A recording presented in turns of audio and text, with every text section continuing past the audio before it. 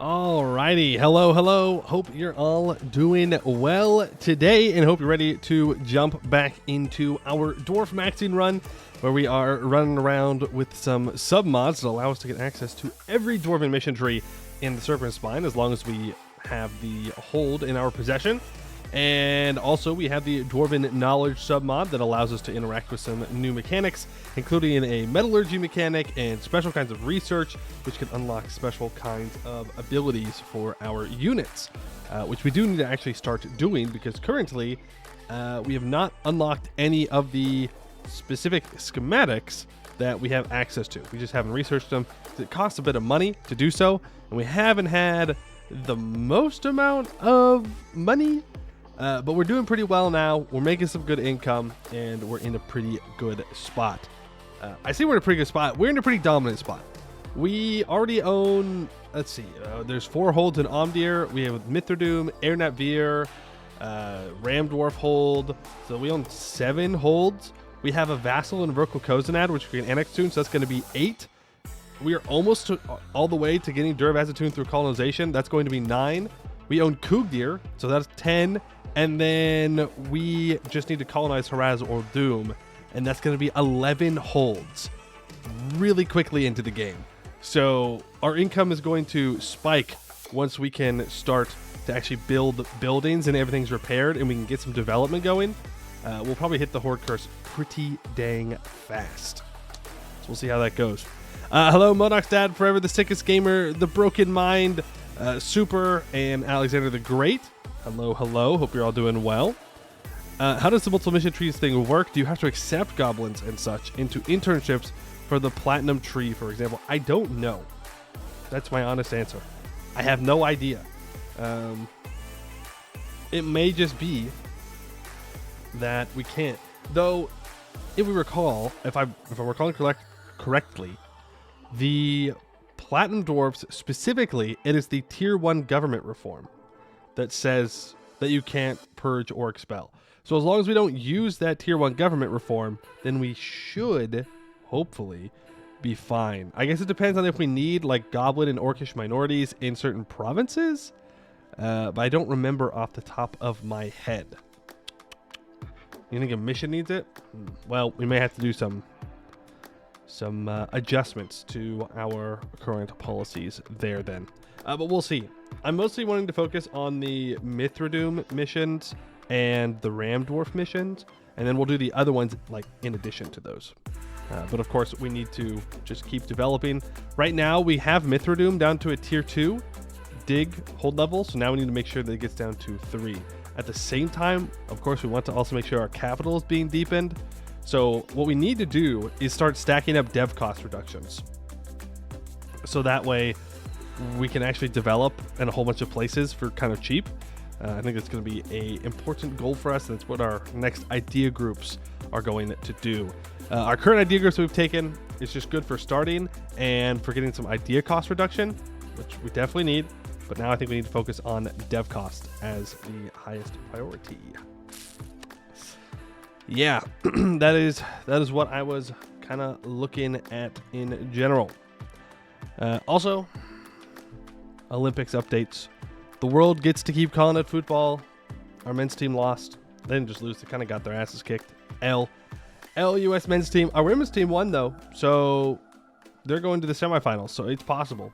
We can still get a gold there. Luckily, the track events have started. So we're starting to get more golds. We're catching up. Right now, we have the most medals total. But I believe we're in 4th for gold medals. But if we just get one more, then we'll be tied for 2nd, I think, or 3rd. I don't know. I forgot.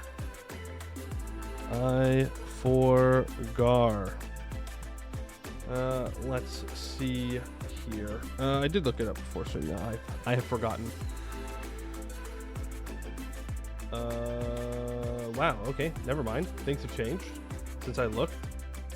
Actually, we have 12 gold medals, and we're in 2nd. Everybody else except for China, who is in number 1. They've got 16 gold medals. So we've got a little bit of work to do. We got to catch it. We can't lose. We cannot lose. We have to win. It's going to be super embarrassing if we lose. I'm just saying. Total societal collapse if we lose. Our egos cannot handle losing. Hey, Funny Scope, how you doing? When are they going to make mithril medals? Well, when they start adding in the Dwarven Olympics, I'm sure we'll get a mithril medal. For sure. I don't know. What would Dwarven Olympics even look like? Like fastest mining? Most drinking? It'd definitely be drinking in the Dwarven Olympics. I would assume be a test of endurance. I don't think it'd be a speed thing. It's like, how much can you drink? First place in grudge bearing. That's true. Who can name the most amount of grudges from the book? That's true. A memory thing. This is gonna be more like physically. So we have mining for dwarves, sprinting, of course. I mean, we all know dwarves are natural sprinters. I feel like lifting, axe throwing. Yes, definitely axe throwing. I feel like maybe there's like an elf insulting event. Who can make the most creative insults for elves? Beard growth. He with the highest or longest beard wins. Minecart racing. Okay, now you're cooking. I like that. Minecart racing. All right, yeah. Racism. Well, I don't think that's quite a. I don't think it's an Olympic event. It's how America lose my country in the 4x400, so that's nice. L America moment, I guess. Hey, we did win a shooting event. Yeah, today or yesterday. We won one, so that's good. Dwarves are competitive at it, though. I mean, maybe that might be true. Jamaican minecart team win. Yeah. Can't wait for that movie. Dwarves have racism competitions. Yeah, but would it be an Olympic sport? Like, are they really going to be like, oh, yeah, who's the most racist? I don't think that's quite what they would do. I don't think they even think they're racist. I think they just think that they're right, and they're like, yeah, this is just a totally normal thing. How do you judge it? Yeah, I don't know. I think they would prefer minecart racing. I think it'd be more interesting to watch. Who can kill the most orcs in 30 seconds? Well, I don't know if they're going to do that either. The Olympics are supposed to be non-violent, as in like death. There are violent sports, yes, boxing and whatnot, but you're not really supposed to kill people in the Olympics. So I don't think that is quite there. Even dwarves cannot break the rules of you can't kill people in the Olympics, even if they're not other competitors. Horse riding is an Olympic sport. Yeah, maybe it's just not for me. I don't know. It feels like a weird sport to like want to watch, like equestrianism. I don't know. Maybe I just never got into it. It doesn't matter. It doesn't harm me in any way. It just feels kind of, whatever. Actually, not supposed to kill the competition. You're not. You're not. You're not out here throwing javelins trying to hit people. Might make it more interesting, but I don't think it's a good idea. French pole vaulting knocked down the bar with a junk. Ooh. Ooh, that's gonna hurt. That's gonna hurt. Is mine even mentioned yet? Yeah, that's the first thing I brought up. Hippie ass. You're calling me a hippie for saying you're not supposed to kill your competition in a sport? Really? That's the bar, the line that's too far. We're not allowed to, not kill people. I just think it's bad for long-term success, right? Like if you start killing off all the top athletes, then no one's going to want to become a top athlete. It's not like the gladiators all wanted to be there. Remember how they got there? It wasn't like they showed up because they wanted to participate. Survival of the fittest. Yeah, but you're making it sound like we're forcing them there. Are we conscripting the best athletes in the nation? We're like, all right, you have to go.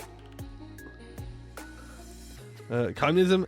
Not killing your competition? Hippie. That's right. Sounds like elf rules to me.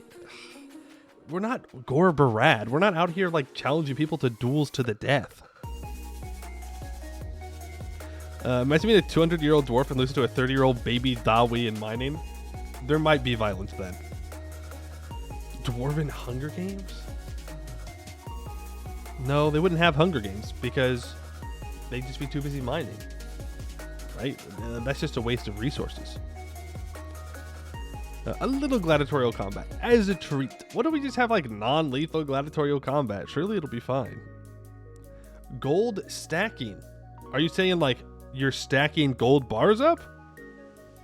Is it like a speed thing? Or is it like a balance thing? Where you have to stack them in like weird shapes? I do like the idea though.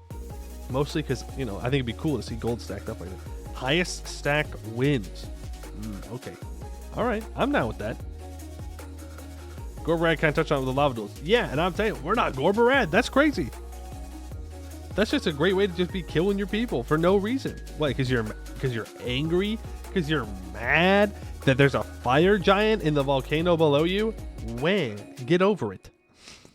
Simply don't be mad. Be happy. It's that easy.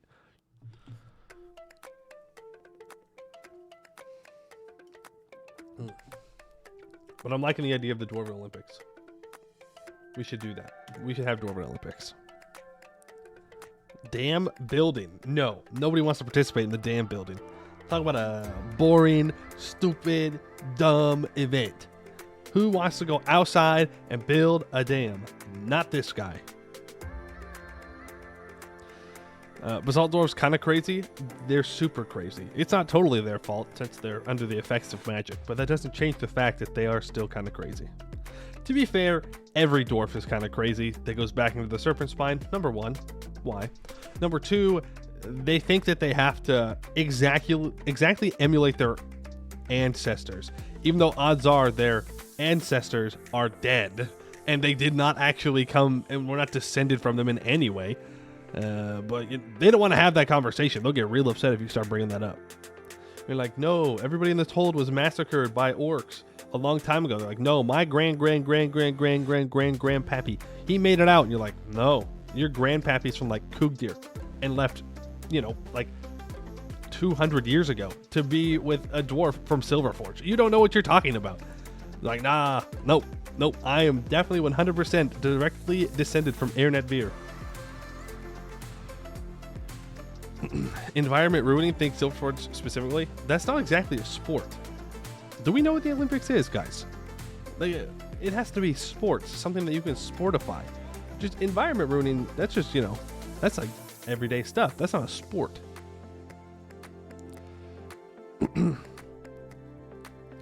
Platinum Dwarf LARPers are hilarious to you. Yeah, they're just super racist, and they want to be racist so badly. They're like, nah, dude, we have to. Our ancestors did it. We have to do it.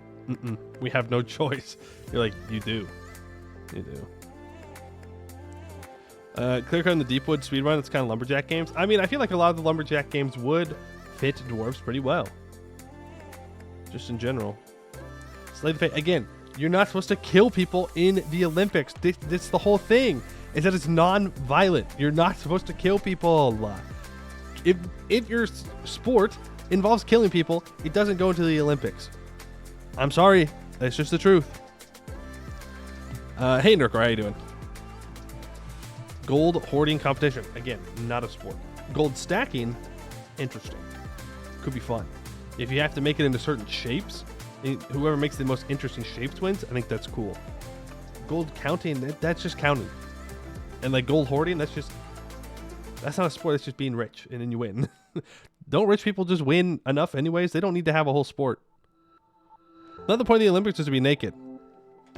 It was, okay, until they ruined the Olympics, and now everybody's got to wear clothes. We need to go back to the olden days when it's just a bunch of buff, oily men wrestling naked. That's what I'm saying. Return to tradition. Everybody talks about how, you know, society is losing its moral fabric. Well, here we go. This is why. It's because the Olympics is not just a bunch of naked men anymore. That's where it all started. The people will hate me for speaking the truth. Dwarf basketball would be really fun to watch, honestly. Would they still be on a 10-foot hoop, or would they have to make it lower? I don't want to use the S word. You know how dwarves get about the S word. But lower. Women in the Olympics? Nope. We have to go back to only naked men wrestling. That's the only way. The only way to save the world, to return moral stability to society. A bunch of naked men. It's the only way. I'm sorry. They are on stilts. Okay, interesting. Dwarves on stilts and basketball. I don't think they'd want to be on stilts. I think it's fine if they just play basketball, but maybe not on a 10-foot hoop. Maybe it's on like an 8-foot hoop. Maybe it's even lower. Who knows? That way dwarves can dunk. Because I feel like if the dwarves can't dunk, then it's not worth it. Yeah, you just have shorter baskets. Exactly. I feel like stilts is an extra layer of complexity.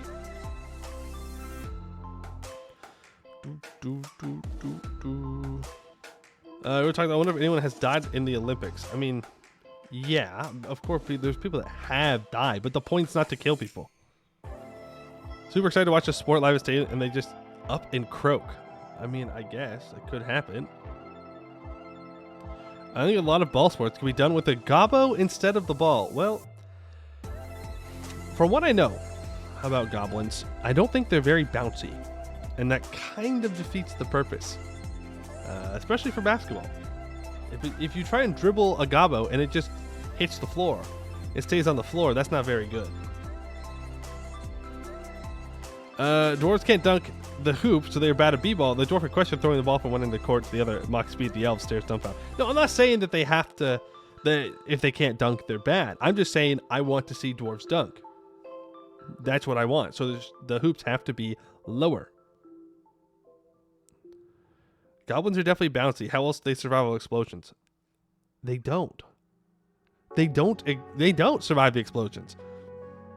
They just make more gobbos. That's the whole thing. That's the whole thing about gobbos. They die, but there's just more of them to replace.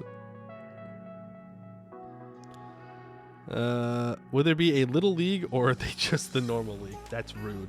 That's rude to the dwarf basketball team. Okay, they're full grown dwarves at 3'5", and they're very tall. They're very tall. Kobold versus dwarves in a basketball game would be great. It would, because kobolds would 110% cheat, and I'm here for it. The dwarf would be dribbling down the court. There'd be a trap just in the middle. They just set up a half court. Why? When did they do it? Don't know. It was in the middle of the game, though. Everybody was looking at a shot. One kobold went back, set up a trap. Boom. And then they get a steal. I think it'd be good.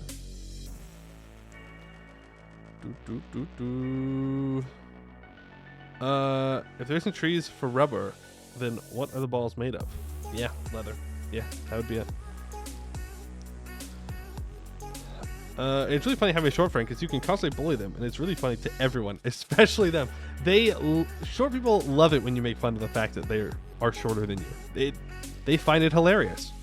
You know, they do. But we'll have to start talking to the Olympics committee to try and get the dwarf events in there.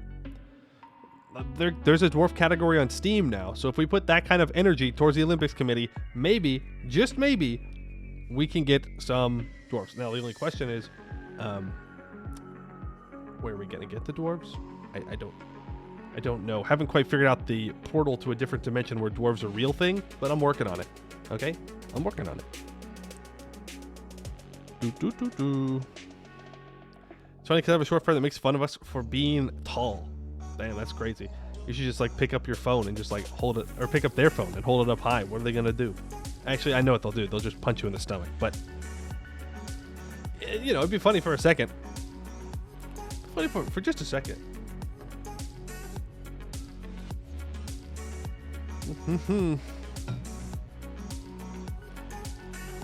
Alrighty. Well, I don't really have much to yap about today. Is the thing. So we're probably just going to get to gaming. Short yapping. We had our Dwarven Olympics, and that's about it. Speaking from experience, huh? Yeah. Hit your head on a doorway, she looked me dead in the eye and said, imagine being tall and slamming your head. I said that normally she doesn't have to worry about that because she can only get hit in the head by a kitchen counter. Are you like freakishly tall and she's like freakishly short? That's crazy. You like 8 foot tall? What the heck? What kind of a door frame these people making? What are they doing?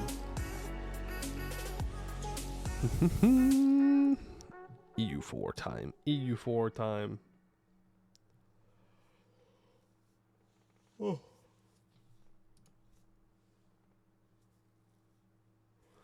Damn.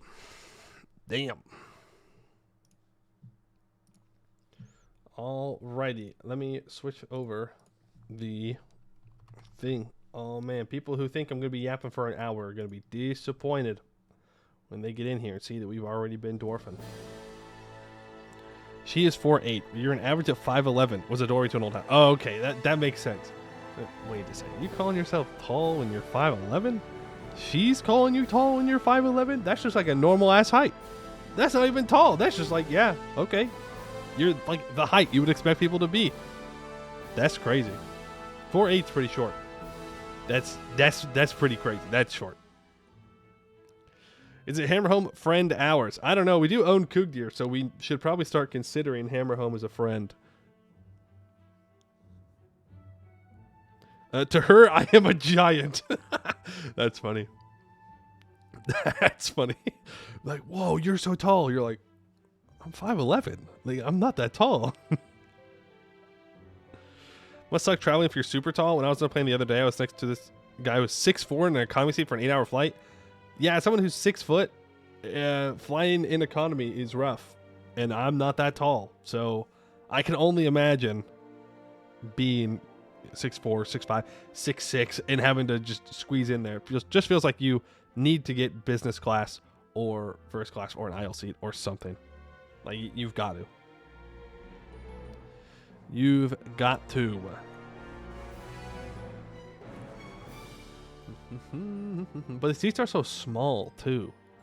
Like, it's not even that you don't have enough legroom. It's like the seats, the width of them are so small. And you feel like you're, like, tight in there, and you like, squeeze it in to make sure you're not in other people's space. Man. Shove the 6'8" dude into the kiddie chair. Yeah, I'm sure that'll go great. I'm sure that'll go wonderfully. I do like flying, but not when you're squeezed in like that. Which is most of the time, to be fair. Just constantly put up against your neighbor. Yeah. I don't know. It's rough. It's rough. The seats are made for children. They're literally made for children. Which I think shouldn't be allowed. But what do I know? What do I know? The answer is not much, actually. Not much. But I do know that it's dwarf time. It is dwarf time. Time for dwarf maxing.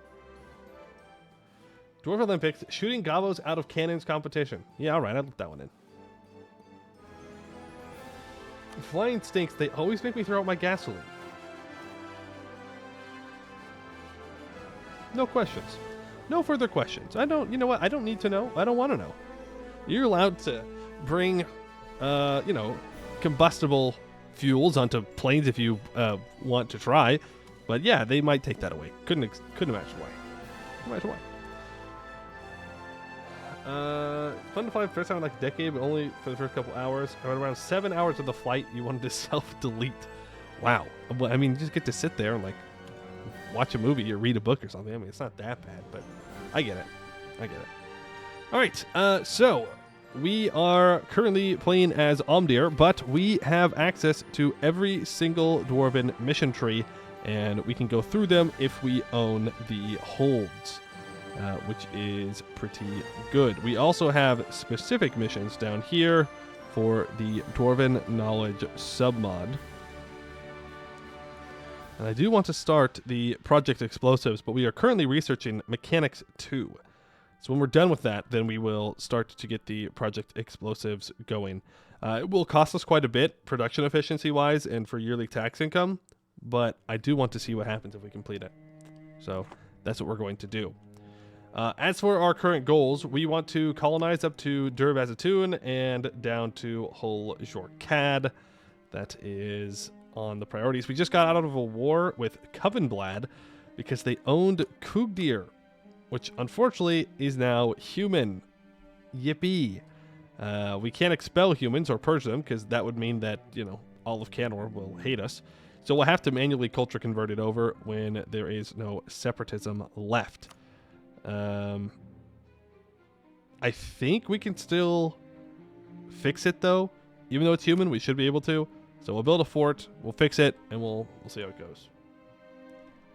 Permanent claims and everything. We do have tons of claims on roads, yes. We have permanent claims on all the roads in the in the Serpent's Reach, the Western Serpent Spine, and the Middle Dwarvar, and we have permanent claims on all the holds in the Western Dwarvar, which, of course, there are only 3 remaining that we don't own if you don't include our vassals. Which we can annex this vassal in 1513. Now, we are going to want to go and help them with their rebels here, because we don't want this to be destroyed. So let's send our troops down to help out. We have no manpower. We're really, really, really struggling on our manpower. So we do need to kind of chill out for a little while. If we can get these roads colonized in here, we're going to get minus 5% idea cost from one of the missions. And there's somewhere else we can get idea cost from, but it's just going to take time. We do have a mission we could complete. It's reinstate Mithril Forging. It will give us 100 Splendor, and we're going to wait for the next age because we don't need it for this age. There's nothing in here that I desperately need to get to, and even if I did, there's no real value in it. Oh, actually they dealt with their own. Okay, good. I'm going to let these rebels occupy. We do have 2 colonies going on in here right now, because we took one off of Covenblad. Oh, and that is something that I need to pay attention to. Make sure that it does not get destroyed, because it's almost done. It's almost done, and then we'll start making more money. Right now we're making 10, but we are over our limit here, our colony limit by 1, I believe. Yes. Yes, we are. And now we are not. Perfect. We've maxed out relations with Gwed. They don't know who I am, so they're not interested in an alliance. That's unfortunate, because I do think we'd be pretty good allies. Natural allies against Grombar, but hey, whatever. I cannot change his mind. Kugdir will be caught up soon. But yeah, we're securing the Western Dwarvar. I would like to stop Marhold from colonizing this, maybe. We are completing jurisprudence ideas. There's really no reason for me not to just instantly do each. So that's another -1 interest per annum. And I can convert provinces to ancestor worship, which I will do. Let's get the Azra Depths converted on over. That'll work. And we have tons of money, so we could build our first great project. Tier 1 of the Goblin Slayer Academy would give us 0.25 local goods produced in our Mithril hold, which is pretty nice. Globally, it gives minus 0.1% yearly army tradition decay, and it also gives us 0.1 yearly army professionalism. The thing is, doing a Diplo dev gives us like 0.34 monthly production income and 2 more trade value, and it gives us 0.2 goods produced. So upgrading this essentially gives us 1 Diplo dev in goods produced and 0.1% army professionalism.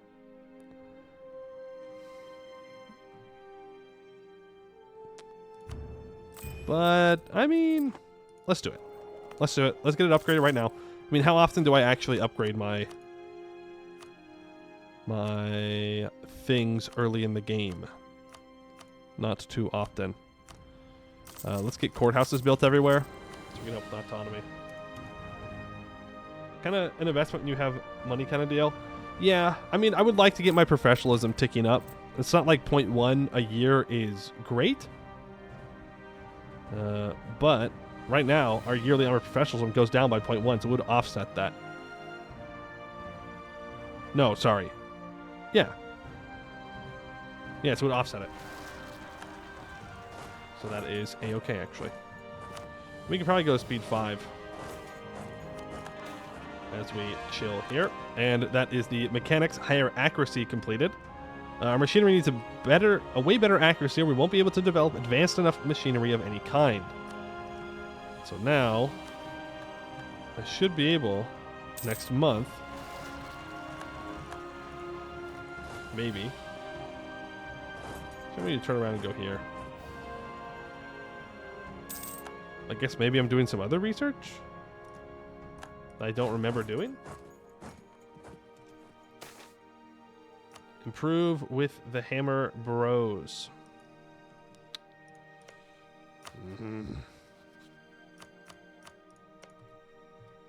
Yeah. Yeah, we know that we're going to need them as a personal union, so we'll do it.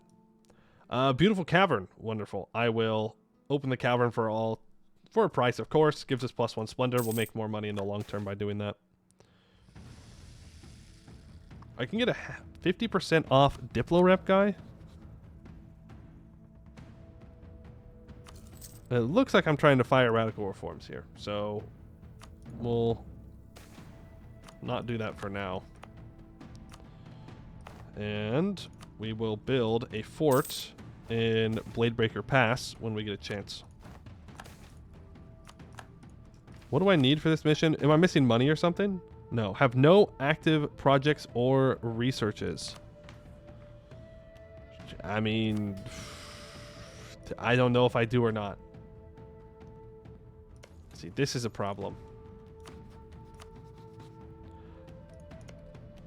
Who are you allied to? I think we want to declare war on Wyvernheart to take Marhold's land, because Marhold is allied to Estel, who has Verena as a leader, which means they have a very strong, powerful war wizard that we definitely, most certainly, 100% do not want to deal with. Shoot. I moved my... Frick. I moved my guy that was protecting the colony away. Ooh, I hope they don't rise up. Ooh, I hope they don't rise up. That would be very sad. Treason against Almdir. I will take that professionalism. Thank you. Surely he's just here to deal with the natives, right? He would not be stupid enough to declare war on me. Because that would be pretty stupid. Like, actually super dumb.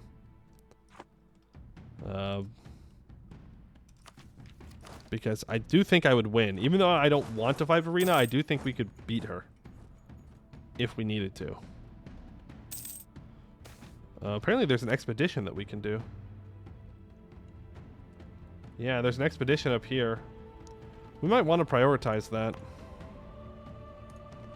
They are good. Right? We know they're good. Give up 10,000 troops right now when I have no manpower. There's an orc warband on the way. Maybe not. Maybe not. State that up. Let's start getting the defensiveness going. I don't need these forts to be paid for at the moment. And Mechanics 2 completed. Oh. Okay, apparently we were still doing Mechanics 2. Weird. I thought it said that we completed it. Maybe it was something different. Was it like Metallurgy 1? I don't know. Well, whatever. Project Explosives. All right. The event Project Explosive beginning. Amidst the vast archives of antiquity, our researchers stumbled upon a remarkable artifact shrouded in mystery, a device capable of producing localized explosions through unknown means. The artifact's enigmatic properties have piqued the interest of scholars, presenting an unprecedented opportunity to unravel the secrets of explosive power. However, caution is advised, as unlocking the mysteries of this artifact may pose unforeseen risks and challenges. Keep me updated. Something will happen in a while. Go ahead and state up those roads. We will also state up this road. You have 200 opinion of me, and I can annex you in 2 years. You are close to allying me. Let's go ahead and throw down this alliance to make sure he doesn't die. Then we'll start improving relations again. The warband arrives. I don't think they're going to rise up on these holds, but I definitely don't want to risk it. Damn. That's a lot of orcs. Let's walk around to the south. That's a lot of orcs. Explosive alchemy. With meticulous precision, our scholars delve into the arcane texts and manuscripts, endeavoring to decipher the alchemical processes and principles that underpin the creation of these volatile substances. However, the path to understanding is fraught with challenges, and the risks inherent in manipulating such potent materials are not to be underestimated. Okay, we're about to max out on mill points. We could take what is rune core? Whoa. Okay, well we can build an arcane factory 1 if we have 500 gold. We'll be able to build dwarven knowledge special buildings. Currently only 3 buildings are available for dwarfs, all unlocked by the research facility. Note, Runeforge fortifications required an integrated dwarven pop, minority or majority in the province. Okay. Special buildings. Got it. Got it. Oh, hey, Hytho. How you doing? Hey, Maxizone. This is just start? What do you mean? What do you mean this is just start? As in, like, we haven't done anything significant today. No. We're just chilling. Ooh, I am close to being over 50 power projection. I have no possible rivals. I guess I'm just built different. I am just built different. Oh, good. We can develop our capital. Oh, and I can also start... Well, let's go ahead and expand infrastructure here. Castle first, then we'll repair it. We're not making 20 a month. We're fine. There we go. Omdir is down to the next level. And... Did I just say that we finished 2 colonies? Yes, it did. Do we want to go out to Outer Coog's Cave? It would give us a border with Grombar, which I'm not a huge fan of that idea, but if I can smack a fort down on there, it would be much better. Look at these angry little kobolds in the bottom. Yeah, only a short yapping today. I gotta admit, I'm having fun. The other option is we could grab Haraz or Doom, so that way we can get it repaired faster. We do have a mission to own this state.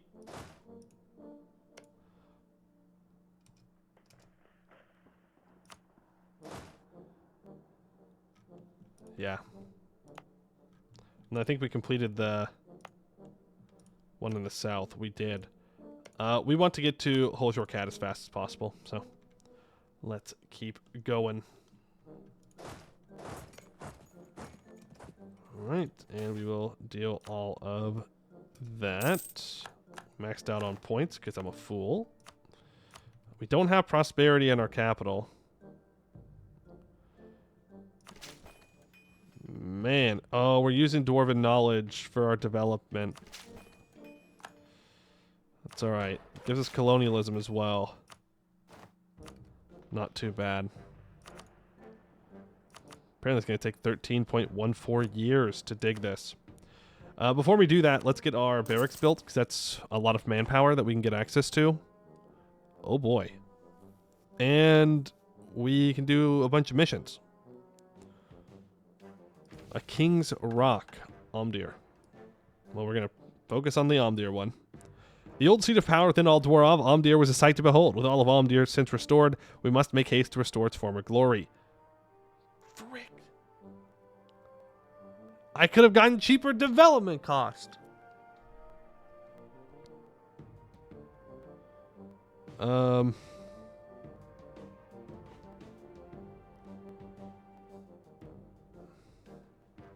Frick. Throwing. I'm just looking at these missions below it. Has enacted government form assembly of holds. Yeah, we're not going to have that for a while, most likely. But yeah, no, we're not going to have assembly of holds for a while. So I'm actually not going to click this yet until I want to develop something else. The construction cost is fine, but it's just in this area. So I guess we wait until I want to develop one of these holds to 50 or this one to the next level. Because it's not really the cost that's stopping us here, it's the time. I do want to get a new trader hired. That's okay. What other missions can I do? Warforged infantry and a natural ally. Well, let's find the Kugdir missions. I don't know where they are exactly. For those of you that were not here yesterday, we do have access to all Dwarven mission trees. We just kind of have to scroll through to find them. Here we go, Kugdir. And eventually we'll be able to figure out all this. Yeah, that's not going to be for a while, though. All right, a natural ally. Hammerhome exists, and we are allied. Balgar the Builder was a stone dwarf, a dwarf without clan, without allegiance. Now we hear that a group of stone dwarves have arrived in Eskin, and naturally these dwarves could be a great asset to us. We should make sure that we keep this alliance no matter whether they succeed in creating a nation for themselves in Eskin or not. We add Hammerhome as a historical friend. This is great.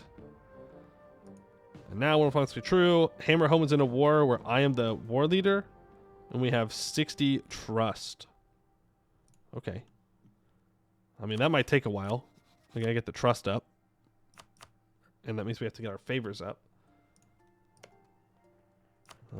But that is okay. That is fine. Once... we're just going to let him destroy these provinces on his way to the hold. I don't think we have another choice. Unfortunately. We do want to go to war with Wyvernheart, though. I mean, we can feed Hammerhome some land outside of it, but I want these 3 provinces from Marhold. I want them out of my mountains. And I wanted them out yesterday. Making Hammerhome own Castnor could be amazing, but avoid Marhold. I do not trust the surface dwarves. Yeah, well, we do need to help out Hammerhome for the Kugdir mission tree, I believe. All right, and I'm thinking that somewhere around here we have another mission. It says Warforged Infantry, but it doesn't have it connected to any specific tag. Am I just missing it? Was there? Oh, yeah. Duh. There's this one. What was I thinking it was? I was thinking it was Reinstate Mithril Forging. I don't know why I was thinking that, because that's Mithradoom specifically. Our capital is at least dig level 3 or has at least 60 development. The quality of Dwarven weapons is a testament to the meticulous craftsmanship and unparalleled skill that define Dwarven blacksmithing. Forged deep within the heart of impenetrable mountain fortresses, these weapons embody the very essence of durability, precision, and artistry. Dwarven weapons are renowned for their exceptional sharpness and resilience. The edges are honed to perfection, capable of cleaving through armor with unmatched precision. The weight and balance of these weapons are a result of centuries of refinement, ensuring that each swing is a harmonious dance of power and control. You will now be able to access the Metallurgy menu to redesign a unit's equipment from the Research Facility menu. You will now be able to recruit Warforged Infantry. Its stats are dependent on the choices made in the Metallurgy menu. Okay. Interesting. Hey, Fairwees, how you doing? Good to see you. Warforged Juggernauts? Okay, so now it just wants us to diggy hole. Wants us to keep diggy holing. Also, shouldn't I be able to upgrade my research facility? Or does it automatically upgrade now that it's level 3? I just wasn't paying attention. No, it says level 2. Oh, I need to explore it. That's what I need to do, right? Yeah. I need to explore level 3. Just finished watching the VOD? Nice. Rune Corpse, right, that's 500 monies. Okay, we need to get some more Ancient Dwarven knowledge, which means we probably need to build those buildings, and we need to do these expeditions. Think I already explored it? The tier 3? I don't think so. Because I just got it to tier 3. Whoa. Frick. I forgot to send my troops forward. Also, we are still chilling at 185 colonists a year. Beautiful Cavern Prophets, thank you very much. Runic Barrier Workers. We can move some dwarves here. We don't need to do that. We will culture convert the province. It doesn't matter. Not a big deal. Let's start to curry favors with this guy. There's a modifier in the explored hole which tells you how much you've already explored. Who's there? Yeah, we do not have exploration in progress. Yeah, and it's explored dig level 2. But I need ancient dwarven knowledge to explore it, right? Am I misremembering that? Oh, no, I just needed a tick. Alright, well, let's explore Omdir. 50 crowns. Danger level low. We win these. We have found a common metal vein. Found common metal. Gain 100 crowns. Okay. We have found aluminum. Low density, making it about 1/3 as into steel. Low density combined with its good conductivity, it makes aluminum an ideal choice for applications where weight reduction and heat dissipation are critical. Its production requires a very costly process, thus substantially increasing its market price, even though aluminum mines are quite common. Aluminum visually resembles silver, both in its color and its great ability to reflect light. Low melting point. All right. Cool.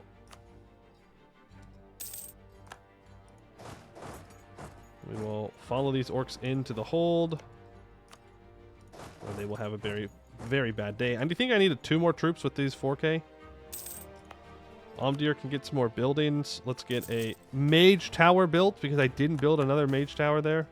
Despite the fact that I said that I was going to build a mage tower, specifically so that I could get cheaper development. El Poe Mew moment. Get to 46,000 troops. Now I can expand research facility. Oh, now I can, okay. So now I can go into the research facility and I can expand it. Increases the amount of ancient dwarven knowledge we get periodically unless it's unlocked special interactions. Yes, I know. That's why I'm building it. Buddy. Okay, so National Forges. From here, we can redesign a selected unit's equipment. First, you will have to select a blueprint, either be satisfied with standard equipment or look for ancient blueprints in the depths of dwarven holds. Second, you will have to decide the metal or alloy you wish to use. Depending on the metal chosen, this will strengthen or weaken both blueprints modifiers and runes modifiers, so mine everywhere. All caverns, dwarven holes, dwarven roads, mountains, or highlands can contain useful metals. Maybe something more. Third, you can apply runes on the equipment, either basic runes researched by the runesmith estate or ancient runes found in the depths of dwarven holds. Then let your blacksmiths and runesmiths work for a year. Beware, the standard equipment does not have a rune slot, so you will not be able to add runes to it. Okay. But before I do that, let's complete this mission, I guess.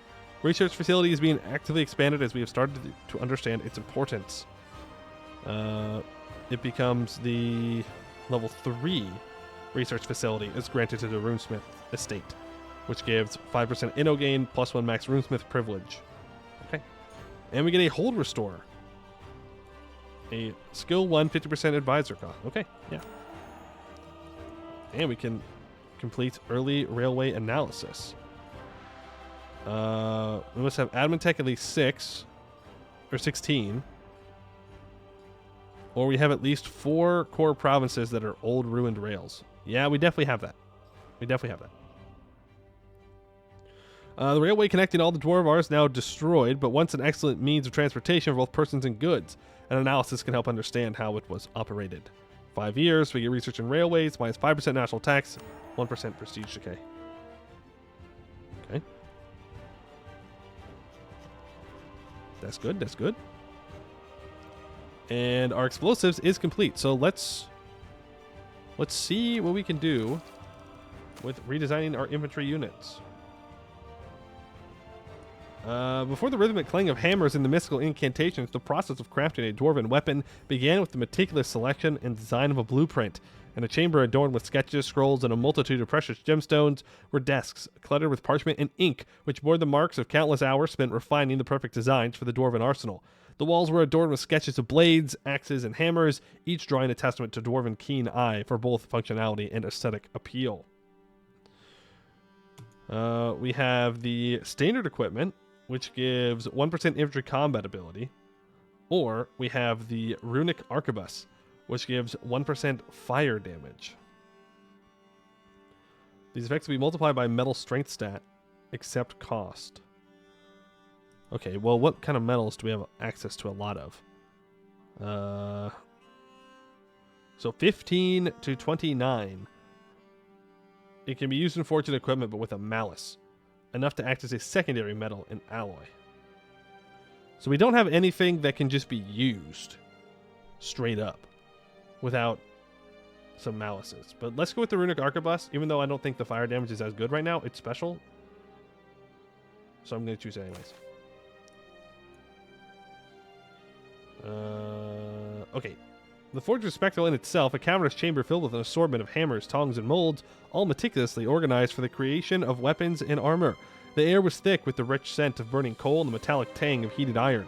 The rhythmic pounding of the hammer against the anvil echoed through the tunnels, a symphony of creation that resonated with the soul of every dwarf. The process began with the selection of the finest ore carefully mined from the heart of the mountain. The amount of total base production of all provinces producing copper is 30 or lower, so the metal/alloys stats are reduced. Metal strength multiplies the chosen blueprint's modifiers.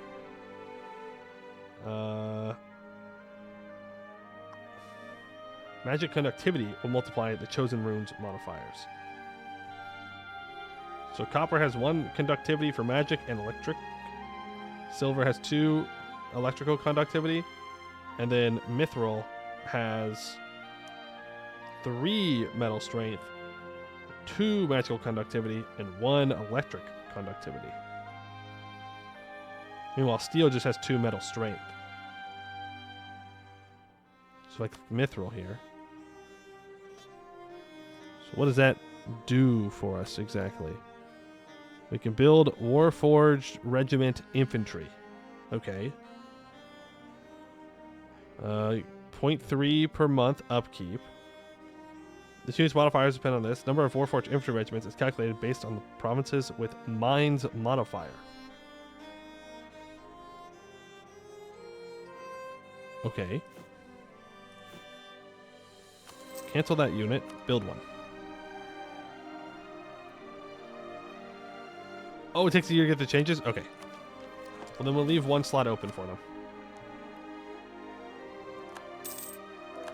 Harass or Doom becomes paper. That's a pretty good trade good to get on a hold. It's pretty good. So I think we'll keep that. Bunch of particularists that just rose up. Luckily, our troops are right here to deal with them. Doesn't it change? I don't remember. It might. Let's go ahead and state up Kugdir. Let's upgrade this to a level 2 center of trade. Was organize all dwarf. We have 3 paper holds. True. True. Now we have no manpower. We're not gonna have a tech advantage over Marhold. We will have one over Wyvern Heart, though not a significant one. I'm a little worried about this war, but we have to fight it. We have to kick Marhold out. We can't let Marhold chill here. Let's start annexing our vassal. Got gems and Dwarf Rod 6. We can take core creation costs and diplo annexation costs, minus 10%. That is very convenient timing. It also unlocks another national idea, the Almdavad Guard.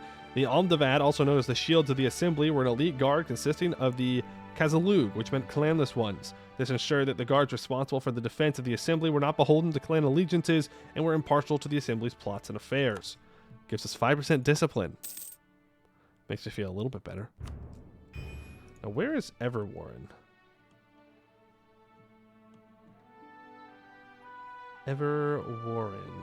This one. Oh, it's got the bolds. It's got the kobolds. And I can lower autonomy. Please do lower the autonomy everywhere. We like making money. Making money is good. New infantry equipment. The newly forged armaments are a testament to the ingenuity and unwavering spirit of the Dwarven people. Each piece gleams with a brilliance that reflects not only the mastery of metallurgy, but also the indomitable will of a nation that has weathered countless challenges. The craftsmanship goes beyond mere functionality and embodies the very soul of the Dwarven race. Finally, plus 3% fire damage. For those troops, specifically. So, we're definitely going to want to roll with these troops. Ah, okay, hold on. So they have 15% more land maintenance. They have 6% less reinforced speed and 15% more reinforced cost. Still, though. Explosive runes. After tireless research and painstaking analysis, our scholars have achieved a breakthrough in understanding the ancient explosive weapons of antiquity. It has been revealed that these weapons utilized a potent combination of alchemy and magic, with the mysterious rune playing a pivotal role in the creation of localized explosions upon impact. While the secrets of alchemical reagents has been unraveled, the true nature and significance of the rune remains elusive, presenting a final enigma to be solved in our quest for knowledge. Okay, it's really not done. Warforged are not yet worth it for you. You've got to unlock militarized runes, so you only get modifiers from the blueprints, and they're not much. I guess that's true, but I like special things. We'll only use 3, though. Rune core. Okay, I need to spend 500 ducats to unlock that building. Runesmith patronage. What does it do?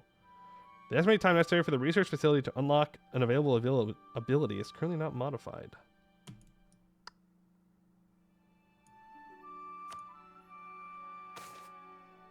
Wrong button.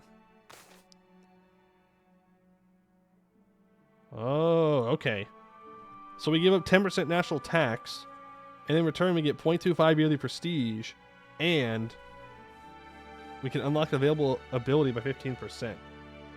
But we don't have any abilities yet, do we? Am I missing something? Is there a reason to give up 10% of my national tax? Not that we're making much. I'll forget to turn it back on later. We'll just leave it on. Research. Ooh. Okay. We have begun our journey in mass-produced runes. We now have to focus on adapting old runes to the new production method. Once we are done adapting a substantial amount of runes, we can begin looking for more advanced applications. Rune adaptation. Begins the adaptation of a random rune, unlocking a rune privilege in 3 years. Okay, let's start doing that. Research progress increases by 1 every month until it reaches the value of the research target. Value is determined based on the type of research being done, 36 to 120. Through research, the following things can be obtained: inventions, technologies, and upgrades. Okay. We also have not found any legendary metals yet. L bozo for us.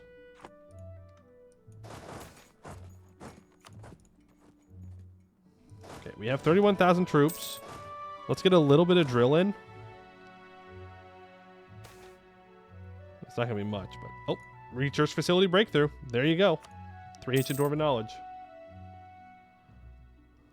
If we can get a little bit of drill, then we can deal with Marhold here. I know I said that I was going to spend money on the research stuff, but I want to repair the hold first. And I can rival Wyvern Heart. Research corruption. Disturbing reports have surfaced regarding the conduct of certain researchers within our realm. It appears that a group of scholars, motivated by greed and ambition, have been engaging in corrupt practices, offering bribes to obscure their incompetence or to sabotage the works of their rivals. This unethical behavior threatens to undermine the integrity of our academic institutions and jeopardize the progress of vital research endeavors. So it reduces our research progress back to 0. Lose 10 prestige, 1 corruption, but I gain 130 crowns. All in all, I'd say it's probably worth it. I mean, obviously, corruption bad, but we're going to sell C's. And I can embrace the institution, which I will do so. Maybe I should not have done so. You need to be level 50. Yeah, we could do some development in one of these holds, though. Next to Omdir. Research progress goes negative? Damn. Outplayed. Alright, well, we're at negative 13 now. How much attrition do your forts have? Regular forts have 3.75 currently. We can also buy the agate gem. It's never going to be cheaper. Unless there's a way we can get it through Kugdir's missions for free. It will never be cheaper than it is right now.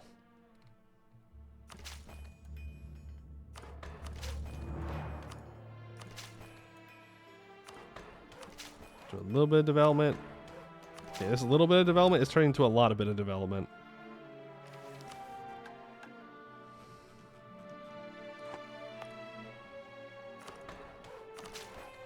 There we go. I mean, hey, we're not maxed out now, so that's good. We can do the most amount of mill dev we can do in there, and that'll be good. Spend Dwarven knowledge again? That's alright. Alright, well, let's just buy the gem then. We've established ourselves as the rightful owners of Kugdir, the sister hold to the now collapsed Abdel Azra, which once held the agate gem. The gem is ours by right, but it is currently in the hands of the descendants of Fognir and the coffers of the Azra Bank.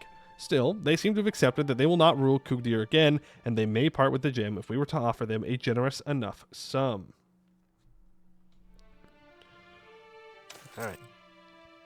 Our ownership over Kugdir has granted us a great deal of legitimacy in the eyes of the Azra Bank, and they have agreed to return to us the agate gem, also known as the Gem of Azra, in recognition of our claim to rule the Western Dwarvar.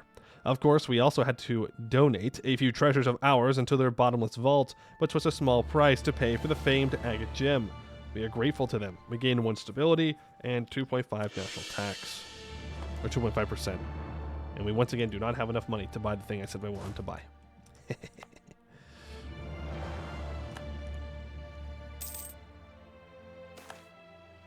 Military divided. Let's go with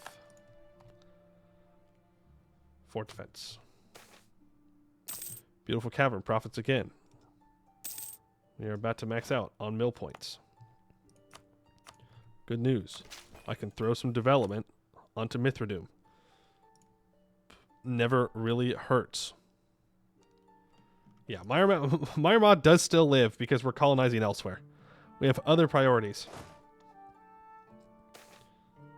Good harvest. 50 admin points or 461 crowns. I will take those admin points. Thank you very much. And let's stop drilling. The bat flew. Where is this? Underpassage? I don't care. I should get this gold mine to have a fort on it, so that way I can start making it worth more. But I think we have other gold mines that are going to be better, like down here. I mean, this one's outside. No, this This gold mine doesn't matter because it's going to be turned into livestock, I believe, from the ram dwarfs, which is very sad. If you call it 2 p.m. alive, I do in fact call them alive. They do technically count as alive.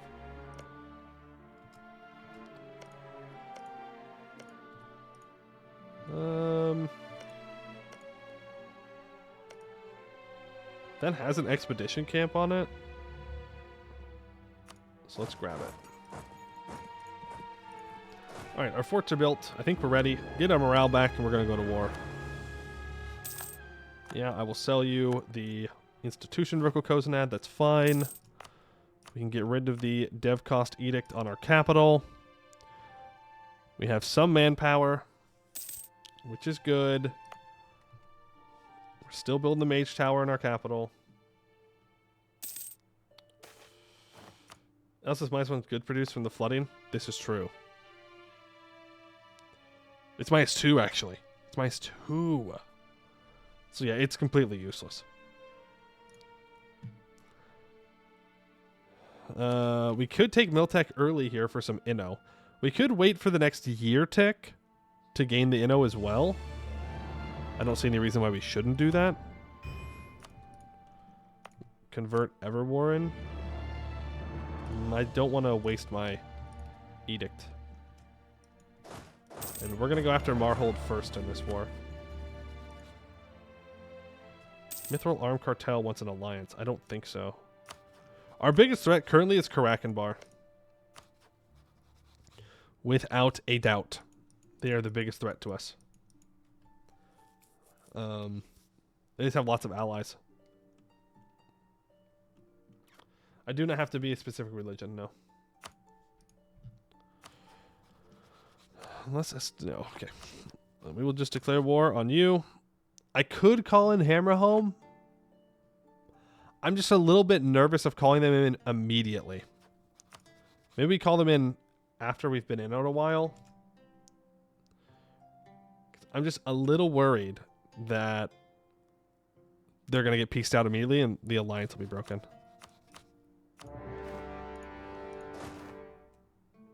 Okay, let's beeline out of here.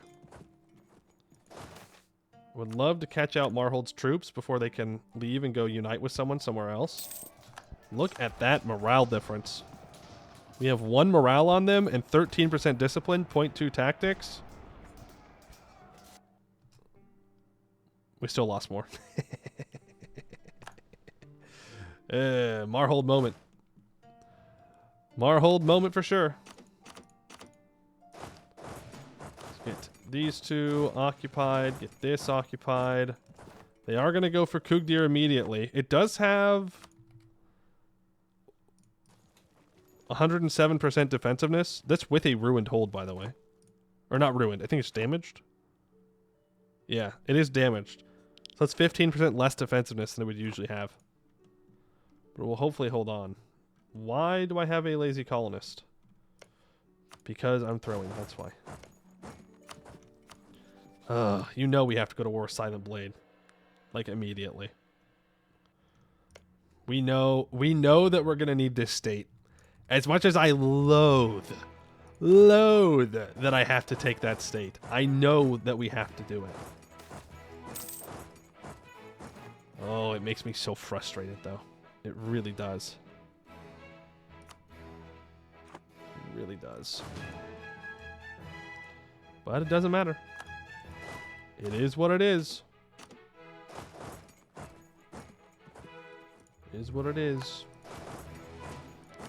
Let's get the rest of Marhold occupied. I'm not going to siege down this until the very end, and I'll go and I'll claim it from them.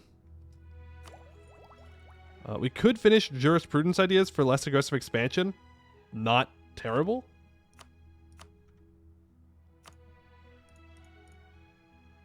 Not that we really care about AE at the moment. How much admin is this going to cost us? 45? Yeah, let's finish it then. +1 tolerance of heretics and heathens and plus 10% hostile core creation cost on us, as well as minus 10% aggressive expansion impact reduction. We can also get an additional minus 7.5% idea cost and 20% more national manpower and 20% national garrison growth. I mean, garrison growth is kind of a meme for the most part. I'm sure it's better in multiplayer, but in single player, it's kind of a meme. And not a good meme either. Bad meme. But it is what it is. Don't forget Miltech after your tech. Yes, thank you. Yeah, I will be calling in Hammer Home sometime soon. Hopefully. Do want to get a general with a siege pip. Maybe 4 of them onto the siege. Maybe 4 whole siege pips. And we can get another blessing for our faith. Why? What did we gain control of? Oh, hold your cat. Yeah. I mean, I think stacking up more idea cost is kind of funny. It's kind of funny. On the other hand, getting the infantry combat ability is very good. Getting the missionary strength is very good. But if we're going to switch over to the Pantheon, which I think we will, then just getting more idea cost is what we want. Because we will unlock another idea group with our next admin group, or admin tech. So we'll go for the mind manuscripts of Meligar the Inventor. If we're taking most of the spine ancestor is better, I don't know if it's better. In fact, I would disagree. I would say it's not better, but it's worth it for the run. Why though? Dwarven Pantheon is just so much stronger. Like, it's legitimately just better in every way. Weapon quality? Yeah, we're going to take weapon quality. We're going to take... oh, what was it that I looked at? We're going to take weapon quality, centralism. I think it was propaganda. I think it was propaganda that I was going to want to take. Imperialist isn't bad also. It gives a flat 10 land force limit, which is better early on than it is later. No infrastructure. Infrastructure is also good. But I'm looking for dev cost right now. And there's no better dev cost than centralism. It gives minus 7.5% dev cost, and then it also gives minus 2.5% development cost modifier, which is very good. You're doing things you've never done before, so may as well follow the path and stay AW. I'm fairly confident that we have done a all Dwarf ancestor worship before they added in the Dwarven Pantheon. Fairly confident with that. Ooh, it's the Age of Unraveling. Which means I can go ahead and click the... It looks like we have a couple missions we can look at. Oh, hold on.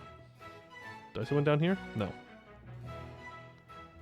Okay, back up we go to find Mithradoom. Where are you, Mithradoom? There you are. Reinstate Mithril Forging. Mithradoom was great for many reasons, but all its achievements paled in comparison to its greatest feature, the forging of Mithril. In its day, Mithradoom was the greatest center of Mithril production in all the world. May it be so again.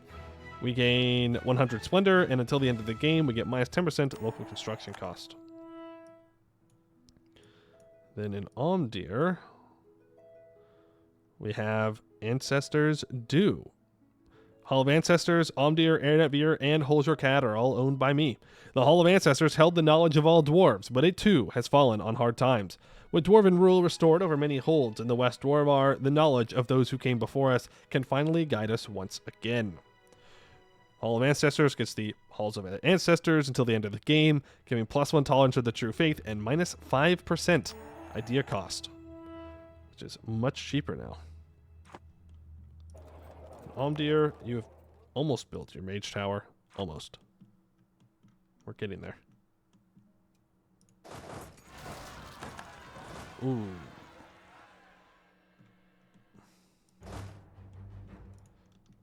Yeah, we're gonna have to go deal with those at some point. Obviously not right now. Well, that's something you don't see every day.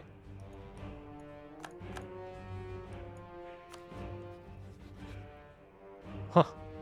Okay. War against evil against Gorbarad. That means they went undead military.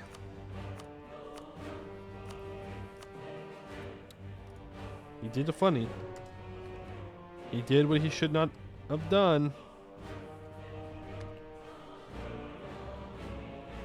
Yep, Army of the Dead. And he just now matches our force limit because of it. That's funny. I mean, yeah, we're going to have to smack down Gorbarad for sure. For sure. But our main priority is getting down to fight Silent Blade so I can take this state before Varumhar does. Before Varumhar somehow beats everybody and becomes the Phoenix Empire. We've seen that. We've done that too many times. I'm not interested in having that happen again. We know we're going to have to take the dam. We take it now. We just live with it. Alright, Daggerrod 17 is next up. Okay, let's half-state this. I need to build some governing capacity buildings everywhere. Thank you. Bring you guys down south. Marvale is taken. So, let's send these troops. Oh, okay. Send you here. I want to try and claim this without getting rolled. I want to steal this. Well, actually, it doesn't matter. Really? Really? Really? You're that said, I'm not giving it over to me. Project Explosive conclusion. After exhausting research and experimentation, our scholars have achieved a profound revelation regarding the mysterious rune that once confounded our understanding. Contrary to initial assumptions, the rune does not function as a catalyst for explosive reactions, but rather as a conduit for short-distance teleportation. Through its arcane power, the rune facilitates the instantaneous transfer of alchemical reagents stored within the weapon to the point of impact, resulting in the creation of a localized explosion. This groundbreaking discovery unveils the true nature of ancient explosive weapons and unlocks unprecedented potential for innovation in our technological pursuits. Cool.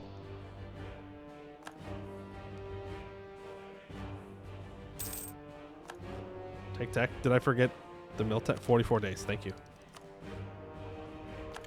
I would have foreguard. I would have foreguard.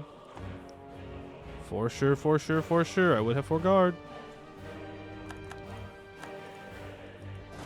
All you guys walk onto here.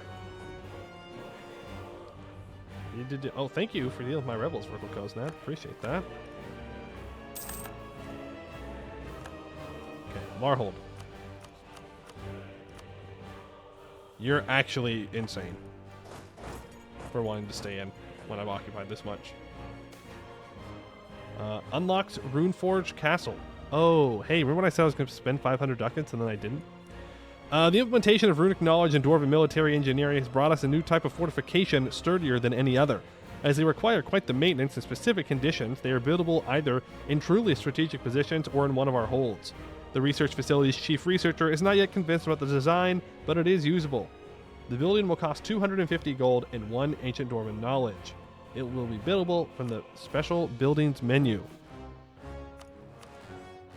The special buildings menu. Where is it? Where's the special buildings menu? Alright, and let's seize this colony. And now, Marhold, you are an ass. You know that, Marhold? Oh, shit. We're not ready for this. The Old Gods. As the reclamation of the Dwarvar continues, we come across more and more symbols, works, and temples dedicated to the ancient Dwarven pantheon. This has led to a spike in interest in such objects and places by many individuals. To those interested, the purpose is purely scholarly. Indeed, a few individuals have, after suffering what can only be described as a profound experience, saying they feel closer than ever to their ancient history. While some stonekeepers say this is the beginning of a serious spiritual degradation, many others are unconcerned by the actions of a few fools and scholars.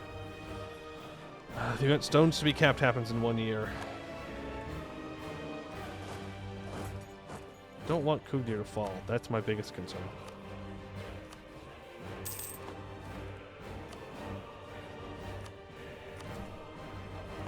I'm gonna call him in. Apparently I can dig a hold. Almdir must be done building its mage tower. Can build a regimental camp here. It'll take 8 months. Let's do so. They can just run away.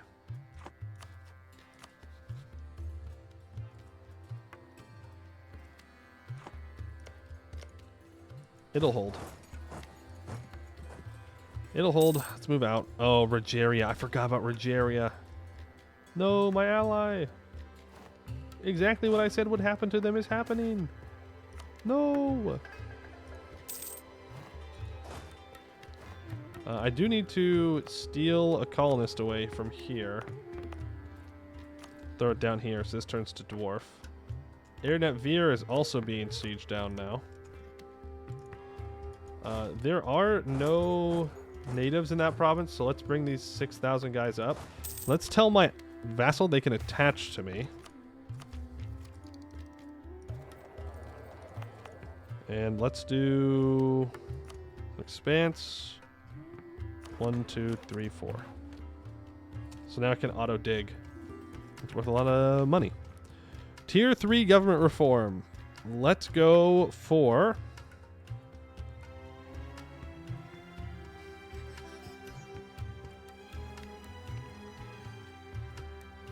I mean... probably expanded royal court. We need the reform progress growth. Oh man. Exactly what I said was going to happen happened. That is rough. They immediately, when I started getting close, they turn around and they're going to go after my ally. Also, I don't know what Korentar's doing here, but this is illegal.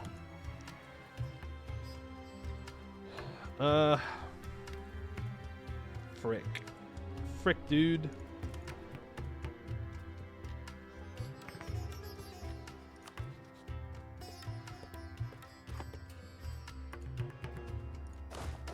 I think full committing to attacking Wyvernheart is the correct play.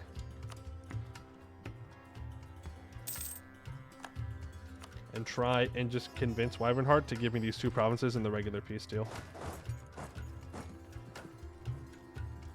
New types of units? Yeah, I know. It's cannons and cav, though.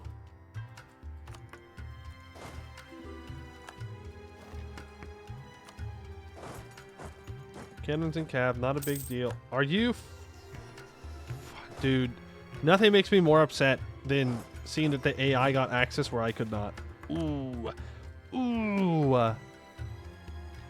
You little bastards. You little bastards. Okay, you're going to take a step here and then move over. And you guys are going to occupy everything in this guy's country as quickly as possible to try and convince him to peace out. I just think it's crazy that Marhold's not willing to do the peace deal.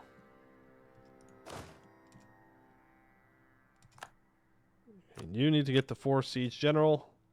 Start working on it. What mission can I complete at the moment? It's, actually, we have Runeforge Castle we can do. But at King's Rock, I'm waiting for the next time I develop my capital. King's Rock. Where are you? Or sorry, a Runeforged Castle. A beautiful integration of rune magic taken from the Dwarven runic barrier, the Dwarven architectural innovation. The chief researcher is still not too sure about it, saying that the design is still too primitive and needs improvement. Runesmiths have gifted us part of their income to finance this new project. Gained 572.2 crowns. Okay. What do I do with that? Is it for the runic barriers? Does it allow me to upgrade them to level 2? Is that what it does? Or is it... Oh, special buildings. No, it's special buildings. Okay, the metallurgy menu. Oh, rune core. Yeah. Right? Well, we don't have any ancient dwarven knowledge. We gotta do an expedition. We gotta do an expedition. I've been too goddamn busy trying to make sure Marhold doesn't keep moving into the...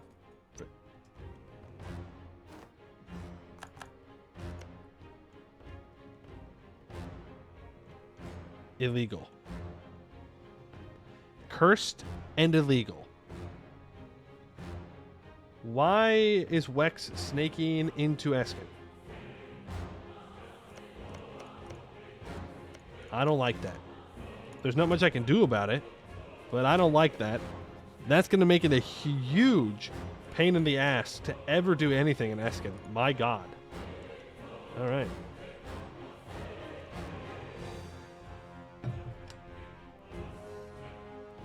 Wex be like, nah, I am the true heir of Caston. It's me, bro. It's me. I'm that guy.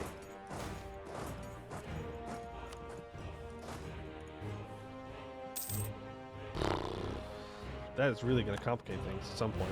Not anytime soon, but at some point.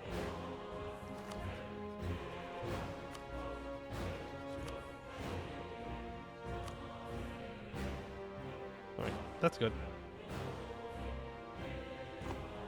It's literally all I wanted. I suppose I can hand these two things over to Hammerhome. But unless I take his capital, he's not going to accept it. Which is fine. He is going to unsiege the war goal. That's going to suck. Oh, never mind. We got his capital. Haha, bozo. And those two things over give me war reps, give me money. Warhold's still not willing to peace out, by the way. Money, war reps, a little bit less money. Good. Good. Bada bing, bada boom. Okay, let's dig Omdir. Before we do that, let's hire this construction cost person. 11.34 years. How much would it cost to cast a magic spell? For constructions, 585. No. I don't think that's worth it. Just dig. Hindus, thank you for the follow. Appreciate it. And I'm gonna spend the money on... Wait, what? I thought there was something in here that I could spend money on. I said have 5. I need ancient dwarven knowledge. Frick. Okay, we're doing an expedition. We're going to do an expedition. No, we're not. No, we're not, because I need to go fight Silent Blade. Yes, we are. I'm building 10,000 troops right here, right now. Okay? Give me 10,000 of them. It will take us over our force limit, but we're going to get rid of them immediately. It doesn't matter. Doesn't matter. It's fine. We are 1 over our colony limit, fun fact. But is what it is. Okay, Holzer Cad has infested rebels rise up. And now we get to decide, what do we want to do with our religion? Stones to be kept. Let me do a poll. We'll do a poll. Do we want to stay ancestor worship? Or do we want to flip to Dwarven Pantheon? Which religion do we go? Ancestor worship. We have Dwarven Pantheon. No cube. These are your only 2 options. I knew someone was going to say cube. It's not going to happen. All right. For reference, ancestor worship is the one that has the blessings and the holy sites, of which we have what we have. I guess if Segdir gets to converting Hodovar, maybe that gets a little bit better. But we have 3 more blessings we can unlock, and then Dwarven Pantheon is the one that has the Jewish mechanics where you can do festivals to get different bonuses. We'll do a 1-minute poll. I'll tell you, I want Dwarven Pantheon, but we'll let the people decide. We'll let the people decide. It's fine. Just don't choose the wrong one, you know? Don't. You got to choose the correct option. Jazz Cult. Well, that's going to be a little tricky. Jazz Cult is a bit far away for me to get my hands on at the moment. Varimhar has allied Jadari. Yeah, we do need to go to war with Silent Blade immediately. Because Varimhar may make a play for the Phoenix Empire. I wouldn't mind being allied to the Tungies as well. Arg Orton is going to be a pro... Wait a second. Wait a second. You're supposed to hate each other. What is this? What is this? Pantheon equals... That's true. Pantheon does mean one more disaster. This is a very true fact. Though I'm not sure I like that that is what you're taking into consideration. Alright, the people say we will go Dwarven Pantheon. Began with a handful of scholars and a smattering of voices, has grown into a consistent murmur. As the reclamation continues, many stonekeepers are up in arms as one of their own has officially broken ranks and begun to delve into studies involving the old Pantheon, after discovering a partially legible tome concerning the gods and their relation with our people. Perhaps I can get a copy.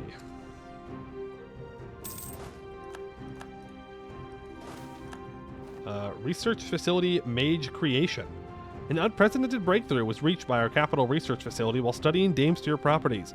They managed to create a process that allows a normal dwarf to become a decent mage using specific dwarven runes written with Damestier and mithril powder on the dwarf's body. They have yet to use this method and it is quite expensive, but they swear that it will work with their life on the line. Cost 10 ancient dwarven knowledge and 1,000 gold. Can be used for rulers, not a great mage. That sounds pretty good. Beautiful hold, absolutely. We are over our governing capacity. Well, you know what that means. Nobility. Thank you for the governing capacity. I mean, yeah, we own this many holds early on. There's just... When we own this many holds, there is no way to not be over our governing capacity. We will build a fort in Haraz Old Doom, and then we will fix it afterwards. We are focusing admin, right? Yes.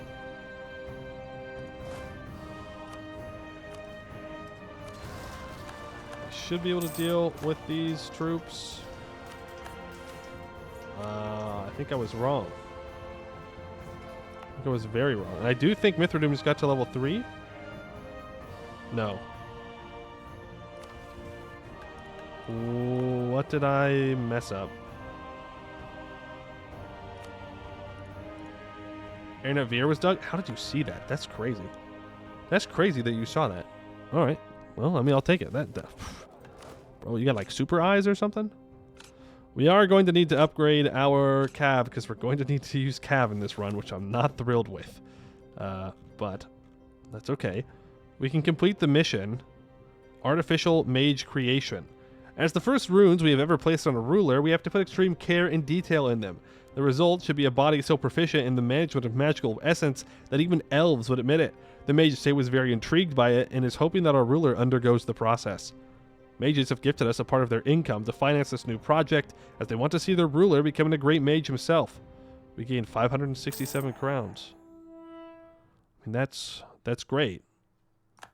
But our ruler is old as hell. So I don't really want to turn him into a powerful mage. Maybe the next one we could turn into a powerful mage. Yes, Expedition. Expedition menu for Dagranrod 12. Gold and medium. Send 10,000 troops. Prepare supplies with just mill points. Have plenty. Organize the troops 1, 2, 3. Raise morale. Twice. We might lose money on this. Party share to 100.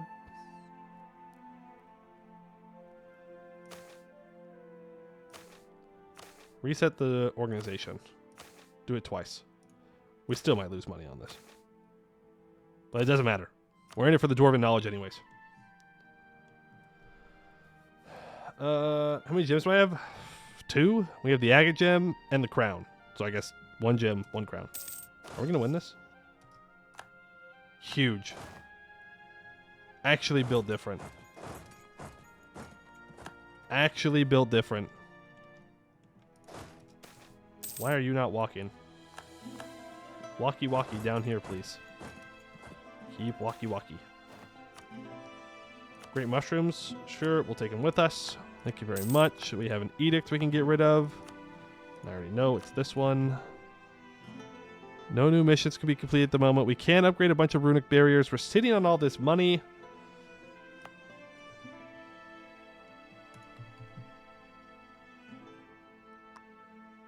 Oh, set up an expedition camp. I do think we want to save the cash. Can do the railroad and internet beer now. Yeah, I mean, it does give us 5% movement speed. Is it really worth the money, though? Yes. Yes, it is. We love movement speed. Oh, God. I told you. I told you. I told you. I told you. I told you. I told you. I told you. I told you. I told you.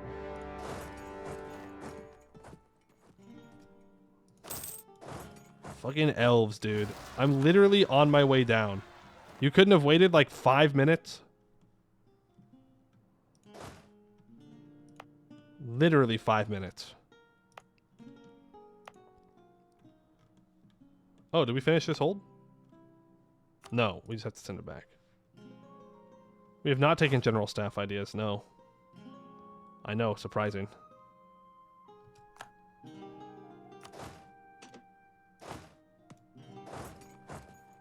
That's so infuriating.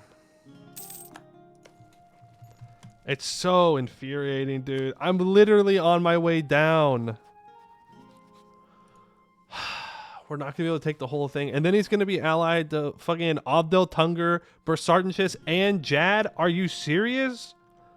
How are you allowed to be allied to all these people? The Tungis should hate you.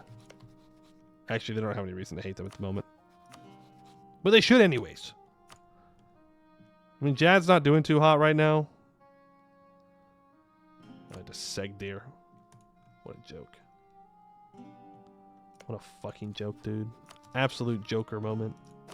This is my Jokerification. Stream snipe, that's right. Out here stream sniping me. Alright. Well, let's get that runic battery built there.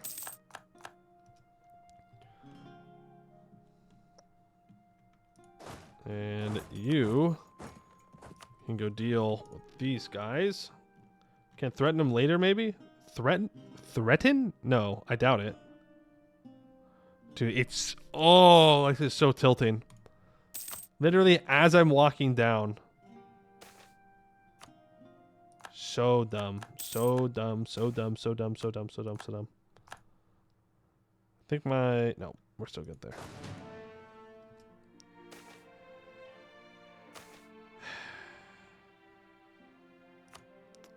And, like, he's not gonna... He's going to take it all. Like, he doesn't desperately want it. But he does kind of want it. Yay! 3 ancient dwarven knowledge. Not good. Not good. Not good. Not good. Not good. Not good. We can send the colonists back up here. Ally Varmhart and use favors? For what? Releasing, like, Firinyalan? No, he's not going to ally me. And if I release the Harpies, he most assuredly won't ally me. Because he'll hate me. Because he'll want my subjects' provinces.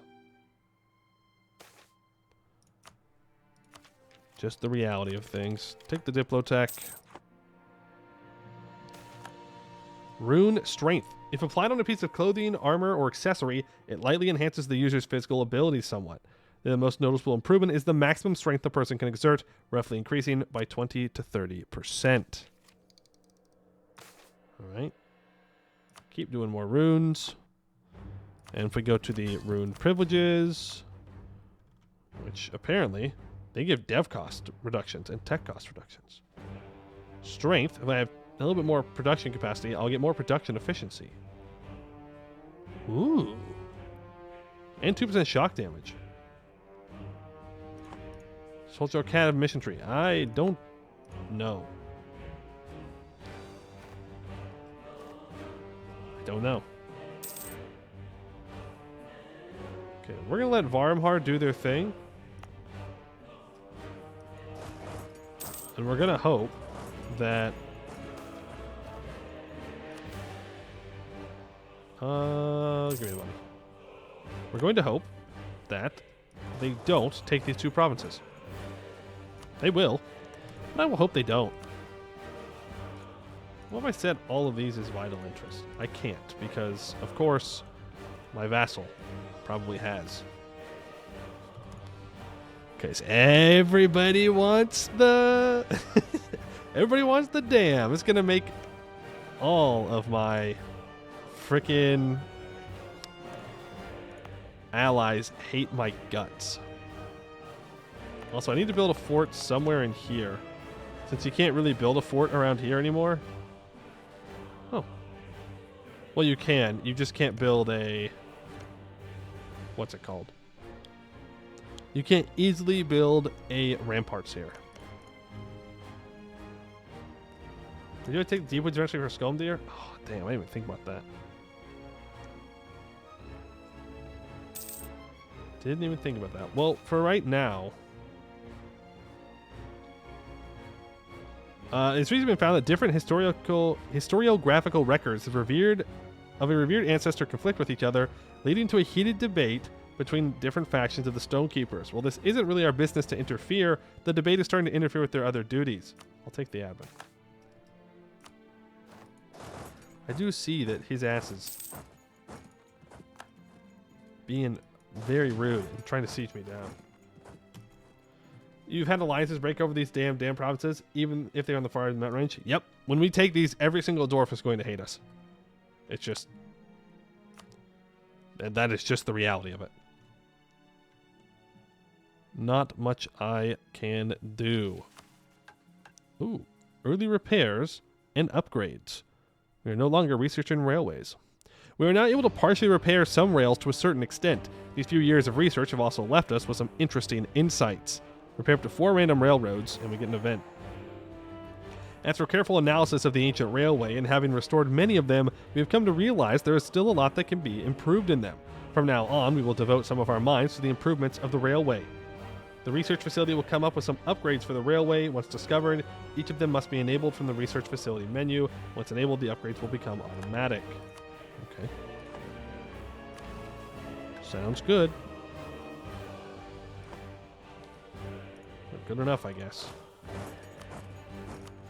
We need to go up here. I have a colonist available.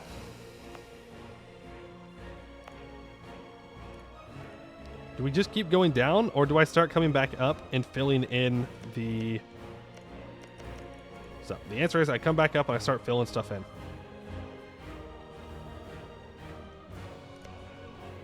We definitely want to start filling in this area because there's a lot of missions connected to it. We also want to get all of these roads colonized, and we need this cave state colonized as well. No, I think going further south is a mistake.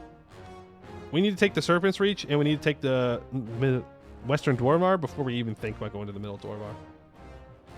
Yeah, we do need these roads, but I want to make sure that Grombar does not colonize into this province specifically. I'm just sitting on this money. I'm gonna wait till they get back from the expedition. There might be something we can do with it. And he just runs away. And he just runs away. Come on, Varmhar. Be a homie and don't take these 2 provinces. Please. Is this an infested hold? Nope, just ruined, so we don't need troops up here. Ooh, Cracked Vor is leaving their little area. Okay.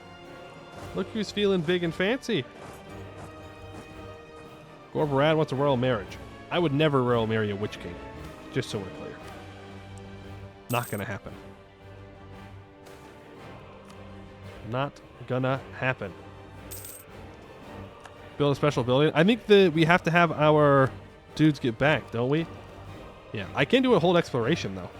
But I need my explorers to get back before I can do it. Hold exploration. Explorer Air Navier. I do have a lazy colonist. This is true. Go here.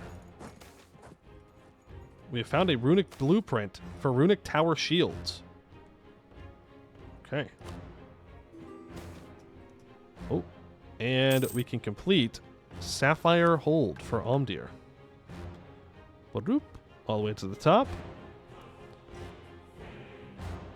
Sapphire Hold. Durvazatun was an odd hold with odd dwarves. Despite the reputation, they are invaluable to restoring all Dwarov. Omdir will gain a different rewards depending on which prerequisites were fulfilled. What do you mean? Oh, whether I'm neighbors with Durvazatun or I own Vazatun. Gotcha. For 15 years, we get minus 5% tech cost. It would make my admin tech cheaper. But I think I'd rather hold on to that mission. For a while. You have a bone to pick with Witch Kings. Nice. Nice. Good one. Good one. Flawed approach. After months of diligent effort, our researchers have come to a sobering realization. The chosen approach to the current field of study was fundamentally flawed. L. Gets reset. L scientists. Move in here. I would like to... I need a general. Who wants to be a general today? I don't know how many generals we're going to hire, so first come, first serve, as always. And I should probably stop converting this province. Captain Walrus, you were in fact first. Let's see what you've got. I just need you to be halfway decent. Yeah, that qualifies as halfway decent. 2263. That'll work. Need to siege that province. Love the content. Gonna watch the VOD now. All right, Spunky McGee. Thank you for the kind words. Appreciate it. Let's talk about how much we hate elves, shall we? Let's talk about how much I loathe elves.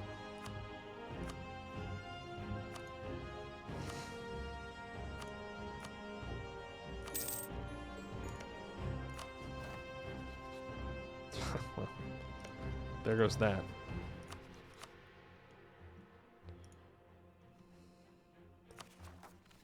Loathe. Loathe elves. Loathe them. But you are an elf? No. I'm a dwarf. I'm dwarf pilled. Fully dwarf pilled. We're dwarf maxing, okay? We're not elf maxing.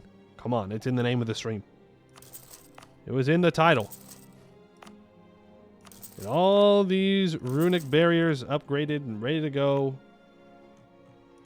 Build a mage tower in that province. It does increase state maintenance by 25%, which is rough, but it gives +2 attrition for enemies and +5 maximum attrition. We really do want mage towers on every entrance into the Serpent Spine, so that way if someone touches the Serpent Spine, they melt.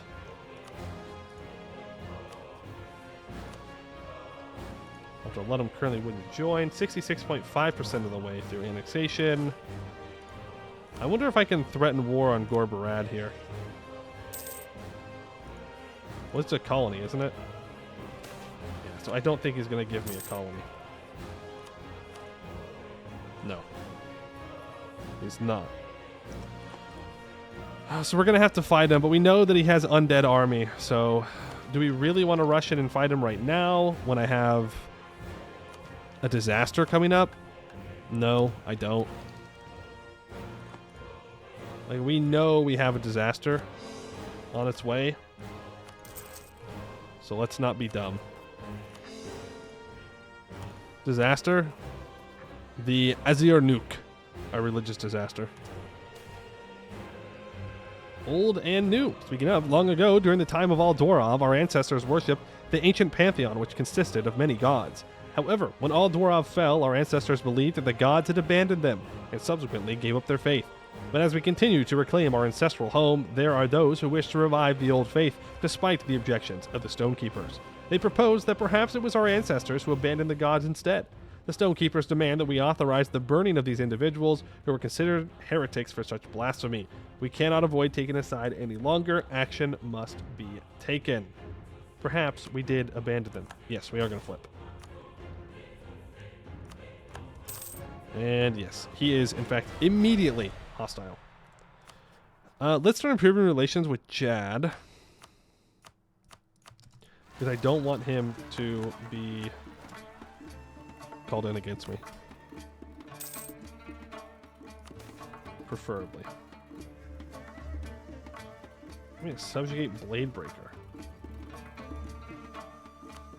No. Want Hall of Ancestors to have a workshop? That I can do. That's easy enough after this is done. Dagrin Everbeard. Dagrin Everbeard was the chief god of the old pantheon. As we begin to piece together his story from archaic tomes, desiccated scrolls, and abandoned temples, a certain fervor has gripped a group of adventurers who have offered their services to delve into the abandoned ruins of a great temple dedicated to Dagrin ahead of more sanctioned groups, in an effort to hasten our progress. All that is required is our authorization to do so. Yep, nope, rapid progress. Let's just do it. Spend the money. 22 diplomats. Well, yeah, we technically have 4. It's just a reason you're not seeing many orcs and goblins. Why is this not converting? I don't know. We're going to manually convert this.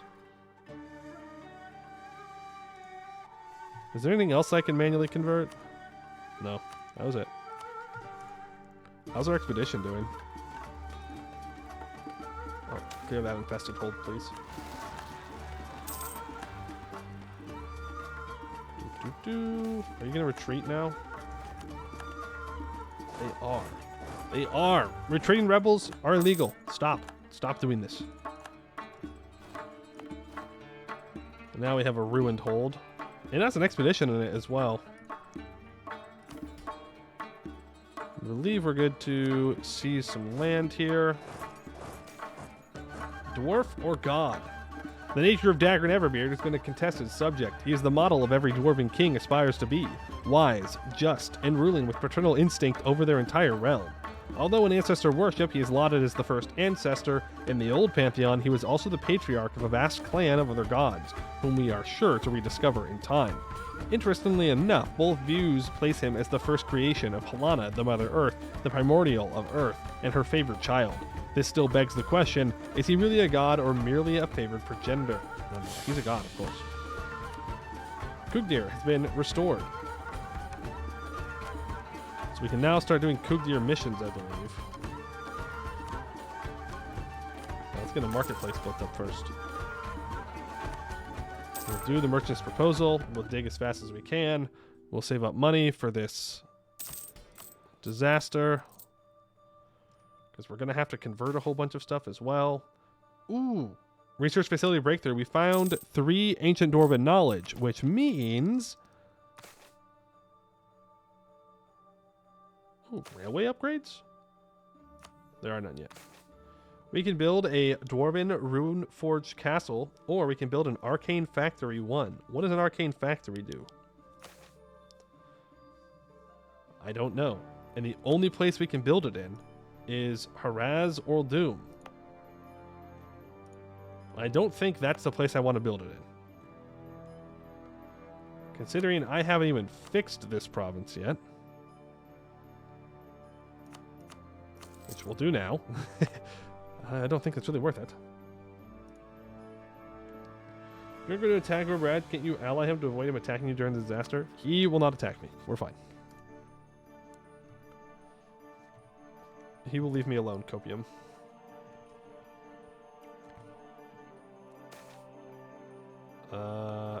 Thirvin Golden Hands. We recovered a complete ritual and prayer book dedicated to one of the gods. An ancient queen of Almdir, Thirfin Goldenhands, before the reign of Dwarves, was said to be the one who first began the grand feat of engineering that turned the Serpent's Vale into the bountiful farmland that would, in time, allow Almdir to forge the empire of Dwarves.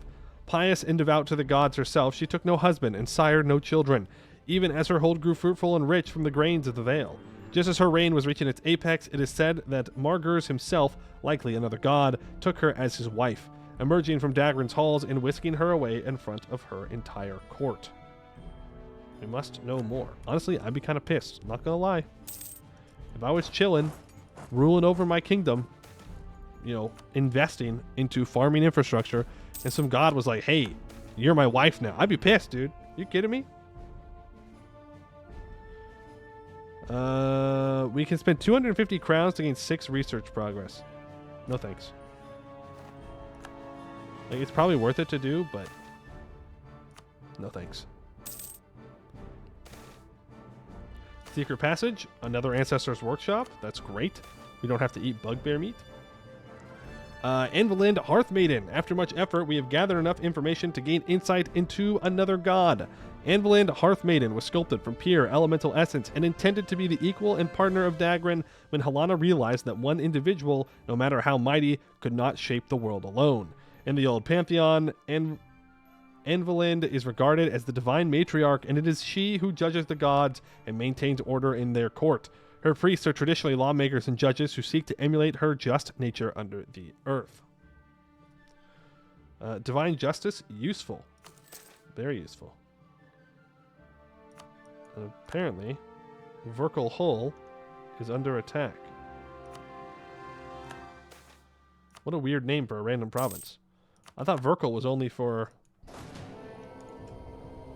Holt. Durvasatoon is copper. We're going to say no to that.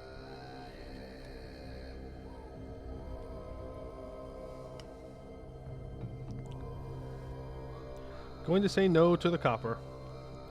Lorgrim. Sure. Rapid progress will allow us to convert. We have pieced together enough information on another god. When death entered the world and ended the era of forging, Lorgrim and her twin brother suddenly appeared.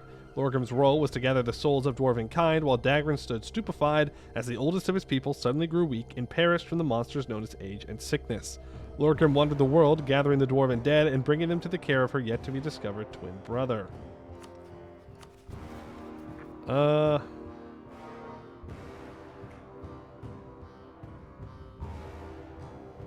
mean, I do kind of want the first convert bonus is the thing. Convert bonus? We've already done a couple first convert bonuses. Do you think we have enough time to slow it down? I think we should.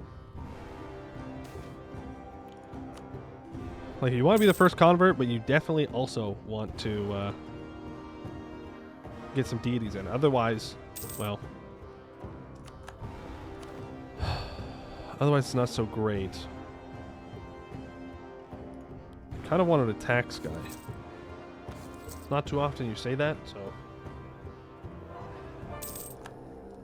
Ain't no way. I guess that's a good point. Don't you have to have like 3 holds? No, Gorbrad's still here.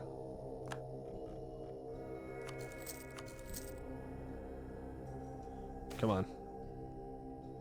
Lorgrim. We have pieced together enough information. When death entered the world... Okay, this is the twin. Oof, that's a lot of money. Just take it. Take it on the chin. It's fine. By take it on the chin, I mean exploit tax dev.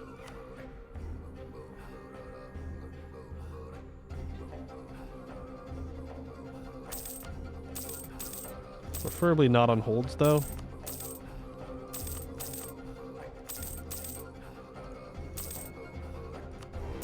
Yeah. Hopefully. Price fishing allegedly increases colonization speed. It's not allegedly, it does. It increases your settler chance. Right? Yeah, production efficiency. Our current production efficiency gives 3.7% more colonization or settler chance. Our current production efficiency is... Missed it. 12.5. So it does speed up your colonization.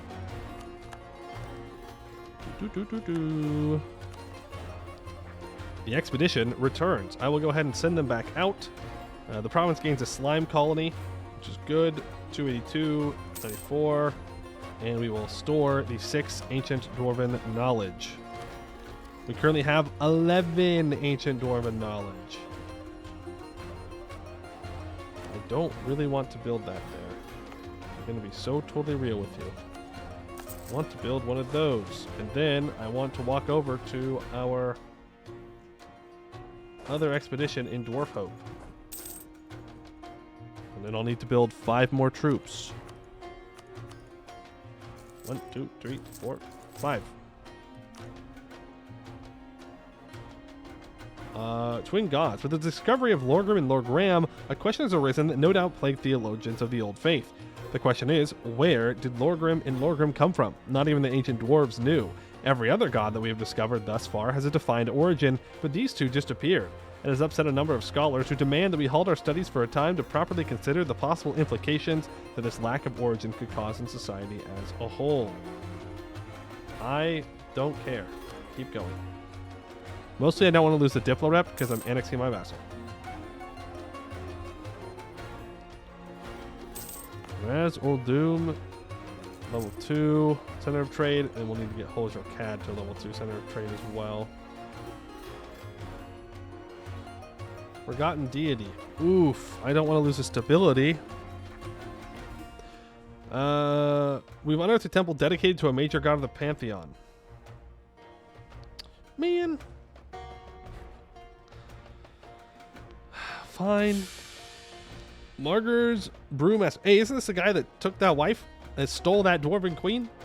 Second son of Dagrin and Anvilland, Margers was enamored with the creatures and plants of the wilderness that had been made by the travelers in the primordials, seeking ways to use those found above and beneath the earth.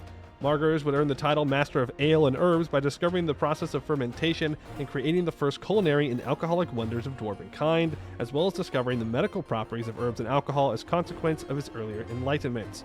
First brewer, glasses high. Yes, we are he-hewing orcs. We are, in fact, doing that. And I need to take the admin tech. Just sitting on admin tech for no reason. Which then leads us to... which idea group is next? I would like to get centralism earlier rather than later, but I think it makes sense to go for the mill idea first.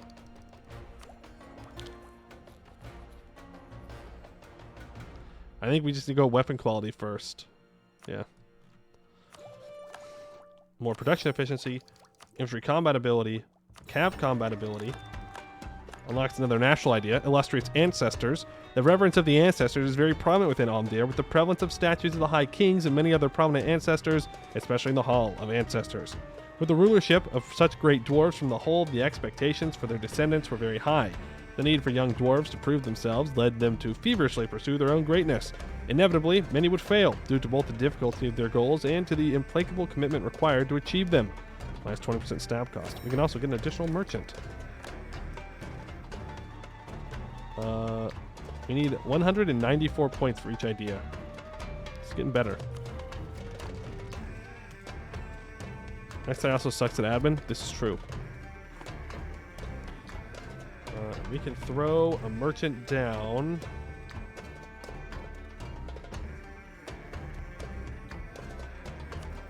I guess here, we can start stealing from the Serpent's Reach. Sorry, Gorbarad. I know how much that sucks. Virgo Hull. Get this province colonized next. The Golden Call. What the fuck? Okay, well, this guy has to die before the Horde Curse. In a nation like ours, bathed in gold and prosperity, it is perfectly conceivable that money could go to your head. After years of managing mountains of gold, it seems that it has affected the mind of King Jarmun. A greedy ruler for a greedy nation.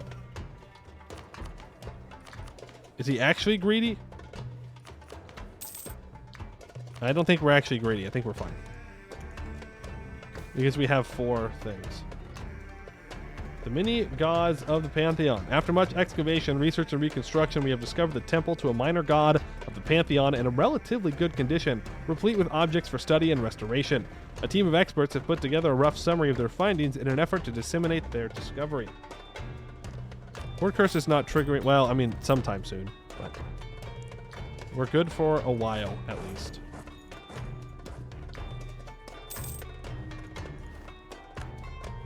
For a while. Also, have we figured out the new trade good up here? No.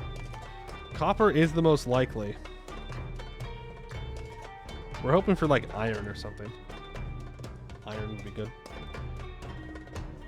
We are going to get the disaster no matter what we click here. So let's go for the one where I don't have to fight a bunch of rebels. Oh, it's the goblin one. Grabalask the Twisted. Grabalask is a remnant of a previous age, a time when the Void invaded creation. When the Void retreated, Grabalask remained behind. However, Grabalask was a cowardly creature and despised its masters. It was caught in the purifying blast of the primordials when they purified the travelers of the Void, and as a result was anchored to this world. It strove to keep a low profile so as to not attract the attention of the seven beings who ruled over creation. When the seven began to create races of their own image, Grabalask followed suit and created the first goblinoids. As a result, the dwarven race has been plagued by these beings throughout history. I don't like this one. That's going to suck for you? It'll be fine. What's the worst that can happen?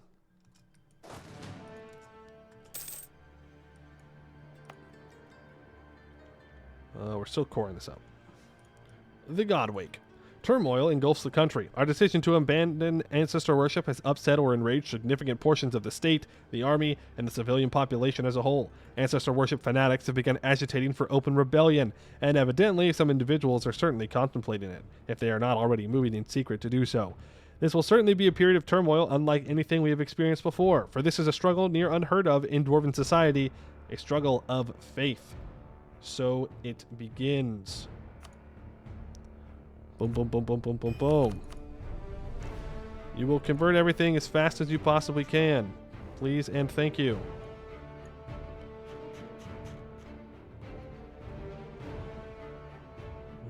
We can convert everything. Yes, good. Good, good, good, good, good, good, good, good, good. State. We need to state this up. And eventually we'll get that converted as well. What we get. Alright. The faster we convert everything, the better. We do just lose 10 ducats a month of income there. Is what it is. Go ahead and state all of this up as well. That brings us up to our governing capacity. Cartels. Governing capacity. Thank you. Wildcard to help us convert. I don't know. Is there one that gives us an extra missionary? There's missionary strength, which, I mean, that doesn't do a whole lot for us.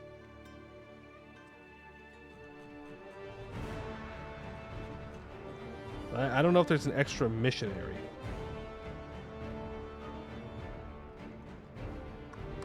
Unless I missed it? There is goods produced, 5%.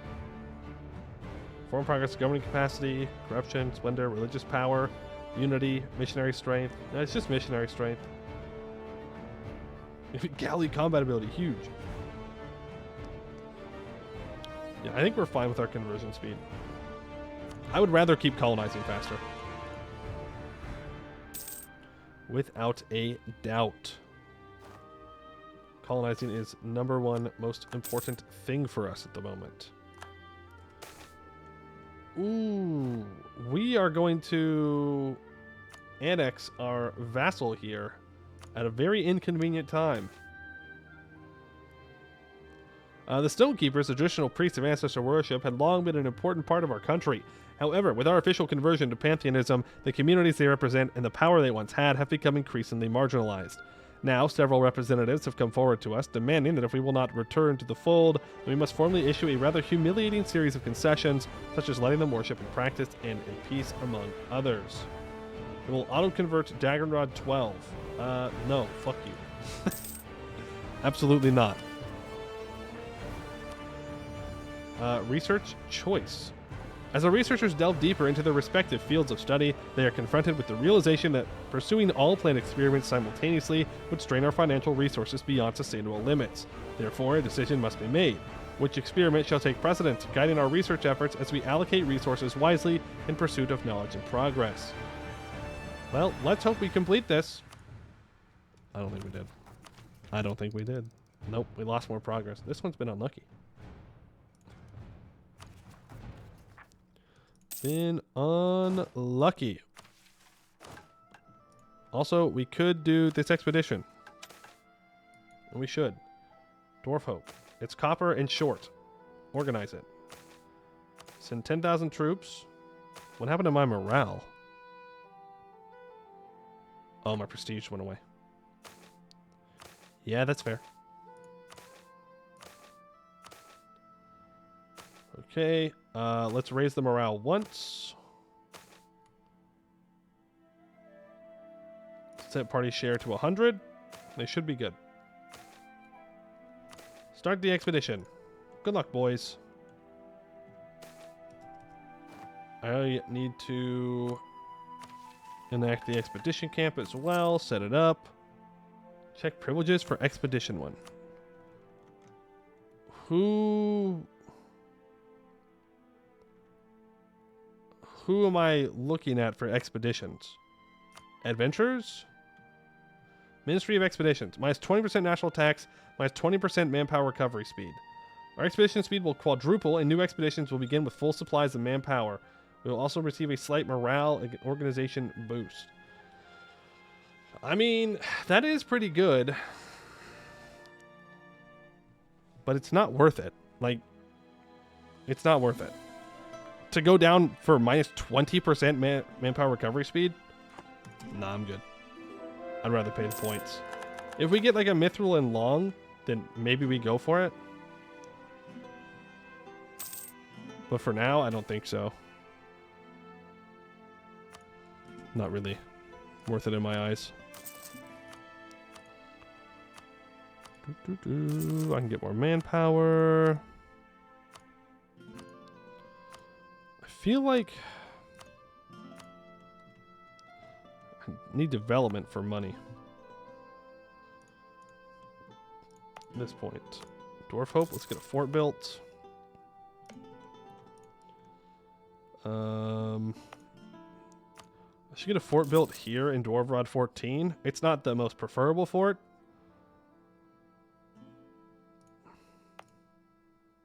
Nah, it's a waste. Stockpile gold. I still... Well, how much development do I have? I have 586 development. Yeah, we could stockpile gold, actually, for the Horde Curse. And Turret Gorge has been completed. Unholy Greed. A number of ancestor worshipping dwarves in Firenyalan have begun charging extortionate prices or outright refusing to purchase from or sell to Pantheonists. Man, that's rude. That's rude. Just saying. Ancient War Golem. I will... Ooh, money or Inno here? I'm going to take the money because it also gives me admin points and mill points. I will take that missionary strength. Absolutely. And we can get Inno for taking another weapon quality idea for 0.75 yearly prestige. Not too shabby. We will try this secret passage, and we find a bugbear den. More bugbears. It's always bugbears. Edelbeck, you want to be a general. Just kidding. We have no mill points. Yes, Dwarven Pantheon has in fact spawned. A large part of the issue for people who remain devoted to ancestor worship is the fear, perhaps not necessarily unfounded, that the deeds, efforts, and tales of their ancestors will be cast aside and forgotten, just as the gods that many of their friends and family now turn to were. We would certainly ease these concerns, but it would not be painless or cheap. However, ignoring, or worse, dismissing them entirely would likely lead to further unrest. They remain in our past. We get 29 peasant regiments that rise up in revolt in our capital. Or I can change the religion in North Vale to Dwarven Pantheon at the cost of having 10% less religious power, -2 tolerance of the true faith, and +2 tolerance of heretics till 1533. I think we just fight the rebels.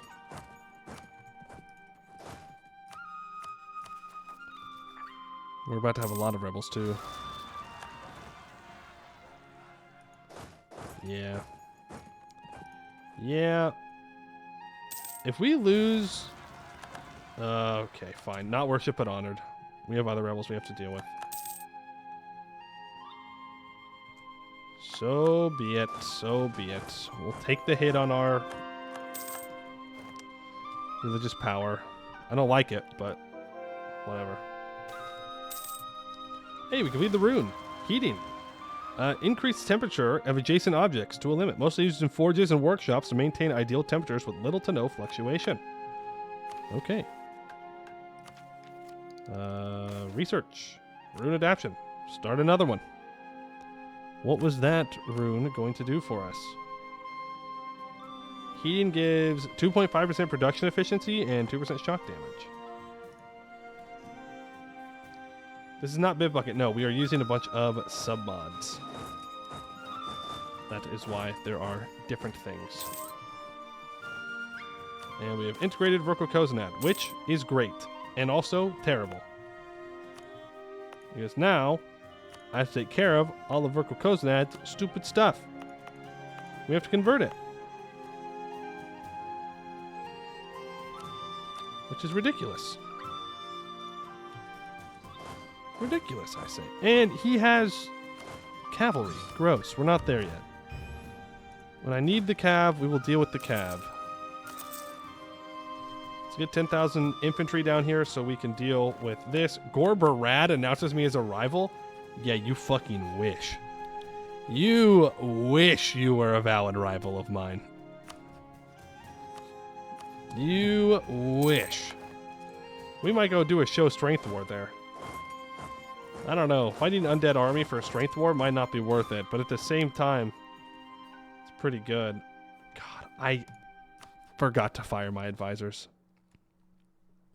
The chaos of the Godswake has not spared even our court, and many within our halls refusing to turn to the Pantheon. Debates and discourse are rife, and court intrigue, dangerous, even in the best of times, has turned deadly. The worst offenders on both sides hold no shame about it. Something must be done, and quickly. One of our closest advisors suggests holding a large theological debate, followed by a feast to calm tensions to help air grievances. Another suggests the practical approach is simply banishing the ancestor worship adherents from our court. Neither option will be without cost, whether in gold or blood. A feast for body and mind and soul, you say? 1,000 crowns, stability and 100 of each monarch point, or we just execute them all. And till 1533, we get 10% liberty desire and subjects, -3 possible advisors, plus 10% advisor cost, -1 unity prestige. Just kill them all.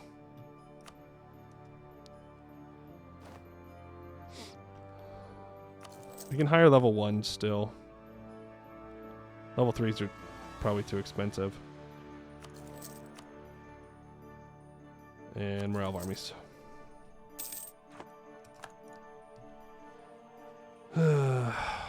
I forgot that you got to fire your ancestor worship advisors at the start of this disaster. Into the re-education camps they go. That's right.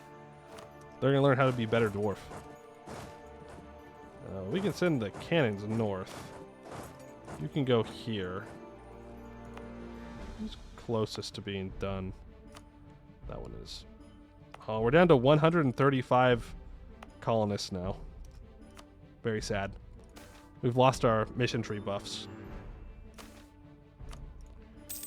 Unfortunate. Okay, that is a lot of particularists.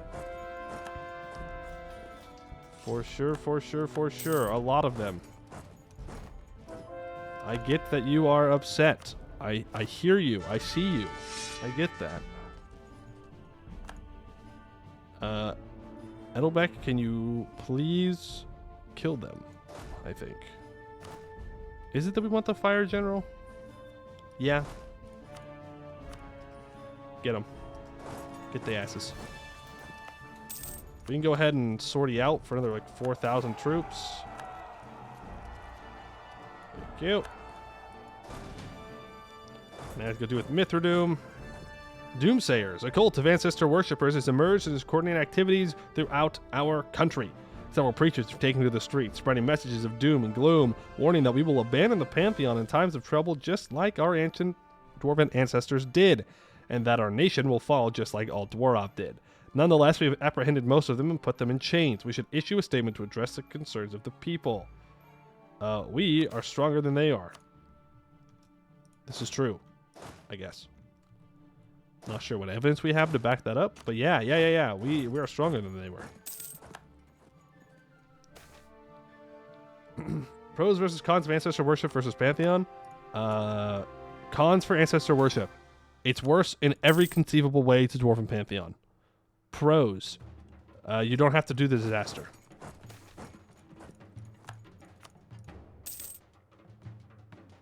That's it. That's the pros and cons list you need. One is bad. Well, it's not bad. No, it's bad. One is bad, and the other is, fine. Probably shouldn't have gone to 15% crown land, but I need the governing capacity. Our governing capacity is going to start running away from us. Maybe we should have gone for a governing capacity idea group. Mastani, welcome in. Welcome, Raiders. Hope your stream went well. What were you streaming today? We should have a raid message, but Mastani broke it. You know what? That's okay. It happens. I know it by now. It's a group of squirrels, right? Also, we did get iron where I asked. Flip back. It's a group of invading squirrels, right? I'm pretty sure it's what it is. Yeah. Look at that. I was ready. Another bugbear den. All we get is bugbear dens. Sword Against the Darkness. Despite the unrest at home, a group of dwarves had begun to band together to hunt down goblins and orcs within our borders. This is not an unusual practice, but what makes this case unique is that this group of hardened veterans seeks the blessing of our king to leave our borders and bring death to the enemies of our race through a ritual that only they can perform.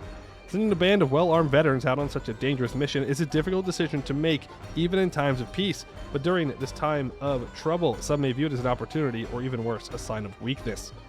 I lose 16,000 manpower. Yeah, it's just a couple veterans. 100 military power. The natives lose 1,000 size. Or I can just gain a bunch of devastation and lose a stability. I don't need manpower. Who needs manpower? Manpower is overrated and for weirdos. Today you were playing kobolds in a game that wasn't Anbennar? I mean, I suppose that's valid since you were playing kobolds. What game were you playing today? This dude doesn't have a fort on his hold. What the heck? Also, the Brothels of Kozadan gives 50% chance of a new heir, 33% spy network construction when it's fully built. Poor uniforms. Cool. We also have the Noble Estates of Araz Oral Doom. Globally, we get minus 0.05 monthly autonomy change, minus 5% morale damage received, 10% nobility, loyalty, equilibrium, and 5% nobility influence. That's pretty good. Get some good modifiers out of these things. Ooh, and what about Omdir? Not Omdir, sorry. Holzer Cad. Globally, it gives 33% garrison size and 33% garrison army damage, minus 25% state maintenance. Okay. Fair enough. Fair enough. Forgotten Minds, an indie roguelike RPG. You control a team of 3 adventurers trying to reclaim a dwarven city that fell to the forces of evil? And you were gonna give the dwarven city to kobolds? I suppose that's valid. Research shortcut. As our researchers delve deeper into their current field of study, they find themselves at a crossroads. Faced with the complex challenges and limited resources, they must decide whether to take a shortcut in their research, risking potential oversights or inaccuracies, or to take a step back, reorganize their approach, and ensure a more thorough and methodical investigation. This feels like bait. So I'm going to say, let's reorganize the research. Right? Let's take our time. Because I feel like if I click that shortcut button, I'm going to get absolutely dunked on. And I do not want that. Okay. Runesmith inventions. The Dwarven runic conventions stand as marvels of craftsmanship and arcane mastery, woven into the very fabric of their subterranean cities. These manufactured runes possess an extraordinary utility that has become the cornerstone of Dwarven society. You'll now be able to research runesmiths' inventions instead of simple runes when you start a research. Okay. You got it.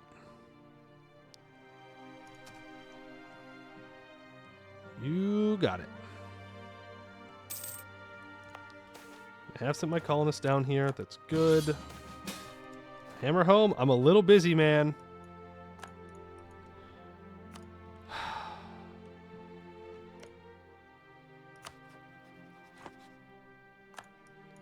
Little busy. Just saying. The Broken Crown. As we strive to reclaim both our ancestral home and faith, we stand at the threshold of a new era for Dwarven kind. A renewed hope has emerged to restore the long-lost empire of all Dwarov. However, one crucial element must be secured before any claims of rulership can be made: the Dwarfkron. This has led to a growing demand to ensure that we, and only we, possess all the pieces. Some ancestor worshippers have taken offense to this call to action and twisted it into an insult, suggesting that we believe ourselves to be more legitimate than they are. It is imperative that we communicate a clear and unambiguous message to all parties involved. What should that message be? We, not they, will reforge what is broken. 100 Diplo and Mill points. We gain 10 army tradition. Or it's just a crown, we don't need it. No, we do need it, so we're going to have to pay the monarch points. And you are going to get a scornful insult. So that way. Ooh.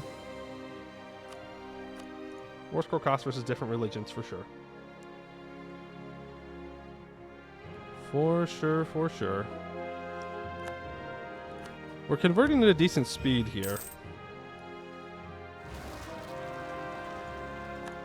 We're going to have to accept the Harpies, I think. Well, it's either we need to accept the Harpies or we need to get rid of them right now.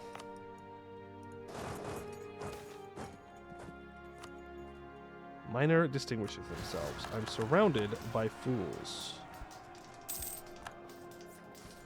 Skittering Cave Colony has been completed. And that means that hold on, I'll be right back.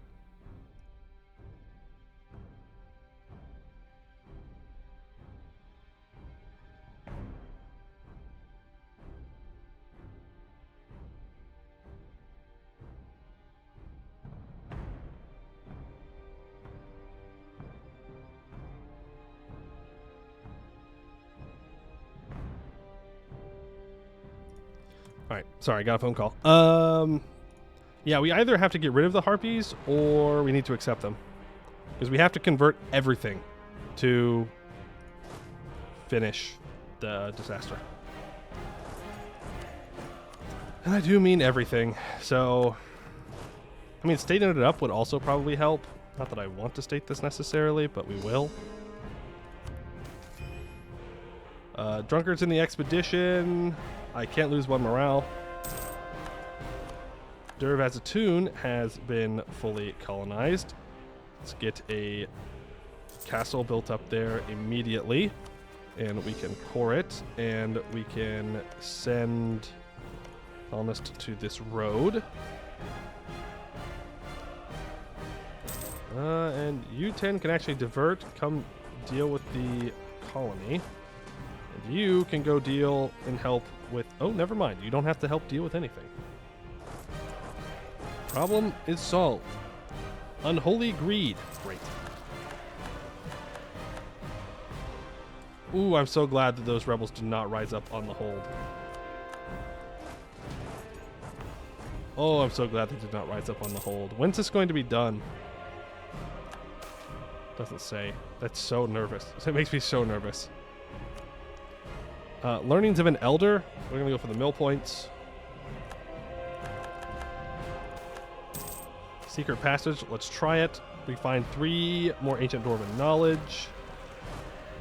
It's wonderful. We have to.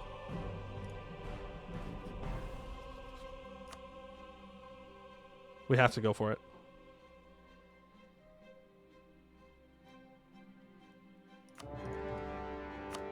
We have to go for it. Oh boy. Split in half, bring you down here. And this hole does not have a fort on it. Ooh, this is so risky. This is so very risky. But they only have one ally. Rebels attack. Bro, a devastating blow has been struck on our research endeavors as rebel forces motivated by malice or ignorance have infiltrated our academic institutions, destroying valuable research materials and claiming the lives of several esteemed scholars. The loss of irreplaceable knowledge and the disruption of ongoing research projects threatens to set back our technological advancements significantly. Swift action is imperative to quell this rebellion and restore order to our academic pursuits. We lose 12 research progress, and 29 deep goblins rise up in revolt. Yeah, something tells me that these 4,000 guys are not going to cut it. I don't know what it is, but I don't think they're going to do it. More unholy greed. Okay, now we're actually in a bit of a problem situation. Also, centaurs are expanded. Because now we got to move back up here. Battle of Faith. Fighting rages through the streets of Daggerrod 4 as small tavern brawls and occasional street fights have exploded like a keg of stone ale set alight. Entire blocks of Daggerrod are held by one side or another as individuals are forced to flee their homes to areas where their religious choice holds preference or risk being executed by bands of zealots. The local garrison is under siege with ancestor worshippers under the command of a charismatic demagogue who is calling for the execution of Jarmoon. Oh, and the good news though, we restored Haraz Ordu. So that's cool. Which means we can complete Restore the West. Well, they must have fixed their Olympic problems. Right. Where are you? Restore the West. What else do you want? We are not hee-hooing goblins and orcs. Boo. Boo, boo, boo. We'll have to do that, though, at some point. Restore the West. Total army size at least 90% of the force limit. We've already done these missions before in the past run, so I'm just going to get the benefits of them. 5% morale of armies for 10 years. Sounds great. Mithradoom needs to be the owner's religion. Yeah, go figure. Go figure. Enforce religious unity there. And here. On all the holds that have development. Cancel the digging.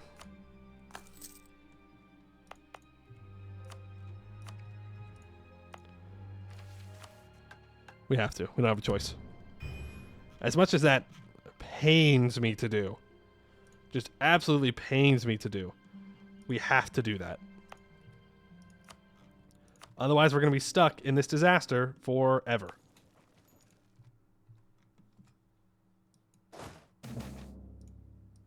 Okay. The expedition returns. Go ahead and let them rest. 192 ducats, 64 of each monarch point. Go ahead and store the ancient dwarven knowledge. And we have a couple of things. So we have Yadab Larum. After months of relentless exploration, our expedition finally reached what seemed to be the end of their current endeavor. However, perhaps based on a whim or some sort of deeply honed intuition, the expedition leader decided to push forward through one last unassuming tunnel. As they pressed forward, the tunnel widened, revealing a massive cave network with tunnels spreading to all directions. At the center of this network, an awe-inspiring sight. The entrance to a massive cave, a solemn cathedral in the belly of the earth, glistening stalactites hanging like chandeliers. Yet the grandeur was juxtaposed by a sense of unease. A thick shroud of cobwebs draped the entrance, a testament to time's passage and nature's reclamation. Yet a faint, acrid scent, akin to bile rising from his stomach, implied some life still remained in this desolate space. The gossamer veils, the cobwebs hinted at the perils within. Beware what crawls in the dark. Interesting. It does give attrition for enemies in the area, and less hostile movement speed. I mean, that's pretty good for a border fort. Can you use the shield icons below the mission tree to find missions that can be clicked? It looked like the shield icon was glowing. That's just for me. Yeah, unfortunately it doesn't jump to any of them. That would be cool though, if it worked like that. The Ruby of Rubyhold. Rubyhold may be renowned today as one of the largest communities of surface dwarves in Canor, but some would say it was the reason why the Dwarvar fell. The hold was established by a group of independent dwarves who later swore fealty to all Dwarov in return for protection and influence. In doing so, they sent the finest ruby they had managed to unearth from their hold as a show of loyalty. Impressed by both the existence of a hold so far west and the majestic gift, the High King had the Dwarvacron reforged and added what is now known as the Ruby Gem of the Dwarvacron to it. This act spurned many of the older and more renowned holds in the Dwarvar. The resentment thus caused would eventually lead to the War of the Bloody Gem, a fratricidal conflict that left all Dwarves severely weakened and unable to respond when the first Orcish warbands began to emerge from Holger-Cad. However, this gem has been lost to the ages until now. What was lost is now found, and one thing is certain. This fist-sized ruby shall make a fine addition to our vaults. 5% improved relations.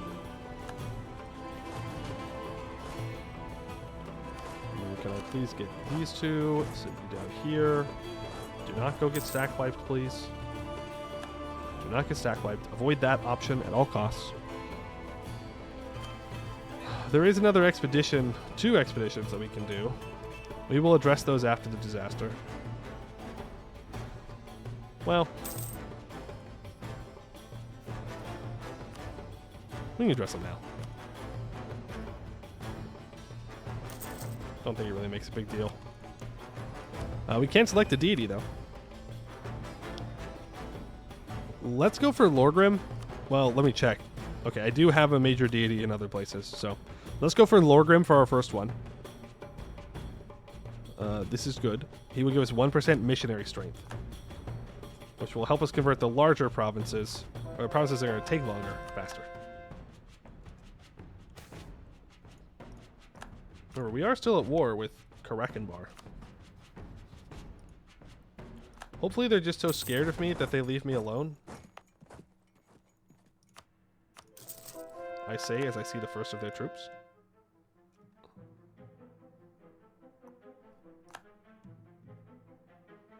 Just a cannon, but still. Ancestral Rage. 16 religious regiments rise up in Dwarvrod 16. But it will become religious pantheon, so, you know, it's fine, I guess. We have the event rebels rise up. That's to be expected. Bringing the 2,000 troops in reinforcement. I guess not reinforcement, but just moving in. These are ancestor worship zealots, so we definitely want to eliminate them.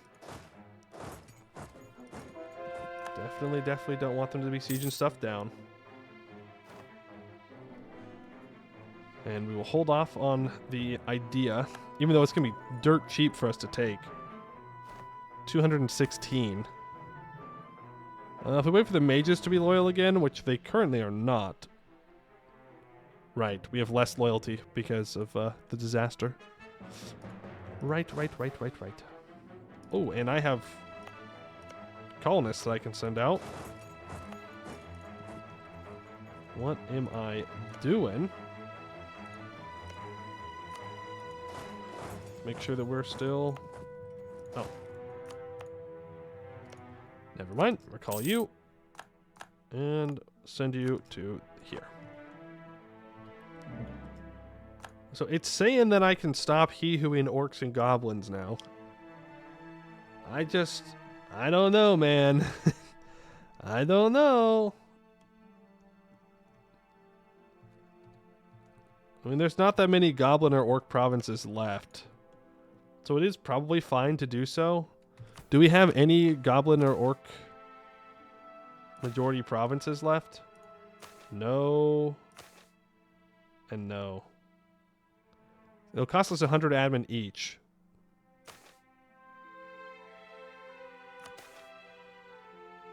But we will stop the he-who. Stop the he-who. No more he-who. Which means we can complete the Haraz Ordum mission, I think. Apparently I'm missing something. Well, I don't have time to worry about that right now. I do. I don't know why I said that. Like, we have plenty of time. I just pause. I have to have a focus on... Oh, come on, man. Okay, fine. Put the focus back onto the gobos. Then we can complete Impotent Greenskins. Our company... Oh, wait. We already read these. We don't need to worry about it. Return to the Civilized. We can now discover slaves from colonizing outside the Old Doom area.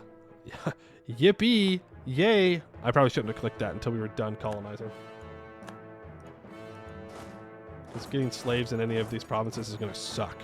Well, unless we need them, I guess, for our missions, but even then. Derb as a tune, when fully upgraded, gives us minus 10% admin and diplotech cost.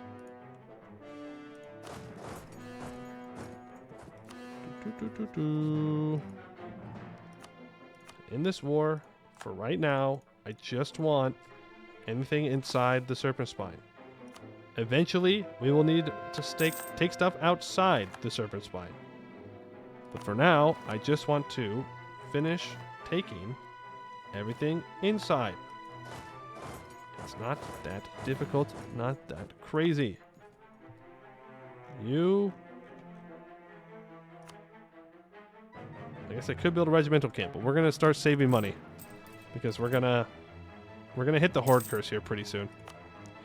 We're gonna get out of this disaster and probably immediately jump into the horde curse within a couple of years. But after that, we're gonna be set to expand like crazy again. Well, governing capacity willing. That is still a colony.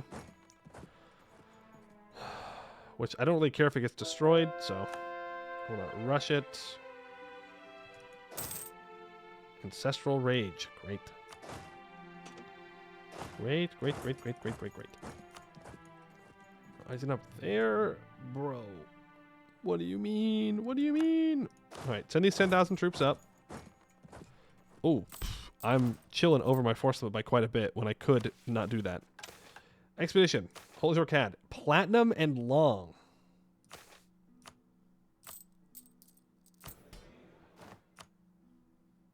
That's rough. That is rough. I mean, it could make us a lot of morale, or a lot of money, but... No, hold on. Reset. Purchase some love, purchase some love, purchase some love, and then I don't need to spend 5 more points. Supplies, you're going to get an equal spread, though a little bit more admin. I really don't want to click that adventure privilege is the thing.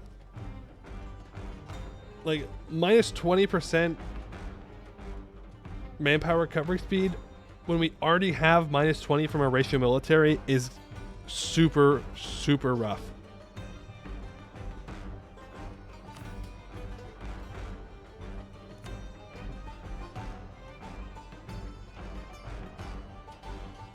But it is 4 times faster. And I'm not going to be able to get rid of the adventurer privilege either. We're going to be stuck with it.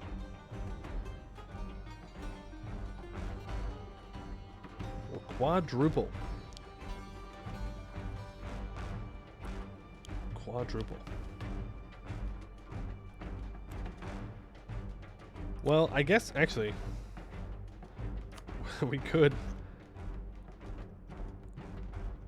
No, that won't work. I mean, generous quest rewards would give them 10% loyalty equilibrium. We can mess around with our reforms a bit.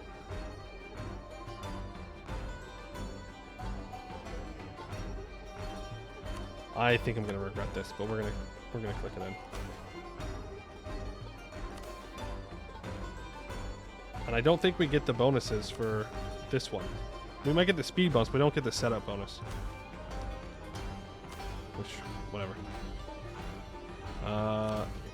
Mostly admin, so we can get this all ready to go. Morale, again, back up to max. Boom, boom. Organization. We probably want organization at max, if I'm going to be honest with you.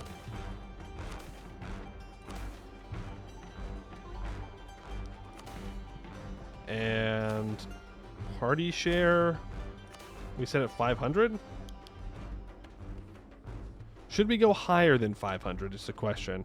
500 means that the morale goes down at a regular speed. We have high organization.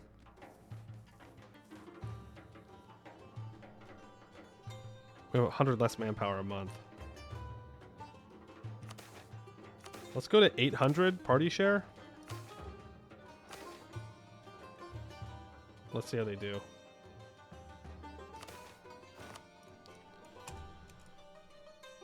What?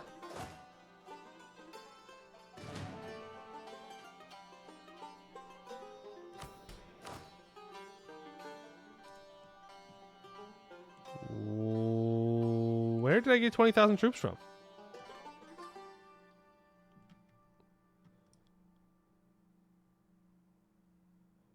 Oh, when I did the expedition, I guess it did actually give me the manpower. It just put it into troops. And I reset it twice, so it gave me extra. We'll just delete the troops. It's fine. It's not a big deal. Just delete the troops. Because we'd already started it. I don't know. That was a weird one. I've taken the money from the gobos.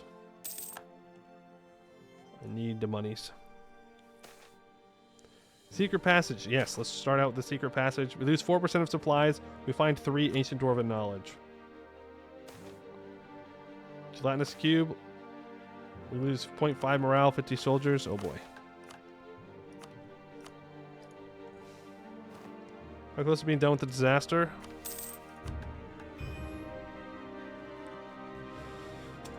We still have some conversions to do.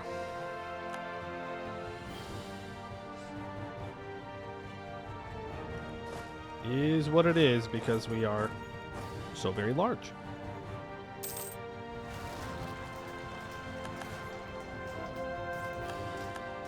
So very large, but conversions are at about 6 months, so it's not a huge deal. I don't think we want to piece out of this war until after the disaster is done, because then I'd have to convert all this. The Apatite layer. Apatite is best known for its use as an index mineral with a hardness of 5 in the Dwarves hardness scale. It is usually green in color, but can be yellow, brown, blue, purple, pink, or colorless. These colors are often so vivid that apatite has frequently been cut as gemstone. Yes, we will increase dig speed. Thank you. And Omdir has been dug, and we have discovered Karaslav Mountain Collar. A common dwarf with a gift for speech and song, his performance was so enchanting that it captured the hearts of the divines, who rewarded him with divinity under Dagran. He was sent out to the world beyond the mountain homes to act as Dagran's eyes and ears. Karaslav became the ambassador for Dagran and negotiated treaties and trades with distant relations, such as the giants and the spawn of Asana and Setzavar the dragons. He played a crucial role in negotiating the peace at the end of the Giant Break Wars. Diplomats from our society now travel with his symbol on their person, as it is believed to provide an extra edge during negotiations.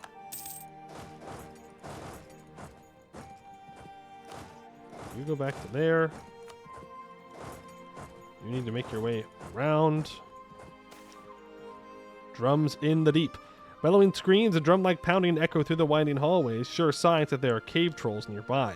Despite their sluggish movements and stupid grimaces, they do know how to kill. And we were victorious. Lose 100 soldiers, but gain 0.5 morale. Which is very nice.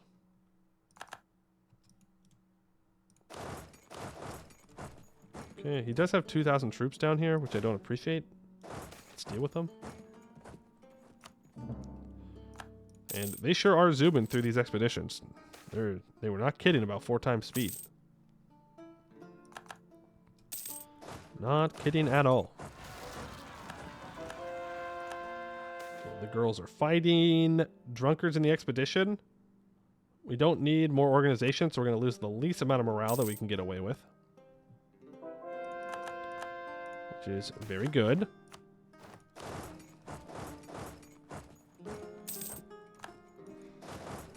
Can I wipe these 2 guys?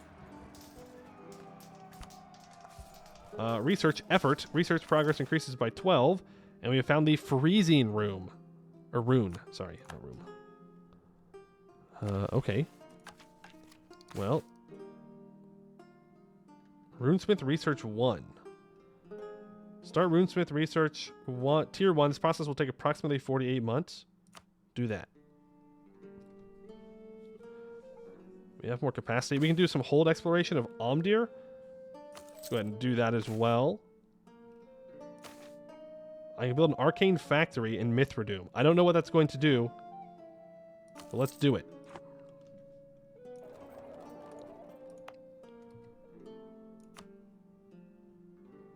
%30 production efficiency, 5% goods produced. Yeah, that's pretty good. That's pretty good on our Mithril hold. I'll take it. Could grab a glade for an elf vassal.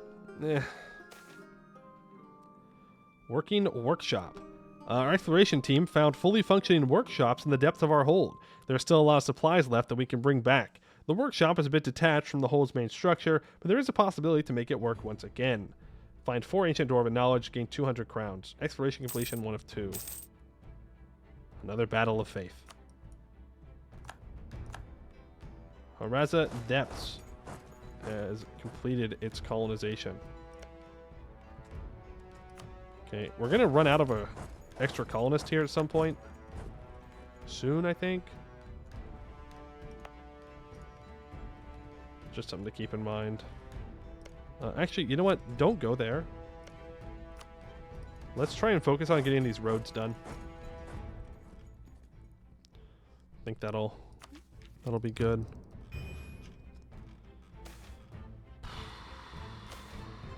Slimy loot, disgusting, very good. I was hoping that we could spend our time. Oh, we have lots of missions. Oh boy, do we have missions. Okay, Mithradoom, our platinum rival. Oh, please. Okay, let's do eyes on... Oh, no. They're going to try and loot each other's provinces, I think, is what's about to go down. Right? If I'm recalling correctly of how this goes. Something like that. Export again. Oh, you have to click it twice. Gotcha. Thank you. Our platinum rival. Haraz or Doom, home of the Platinum Dwarves, is our ancient and storied rival. The grudges between our people are legendary, and at last we are in a position to fulfill them. For 25 years, Haraz or Doom gets Mithril Aid, minus 0.05 monthly autonomy change, and minus 0.1 monthly devastation. Gain 3 development there, and we gain permanent claims on Snotslayer, Dark Depths, and Dwarf Break. Oh, that was so kind. How do the others feel? Eyes on the prize. Mithradoom, home of the Mithril Dwarves. It's our ancient and storied rival. Yeah, culture in Mithradoom will become Mithril Dwarf. Omdir gets a permanent claim on the Omdir area. Mithril and Platinum happens. Mithradoom was home to the Mithril Dwarves, staunch rivals, who were the only that threatened our position as first amongst equals.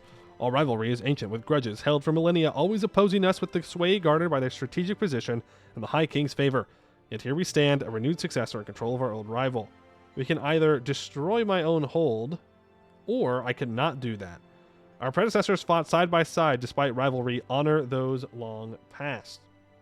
We gain 3 development, and we gain minus 0.05 monthly autonomy change and minus 0.1 monthly devastation. And we can claim the crown, because we own everything in the Omdir area. Culture in the Omdir area will become Platinum Dwarf. Ooh, yeah, but what if I didn't do that? What if I simply did not click that mission? Wouldn't that be crazy? If I simply said, no, I'm not interested. Because I don't think I'm interested in that. I can complete Warforged Juggernauts, though. Oh, nope, don't go up.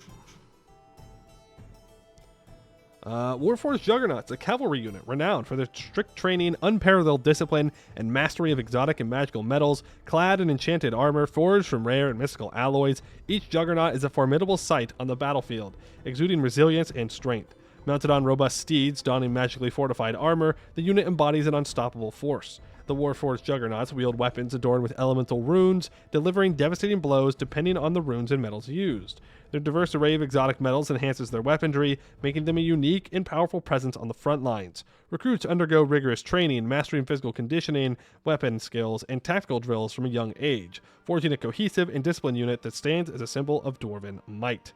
We can now recruit Special Cav.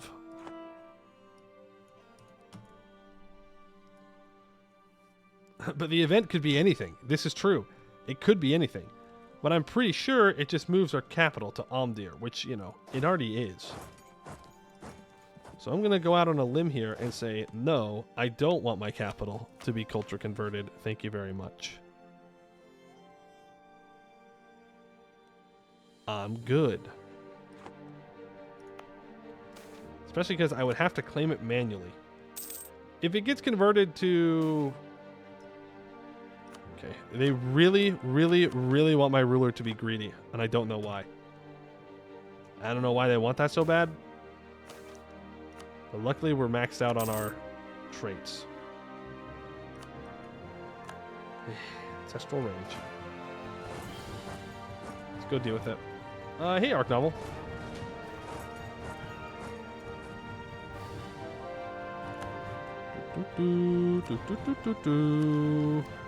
It's almost time to take Miltech 10, so let's not take weapon quality ideas. Don't think that's quite worth it. The Armor Reformer is dead. Get the land maintenance guy. Oh. Let them siege that province.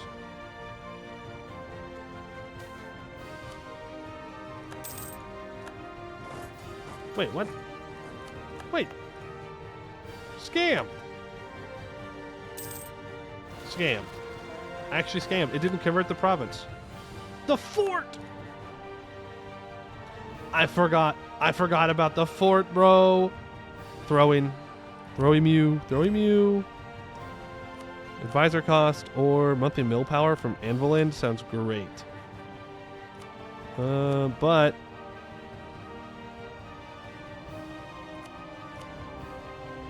yeah, let's do it for Dagger in here so we get this religious power. Wait, own religion rebels don't convert anyways? Come on, bro. Scammed. Successful development. Mithradoom is now level 3.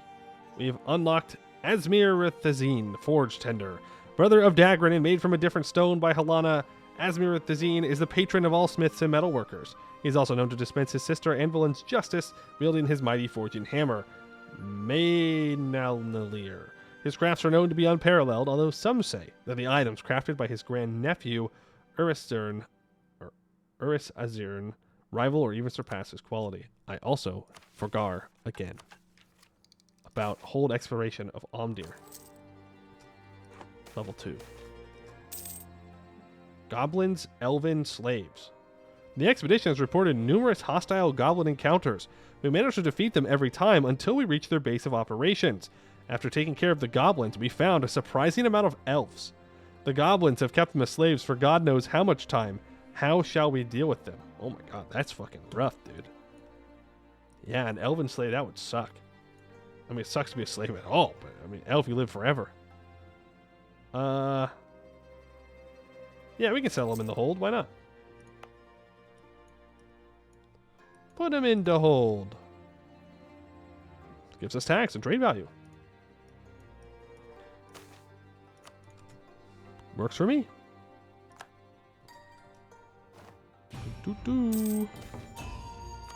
Expedition's going deeper. All right. You go back down to Air Veer. How close are we? We're still a ways off. Krakenbar has just gotten troops from Silver Tusk. We're running out of supplies in our expedition.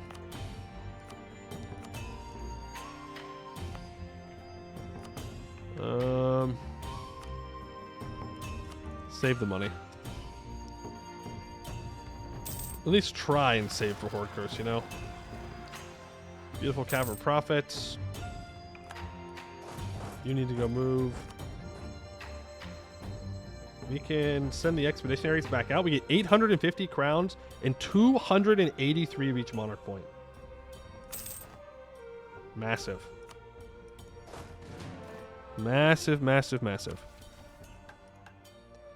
Now I need to do Dwarvad 17.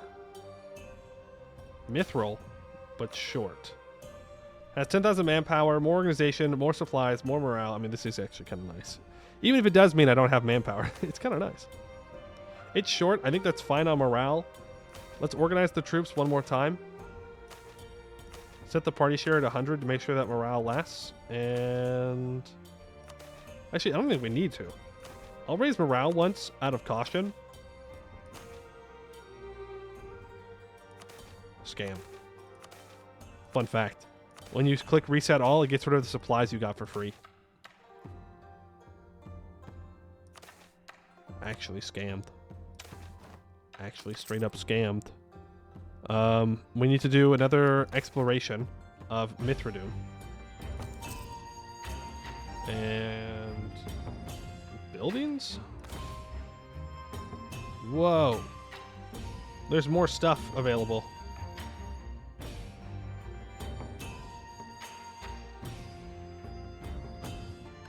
With 10k free troops? Oh, I did get another free 10,000 troops. Goodbye, 10,000 free troops. Well,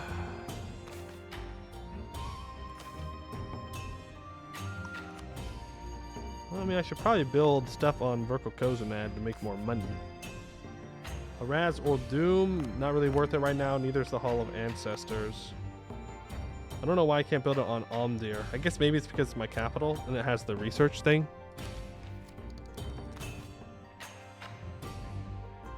Research facility expansion. Oh, right. Because we have to go to dig level 4. Because Omdir is dug. Yes. I don't want this current ruler to become a great mage. We don't have any railway upgrades yet. I do have 20. Yeah, build it in Verkal Kozanad. Build a Runeforged castle on Duravazatoon. Let's do it. That's fancy. +1 fort level, +1 attrition for enemies. Is more effective on provinces with Dameseer, Precursor Relics, or Mithril. Okay. Cool. I like that. You need to go deal with these particularists. Lost exploration team. We've lost contact with the last exploration team. Normally we would notice something amiss from the hold's depths, but all is quiet, so we can only guess what could have happened to them. We can mark the exploration team as lost or dead and send another one if we wish to. Unfortunate. Our expedition cannot fully explore the dig level and we'll need to send another exploration team and get a different result to complete the survey. Oh man. They got rolled. Explore Mithradoom. Again. You win these. This time, simply don't die. Deep Goblins. Son of a biscuit, man. I'm about to lose it. Deep Goblins. The last message from the Vanguard concerned an odd cave and with signs of intelligent life. This was 3 days ago, and now strange noises can be heard coming up from the depths. 14 deep goblin regiments rise up in Mithradoom. You sons of guns. How dare you? How dare you? Do you not know who I am? I am Omdir. That's it. That's who I am. How dare you? Not just let me explore my hold. It's mine. It's rightfully mine. I claimed it. Deep Goblin D's nuts. Okay, that's rude. You didn't have to do that. You didn't have to say that. Nobody forced you to say that. You said that because you wanted to. Get this colonized now. Good, very good. Does that unlock the mission, by the way? Well, there's a couple things I can do. Okay, number 1, research facility 4. Having started to resemble a proper Statal institution. The research facility is now one of the main focuses of our administration, and its members are treated with respect. We just have to reorganize the infrastructure to better work in our government. Okay. The estimated time necessary for the research facility to unlock an available ability is reduced by 10%. And now I need to be able to graft runes. I need a powerful mage, improvised mage creation process, and can create rune mage generals. Okay. I need 20 production capacity available so I can get runic steam engines. Okay. I can do that too. Okay, we crown quartz anvil for Almdir. Back to the top. Gives me a subjugation CB on the crack dwarves. What? What is that? You cheaters? Do they have infrastructure ideas? No, they're gonna lose it. I don't really want to subjugate them, if I'm gonna be honest with you. I feel like that's kind of a trap. I feel like we should just conquer them. Because it's going to take us forever to annex them, right? Take absolutely forever.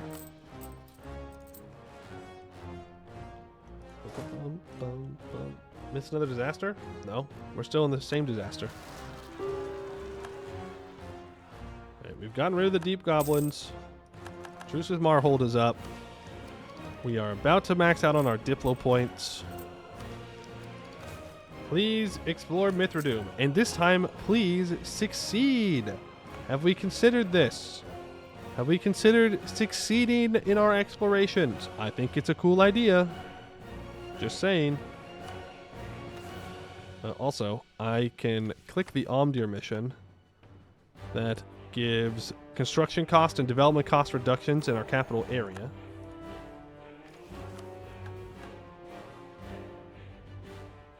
I need AirNet Veer to be 50 development, and for 25 years I get 10% goods reduced. Yeah, that'd put me into the Horde Curse. If I can get a military engineer advisor at least skill 2, then I can get more defensiveness there and more manpower there. Well, too bad I don't have any available advisors. So that sucks to suck. Courage development. Do some Diplo dev. How many of us already take the full annex? One. One singular war. We have found a working workshop in Mithradoom. Thank you. Thank you for succeeding. Appreciate that. How close are we? Okay. Well. No! Frick! I wish I didn't click that mission. I really wish I didn't click that mission. That could have been Mithril or gold. Instead, it's slaves. Morally and economically terrible. Bad. That's like double bad. We have to go deal with these. That's correct. Mark's got 0 troops. Ancestral Rage. Alright, well. We gotta go deal with this now. Learnings of an Elder. I will take the mill points. Thank you very much. Oh. No, no, no, no, no, no, no, no, no, no, no, no, no, no, no, no. Frick, dude. Ah, the elves are going to take this. And then I'm not going to be able to take it in the peace deal. Have I ever told you guys how much I hate elves? How much I really, really hate elves? Oh, you allied Segdir. That's cool. Yeah, because Segdir is hostile. Because guess what? He wants the dam. Wow, I'm surprised Arg Orchton's still friendly. He does want the province, though. We currently have no real allies. We should probably try and find one. Laurent? No. Goed? No. Bjornrik? No. Tungis? Yes. The Tungis would ally us. So would Arg Orchton, but Arg Orchton is food, not friend.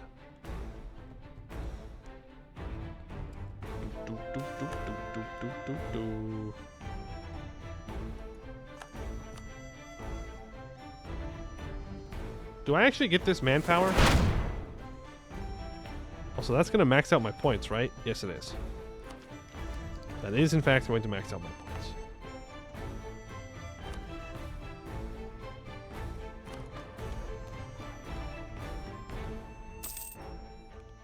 Ooh, I think that might be an oversight from the privilege. Okay. So, when we have this privilege, then we can just get the manpower back. So I guess we'll just say send them back out and then delete the troops. Coordinator, thank you for the 13 months. Appreciate it. Some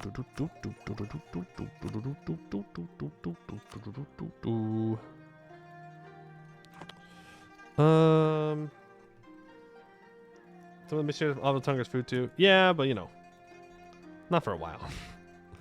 We have time before their food. It's fine. I'm so upset that this is gonna be claimed.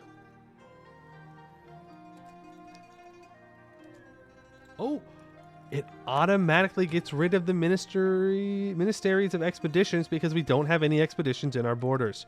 That is wonderful.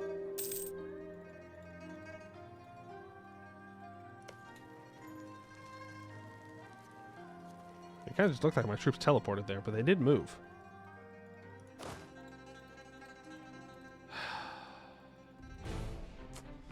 Nope, we have to just...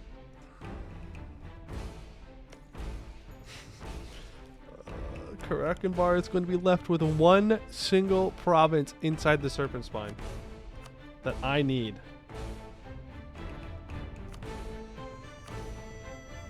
Oh, I could peace out. Oh, I absolutely could peace out. But if I peace out, then I am stuck in this disaster for even longer.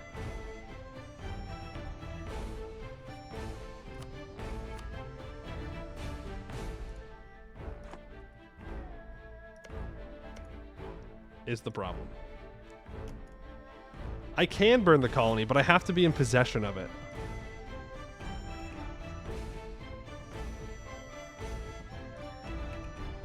Would you accept vassalization? Yes.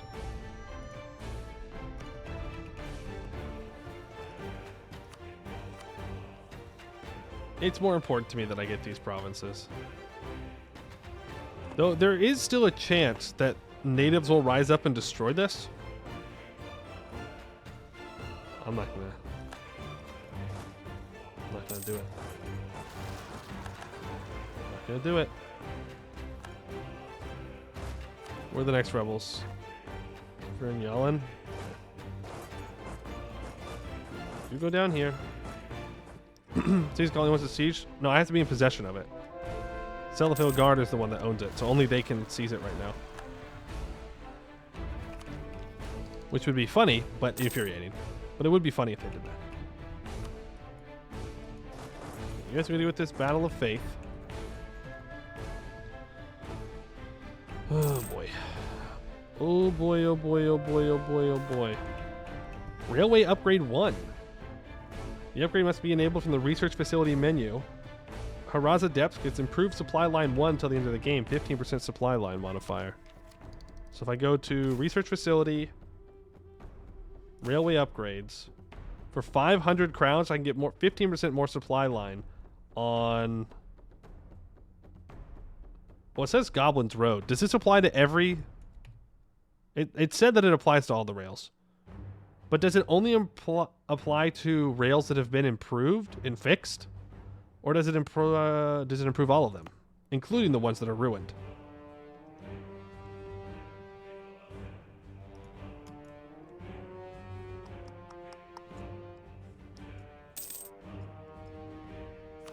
Because if it's only for the ones that are fixed, then there's no point in doing it now, necessarily.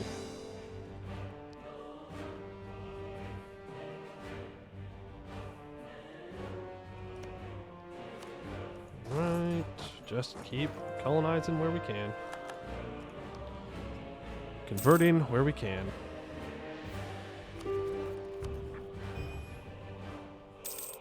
And we know where Everwarren is. Force religious unity. That'll be good for that. Then Where am I having a bunch of provinces that are taking a while to convert? Oh. Right. Down here. Force religious unity. Love Air Navir to be converted at some point, just saying. These also need to have enforced religious unity because they're human. Is the problem.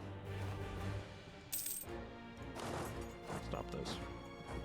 When the Pantheon set of Ancestor Worship, when you eventually get more bonuses with Ancestor Worship since you grab all the holy sites? No. There's only so many holy sites you can grab, 2 of which are all the way over here. One in Earthseed, one in Grostonad. You can choose which bonuses you get with Dwarven Pantheon. It's just better in every way. And you don't have to rely on the AI owning things. Yes, in this case, it wouldn't matter too much about the AI owning it, except for these 2 over here. But it's just better. Pantheon is just better in every way. I am sorry to report to you. Well, I'm not sorry about it. I think it's fine. 73. What can I dig?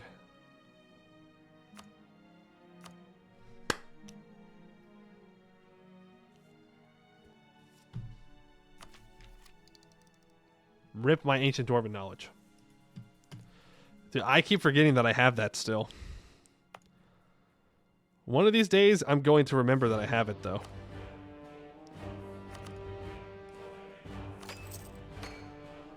One of these days. Just wondering, yeah. I prefer Pantheon.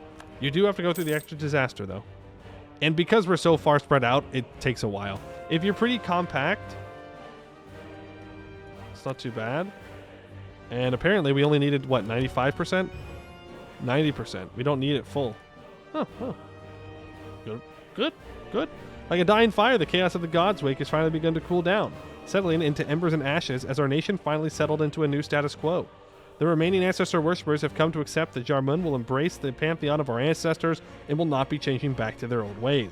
While we have also accepted this change, our rivals and enemies have not been idle. So, for 50 years, we can gain 10% morale of armies, 25 global settler increase, and minus 20% war score cost. Or, there's still more to find. We can get minus 10% construction cost, minus 10% dev cost, plus 1% missionary strength.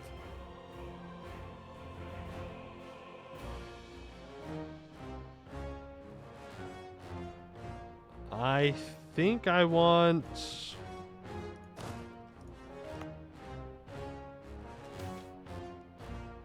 to continue converting things. And the elves did peace out. Research effort increased by 12. Boom. We have discovered stone cutting goggles for industry. These specially crafted goggles are embedded with precision runic enchantments that enhance the dwarf's ability to see and manipulate stone. When worn, the goggles illuminate weak points in rock formations, making it easier for dwarven miners to extract valuable minerals. The enchanted lenses also provide protection against harmful dust and debris, ensuring efficient and safe stone cutting operations. Okay, interesting. Well, let's try and keep getting these runes going. I mean, more to find. Well, we're not going to war for... Well, I mean... Yeah, we are, though. I need the missionary strength. I don't want to lose my... Oh, I already did lose it. We've done 1541. There's still more to find. Increase our stat, give us more missionary strength. Now we've done 34. Oof. It's going to take a while. Wildcard is currently on global settler increase.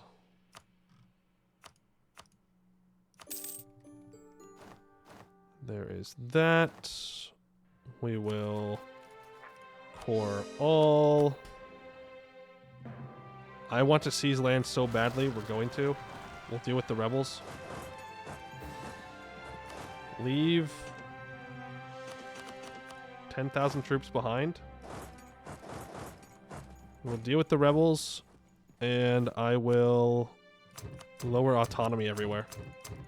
Because that whole time we were gaining autonomy in every single province.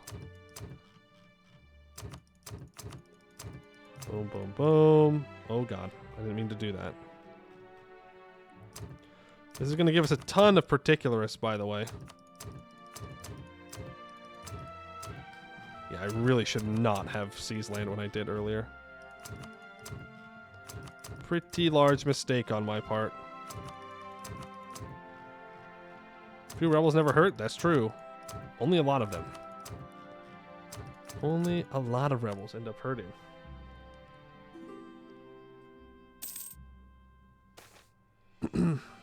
And Orcus opposition. Fair enough, I guess. We'll get back up there and deal with the orcs.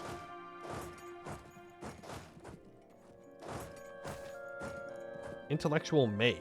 Our intellectuals are as productive as ever. The philosophers are already calling this year the year of the intellectuals.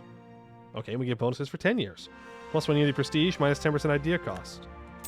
We have lost war against evil, against Gorbarad. And they immediately lose their rivalry. They must have lost a combat. We will take all 3 techs, and then I will take a weapon quality idea for 201 mil points. Even though the mages are not loyal, so I could have waited. Oops. Wex is the valid rival near me. Are you serious?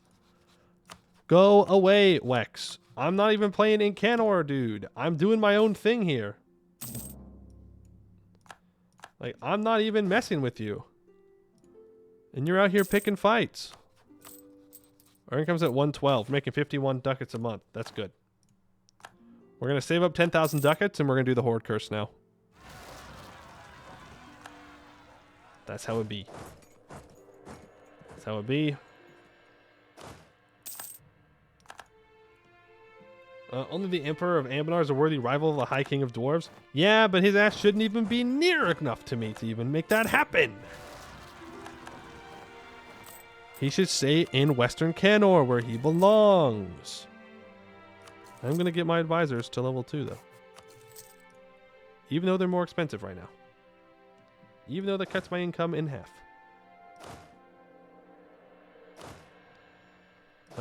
Keep these 10,000 troops here, actually. You go... Actually, you stay. You meet up in Air Navir. Boy, oh boy, oh boy. So much to do. A grand reopening. I mean, I might as well just click this, just so it stops popping up. I'm not going to use it, though. I forgot to get the tech cost reduction. Frick. How am I supposed to remember every single mission, man? There's so many of them. Okay, a grand reopening. All right. Anbennar will discover Haraz or Doom. We will discover Anbennar. We will discover Eskin. All non-monstrous countries in Eskin will discover me. 10 prestige, 10 legitimacy. Now I need to improve. Ooh, yes. Improve with Anbennar. I hate you, Wex. I hate you. I hate you. I hate you. I hate you. I hate you with such a burning passion. You leave Anbennar alone. I swear to God. If Wex takes this province right after I have to have 100 opinions with the owner, I'm going to lose my mind. Attacker against Laurent in the Vermin Suncosti Lair event war. Are you on drugs, Vern? Hello? Do you think you're that guy? I'm not sure what Laurent was thinking, but okay. Is he a bold fighter? No. He's just a dumbass. He must have thought that declaring war on Sornkost's colony wouldn't call in Laurent or something. I don't know. We can complete weapon quality, though. 5% morale damage, 10% shock damage. We complete our national ideas. Minus 0.05 monthly autonomy change. Minus 25% liberty desire from subject development. We get +1 yearly prestige on top of that. And we're not going to be taking ideas for 13 years, so we're going to get rid of this idea cost policy, and we're going to put in the production efficiency. And I can employ a discipline policy whenever we need to. Not upgrade anything, we're saving money. There is an expedition that I can do now, though. Oh, right, it's the fancy one. Not now. Not now. I do have the religious power, though, to choose Dagrin for even more religious power.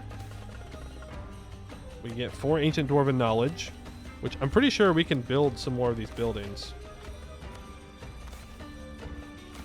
Factory? Sure, just build them. If we can build them, build them. Why not? Bladebreaker Pass is a good one. Mithradoom's a good one. Verkal Vazkron's a good one. Poltor Cat is good. Verkal Kozanat's fine. Almharaz also fine. Build up the special buildings. I know it costs money, and I said I wasn't going to spend money, but you know what? I lied. L. Give me that institution spread, please. I would just like to be free. Free from the rebels. Free from not being able to expand. I know that I will get exactly 0 of those things. Exactly 0. What does Runeforge Castle do? Runeforge Castle gives +1 attrition for enemies and +1 fort level on a province. So it just makes everything more defensive. I don't know if... I think we need to develop Dwarf Hope and get another building slot in order to get one there.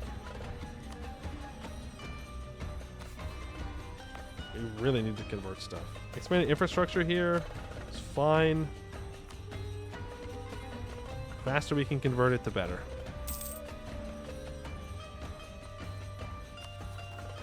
I don't want to be taking attrition sitting here. We are going to have 31,000 particularists rise up because of all of our lowering autonomy shenanigans. Hearthpriests are already mad. Very mad. Extremely mad.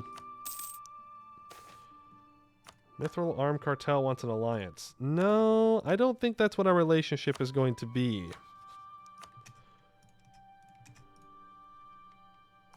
I think you're going to get annexed.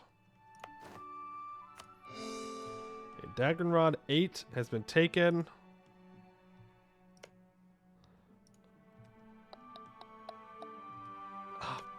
I hate Grombar.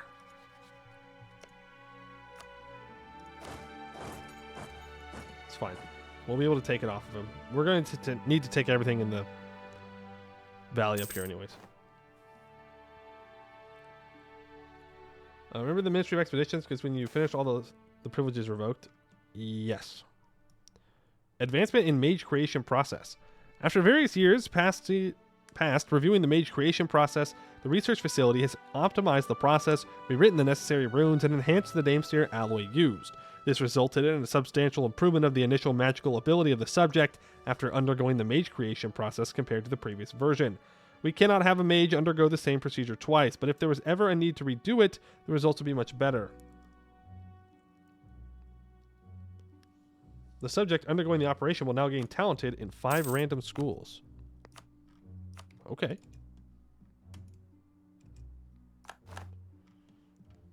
Wex? Doesn't matter.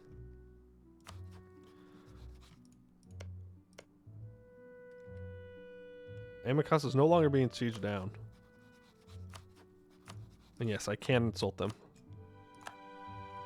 to get the opinion up faster. What was it? Was it 90 or 100? Something like that? And then I can get an additional colonist and more global settler increase, which would be pretty sweet.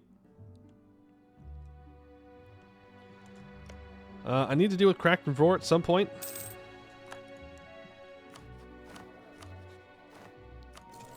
That being said, I cannot give out a privilege, and I don't want to spend money, so kind of just sitting here. States in religion. An additional diplomat in all state loyalty would be absolutely massive right now. So that way, I can build a spy network on Varumhar.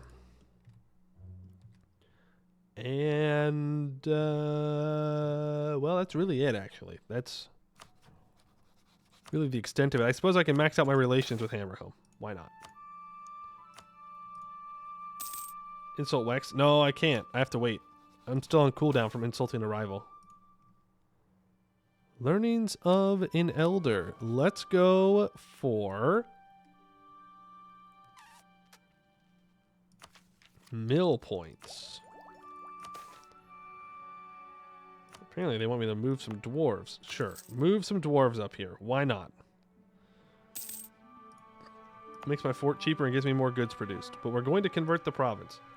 I should have focused on converting the holds during that disaster. Kind of threw a little bit. But put it on auto the whole time.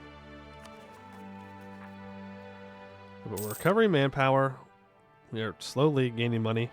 Slowly. Very slowly. I should start developing some of these gold mines.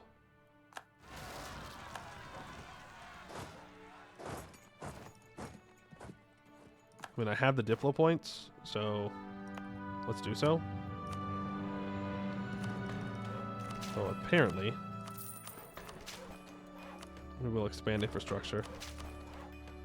I mean, there is also an argument to be made where I should not develop my roads and I should develop caves instead. Because that way I can get more mines up and running for Dwarven knowledge. Of course, it's more expensive to develop caves. But, you know, that just increased our income by 8. And you can drill. Oh my goodness, we can get some army drill. Truly is just a wonderful, glorious day. Provinces are getting cored up. Beautiful. I can start to build a fort here immediately to prevent people from getting into the Serpent Spine. I did lose a colonist. This is very sad. But I should be able to get one back from Return of Clan Azra. +1 colonist, +20 global settler increase, 5 prestige, 50 admin points. Now, Kugdir needs to be dig level 2, and I need to own all provinces in the area. And it would auto-convert the area, which is interesting. But I don't really want to fight Grombar at the moment. Go ahead, dog, please. Ally me. Do you take espionage ideas? No. Why am I building spy network so slowly on you? I don't know, but they've got crazy spy detection. Maybe they're counter-espionaging me? For some reason? I don't know why they would. We're not rivals. Does society give you counter-espionage and I just don't remember? Yep. It does. It sure does. We're only making 110 colonists a year now. This is very sad. Need trust with Hammerhome and be in a war together. Continue getting Hammerhome as a vassal. Oh, frick. Okay. Let me increase our trust. Let me max it out for now. Get up to 100 trust. And I guess I just need to find a war to bring him into. We have the focus rune. Lightly enhances the user's intellectual abilities somewhat. Alright. Do another rune. We can select a deity. Let's go for, I don't know, siege ability, I guess? Sure. Siege ability sounds fine. We're good with Anbennar opinion, luckily. But we could send them a gift if we needed to, yeah. But we're good. Research facility, runic grafting. An unprecedented breakthrough was reached by our capital research facility while studying ancient dwarven runes. They managed to create a process that allows a mage to slightly enhance their magical capabilities by grafting runes directly on the body. They seem to be in conflict on whether it's a good idea or not to have your highness use this method, as it's a fairly painful one. Pain that is that my brethren are dying in useless wars. We will use this. Costs us 5 ancient dwarven knowledge and 100 gold. Can be used while our ruler is studying magic. Okay. Again, we'll turn our next ruler into a mage. I'm surprised this one is still alive. We can complete a mission. Bloop. I missed it. Crafting new runes. Using the same principle as to when we first inscribed the runes on our ruler's body, we've expanded the intricate work to add even more runes. 10 years minus 5% idea cost. Well, that's completely useless. So I'm not going to click it yet. Because we're not taking ideas for a long time. Mission requirements for Kugdir's mission tree? Oh boy. Well, that means we have to remember where the Kugdir mission tree is the problem. That's Verkal Gulan. Verkal Dromak. I don't know what SSD is.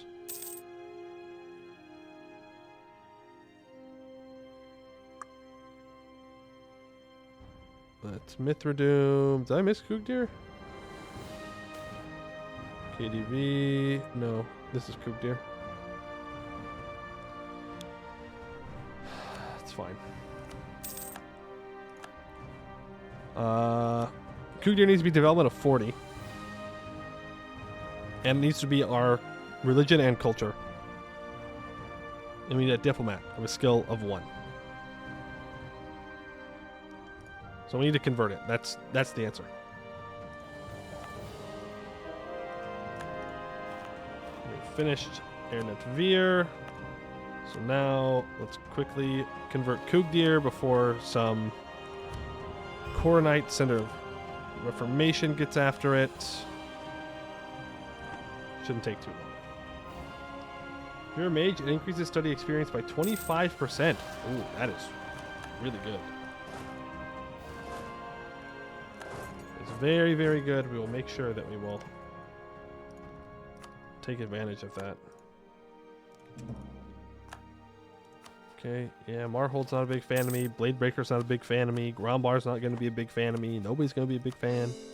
They're all going to be haters. No way around it. I have a colonist available.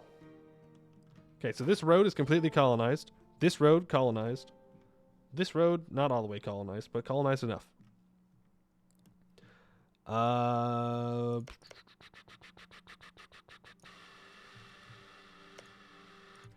We should go after these caves now. If that is also a mission we need to do. Our current ruler is the one we started with, yes. I mean, dwarves live to what? 250? Right? Like he's almost done. Almost donezoed. Kings Rock Hill completed. Move here. Research choice. Let's hope that it increases. They're currently at 12. And they lost 12. Orthoclast layer. Yes, dig. Hey, remember when I said I wanted to get to 10,000 ducats? And I was sitting here and I did spend some. Oh, wow. A lot of things. A lot of things here that we can do. Okay, we can do Durvazatoon and Runic Steam Engines. Runic Steam Engines are at the bottom of the missions. Where is Durvazatoon? I think it was down, right? Pretty sure it was down. Nope, it's up. Fresh air. It is in the nature of the dwarf that he needs no sunlight, that he can dwell underground for his entire life. We own 40 provinces. Or sorry, we have 40 development in provinces in the northern past Serpent's Vale, or Yil Muista. Plus 15 global settler increase for 20 years. Right, and we have proper equipment because we own Orlazam Ozdir for 20 years. We get plus 5% settler chance, minus 7.5% infantry cost, minus 10% land attrition. We get a permanent claim on the Castle Hill, Orlazam, and Common Terrace areas. And now Durvazatoon needs to be repaired. Throw immune. Are there any other holds that I haven't repaired? Why do you have so much autonomy? Just do. I'm going to build a courthouse here to help bring that down faster. Nope. I didn't repair this one either. I got distracted with the disaster and totally forgot. No! How dare you? How dare you give me Comet Spotted Underground? Take away 2 of my stabilities. I need the stability. Please. My prosperity, man. I need the prosperity. Por favor. Do not take this from me. Pesky kobold traps. 291 ducats. No. Absolutely not. I just want 10,000 ducats. I'm not asking for much, okay? I'm really not. I'm really not asking for much. Just 10,000 of those little duckety-doos. I can sell titles and that'll give me 2,100. Seize land can happen in 35. A couple months. Just a quick little 10 grand. Yes, exactly. You understand what I'm saying. Just a quick little 10 grand. Or at least let me save my money to have that quick little 10 grand. Also, I forgot about the runic steam engine. Is this going to cost me money? Steam power will be granted to the runesmiths. Gives minus 10% natural tax, plus 1% prestige decay. An old dwarf once witnessed the power of steam while working in a forge. He'd been obsessed with it for a long time, and now that he has gained enough fame and runes have become easily usable, he wants to make a bold attempt. Okay. Have no active runesmith privilege using production points.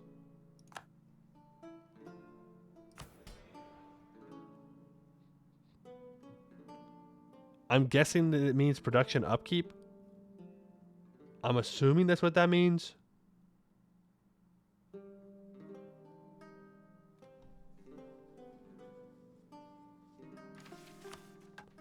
I don't know what else it would mean. All runesmith inventions have increased benefits, but will also cost 10 production points more to be used. I don't think we want to do that yet. Attack Eskin to gain money. If I attack into Eskin, I have to fight all of Eskin. Steam power beginning. To be honest, it all started mostly as an accident in a common workshop, and it happened many years ago. In the quiet confines of a workshop, a brilliant mind had stumbled upon a groundbreaking idea that could revolutionize our manufacturing processes. He noticed, while cooling the metal in water, that the air rising from the pot had some kind of force, even if it was very little. After some failed experiments, he managed to make that little power lift a 100 kilogram block of steel from the ground. The man is now leading this project, and we all hope to create something usable for the greater good. Let's start. You're making 52 ducats a month. Just leave me alone. Leave me alone long enough so I can sell seas. I'll take out loans if I need to get to 10,000 ducats. I do need to build the workshop here, though. Do need to do that. We're activating Eskin again? No, that's Vern. Vern's occupying him. Runesmith's aid. During the projection phase of the steam engine, some runesmiths made very good suggestions, but the position of the estates has remained unrelated to the project as a whole. Now an official team of runesmiths has come to participate in project proactively, but they want a considerable amount of remuneration to do so. Take the time. Research facility militarized rune mage. Thanks to our progressively higher understanding of magical properties, the chief researcher informed us that we are now able to produce rune mage generals, thanks to a standardized method developed in a similar way to the mage creation process. It is way cheaper than its predecessor, but the created rune mage has limited abilities compared to what would result from a normal mage creation process. We, anyway, believe this method could be quite useful in enhancing our military might. 2 ancient dwarven knowledge, 50 gold, 50 mill points. We can create a mage general? Low-class rune mages. Having nearly mastered the usage of runes upon the body, we have created a rune mage, which can be considered a lesser version of the process, which is normally used on the ruler only. Gain 100 mill points. Okay. So if I go to research, don't want to... Yeah, create rune mage leader. 5 ancient dwarven knowledge, 250 gold, 50 mill points. Okay, we'll do that. Have I done anything with the metals yet? Yes, we have. We have done some things. Rune Master. In the annals of scholarly pursuit, a rare occurrence emerges. A master runesmith, renowned for their unparalleled skill in crafting arcane symbols of power, offers their services to aid in our research endeavors. Their presence promises to accelerate our progress, but the choice lies before us. Do we enlist their aid directly, reaping the benefits of their expertise, but potentially hindering our broader research efforts, or do we allow them to contribute in their own way, bolstering our overall progress without direct intervention? Put them on the research team. Give me the progress. Kugdir has been converted. Yippee-ki-yay. Finally.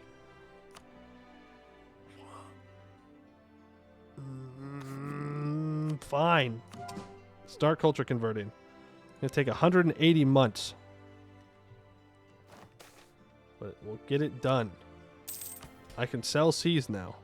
Sell seeds. Yeah, you can be mad all you want. Cope mulled seed. I don't care. Do. If we can just get through our disaster here. We do 2 disasters today. Then tomorrow we're going to be set to double down and focus on lots of missions. Beautiful hold? Absolutely. Thank you for not giving me stability. Definitely didn't want it. Take the provinces from Groundbar, Mish converts them for free. This is true. Then I have to fight Groundbar. Which, to be fair, not the worst thing in the world.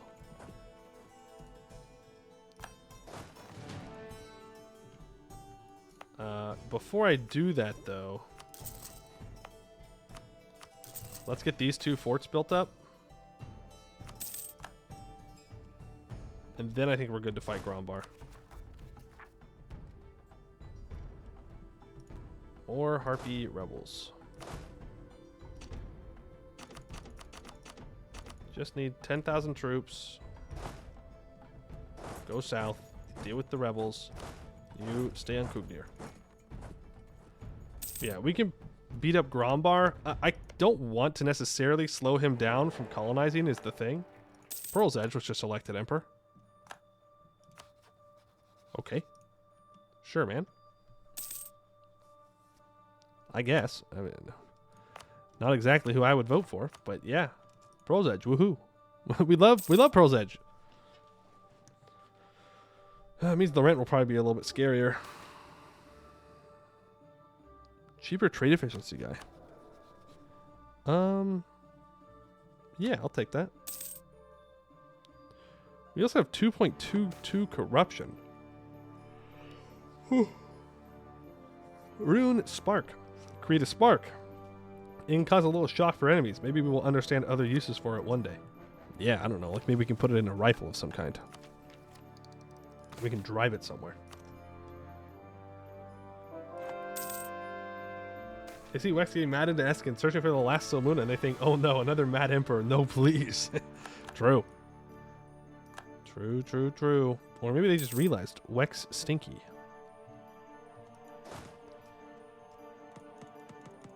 Okay, give me access, dummy, so I can help you. There we go. Beautiful cap and profits. 4,000 ducats. What's our loan size? 417.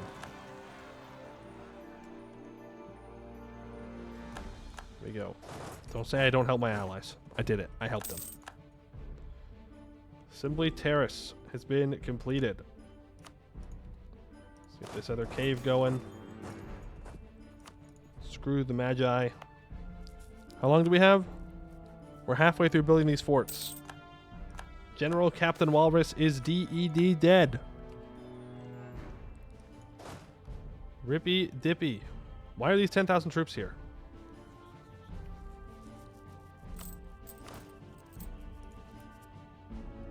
I don't know. Rebels, maybe? I don't know. Drill. Cave slime ambushes. Who's the manpower? Stop drilling. Go back to the capital. Gotta deal with the gobos again. Expedition? No, I wasn't gonna do that expedition yet. I just so desperately want to do the Horde Curse so I can start building things.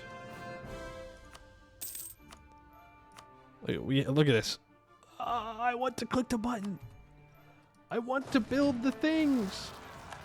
I am a dwarf. I dig holes and I build things. That's what we want to do. Ooh, I can do a ritual. The king's palace is quiet today, even as a massive crowd is gathered to observe the ceremony about to occur. Jarmun emerges, but there is no cheering. Silence is paramount. The first cart of alcohol is brought forth, followed by the king, without a word and aided by several priests of Dagran, who taps the first massive barrel that stands at least 15 feet tall and is branded with the symbol of Dagran. A rough line forms, each participant possessing a mug. The drinks will be passed out for the entire day, here in Almdir and across the country, as the blessed Dagran's drink is distributed by the priesthood of Dagran. Bottoms up, respectfully, of course. One stability, we gain 25 religious power from Lorgrim, and Grabal Azg gives us 74.92 crowns. Huge.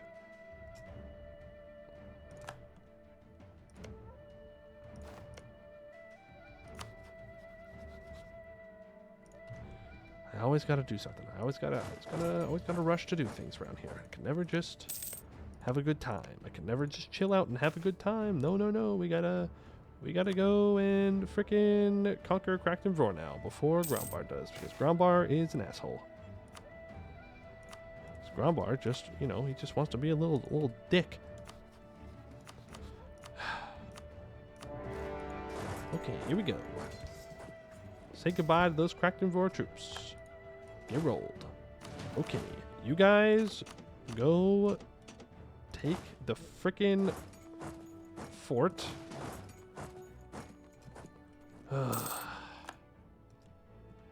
Every day. Every day.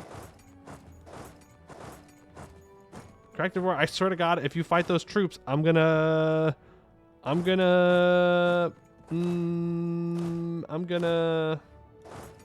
actually have anything. There's really not much I can do, to be fair. Really not much I can do.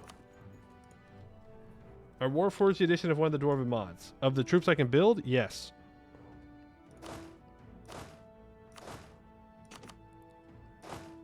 They are.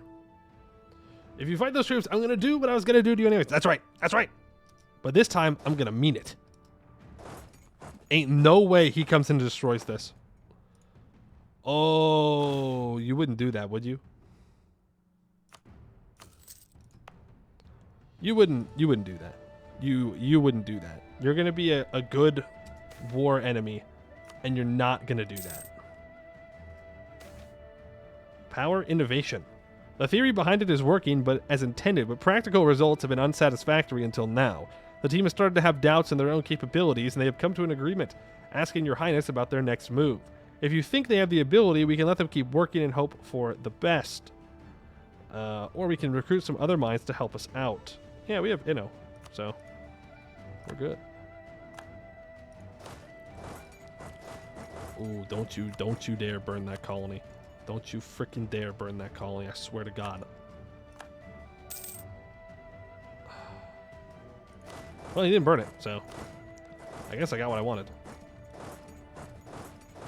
He is being annoying, though. You know, he could have stayed and tried to defend his land. That was an option. Academic correspondence. Universities and academies are in constant correspondence. Sharing knowledge is much easier like this. Minus 10% tech cost for a while. All you did is come and ruin my prosperity like a jerk. Though I'm not sure I had prosperity here. I did! Ooh. Ooh. Where is he retreating to? Why is he allowed to retreat? That's my question. Like, where is he going? What is he doing? Send that colonist back.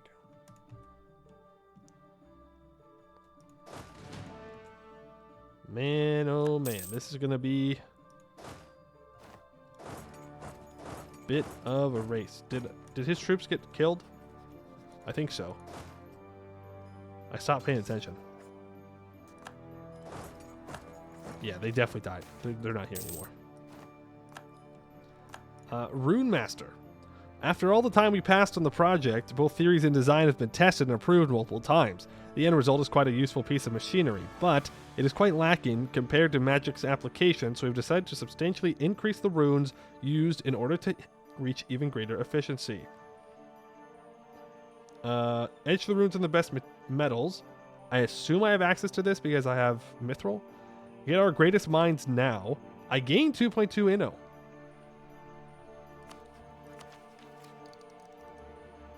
Or recruit a Rune Master. Spend money. I would like to gain Inno. Thank you. You can purchase an age ability. Let's go for cheaper leaders. Oh wow, look who's trying to defend his territory now. Oh, no, you're not allowed to do that. That's illegal, actually. It's actually illegal for you to try and contest the siege. Yep. You gave up your rights to contest the siege when you went and sieged me down on a random spot for no reason. Ain't no way. Ain't no way. Not allowed.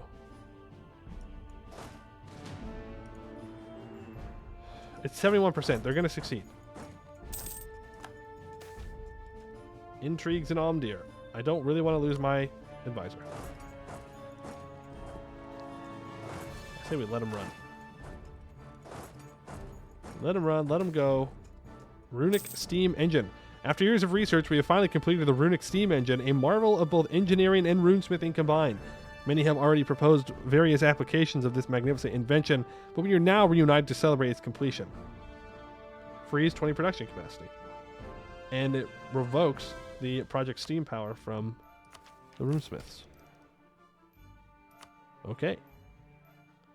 Orcs are coming? Yeah, I see them. While this privilege is active, we will be able to periodically find some new metal veins in our provinces. No trade goods change, just secondary mines. Yeah. Give that out. And give production efficiency and shock damage out as well. Sure. And we are going to walk to their capital. Along the way, we're going to leave troops to siege things down, so Grombar cannot take anything. Oh. And apparently, I need more troops on this siege. Just fine, and we are going to barrage it. I don't have enough cannons to do that. Well, we're going to be on this siege for a while. Because boy, oh boy, is that defensiveness really being defensive. Fair enough. I don't want to take this land right now is the thing. I don't have the governing capacity. Pain. Pain and misery. Oh, governing capacity.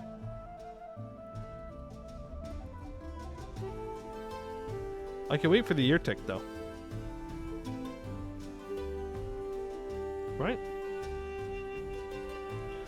I think so. This was taken on the 2nd, and this is taken on the 1st. So I just have to actually remember. I have to remember that I need to take tech before the year tick. I will, of course, remember, as I always remember these things. I've not once failed to remember them. So we're fine. there are ideas that give government capacity, but I'm more concerned with ideas that give development cost at the moment. Do I have any troops available to fight rebels? Yes. Not that many, though. Let's send these troops back. And I need to fully colonize these. I need to check out Orlazam Ozdir's missions. Where are they? Where are you, Orlazam Ozdir, you silly little guys? This is Omdir. Oh, before I forget. Sapphire Hold, minus 5% tech cost for 15 years. Click the button. Because I will forget. And I could complete the Industrial Dwarvar for 10% goods produced. That might push me over into Horde Curse. So let's not do that yet. We can do it afterwards. This is Ark Ordston. That's Dervazatoon. This is Airnet Veer. Gorbarad. That one. Harazor Doom, that's the name. That's Holas Krakazol. Okay. Wow. That's a lot of scrolling. That's Kugdir. What's this one? Oh, that's Krakenvor. Keep going. Long mission tree? It's all Dwarven mission trees. It's all of them. That's Mithradoom. We keep scrolling. This is what we're looking for. Okay, they need to be full cores. I'll get more global settler increase for 10 years. Ram Vault, I need to own and have it be a city and 300 monies. I'll be able to do an expedition there. Ram Vault gets 5 Diplo Dev. Then there will produce iron. It will start a workshop. We get renamed. Okay. If I can get a natural scientist, I can get morale of armies for 10% for 20 years. And I will get Vale Irrigation East Repair in 30 days. And I need to own these 2 provinces and have 10 development. That would give me more global settler increase. Do I have a natural scientist? No. No, I do not. Nope. I'm not spending money. I'm not doing it. No spending money allowed. Maybe a little bit. As a treat. As a treat. We're going to get it first try. Boom. What can I say? What can I say? Except I was right. One time. Vale Irrigation Controls. The High Rock of Omdir is where irrigation systems of the Vale are controlled from. How to use the controls has long been lost to history, but if we can reclaim the Hold capital from the Orcs, we may be able to figure out a way to drain out at least some of the flooded waters of the Vale yet. For 20 years, we get 10% morale of armies, and we can do Vale Irrigation East Repair in 30 days. This is the Combined Dwarf Mission Tree submod, yes. And let me tell you what, it is a lot to keep track of. Go figure. Go figure, but you know, it's a lot. Vale Irrigation, 500 ducats, dude. Eyes sunken with lack of sleep, yet feverishly bright, Duran Shalebeard enters the council chamber. His undergarment is soaked through with sweat, but he does not seem to notice as he excitedly waves for attention. A breakthrough, he stammers, out of breath. After he calms down, Duran Shalebeard details the progress made. Apparently, a method has been found to drain the common terrace through a Horn River into Uthogen's Eye, which would open the Eastern Vale up for development and use again. The rest of the Vale remains unfixable until some indeterminate time, but even this one area would be a major boon for our interests. Its repair would allow us to start building up the Dwarven breadbasket once again, and even let some of our flocks return to their homelands.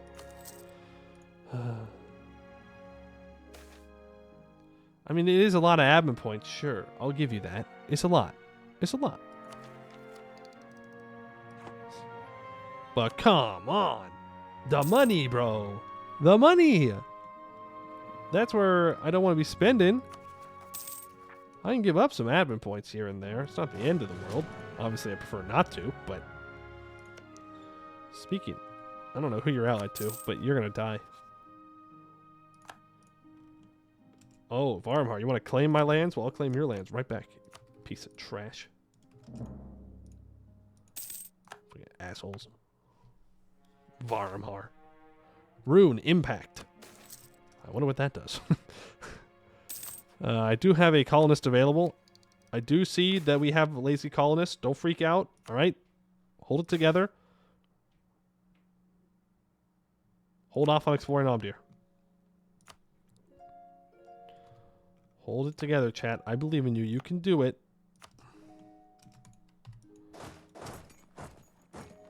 You move in here. You half state that. Hold your cat has been restored. Beautiful. Wonderful. Great. I need to take tech. I can't forget. I cannot forget. I cannot forget to take the tech. It's gonna do it. I'm gonna remember. I'm gonna remember. I have to do it on the year tick. Pause. Boom. I get Inno for Mill Tech. I get Inno for Admin Tech.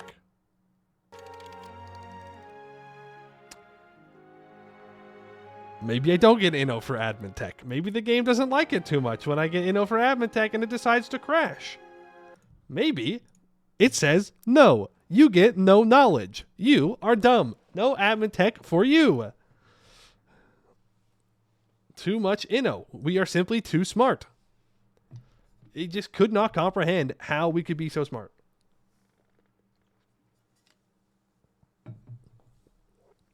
I love seeing the Valley thinks that U5 because you really need food for troops and cities. True. True.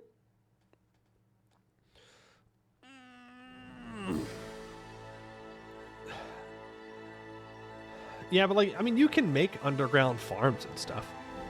Dwarves do that. It's just like mushrooms. It's different. You just don't have grain. It's different kinds of food. The game couldn't process you taking tech on time. It couldn't believe you remembered. That's right. Better watch out, game. I'm big-brained. I will take this tech. Hopefully. Hopefully. We shall see. And we are going to take tech again. If it crashes again, well, that's not good. That's not good. I mean, we could let another day pass, but I'm not sure why that would change anything. And I'm not sure why the tech would crash the game either. That's a bit sus. Super sus.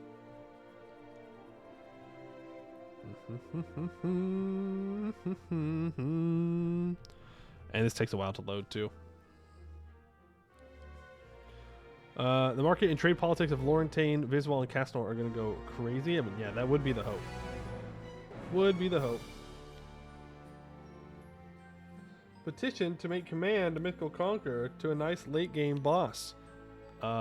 Petition denied because we already started the game, so we can't. Can't do it.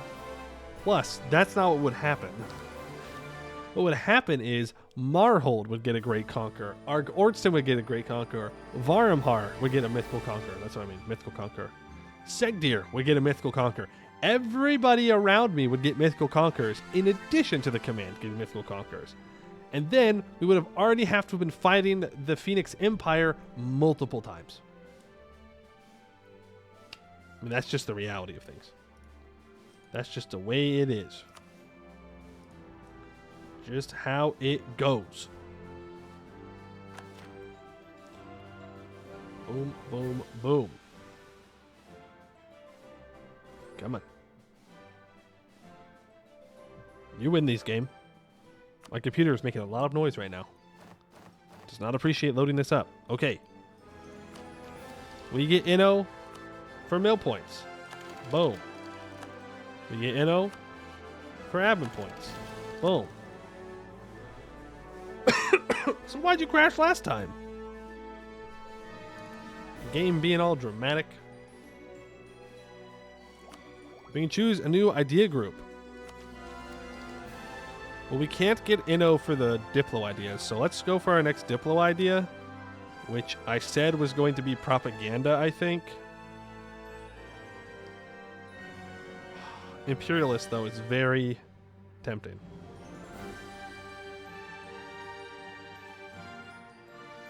But I think propaganda is just the correct play overall.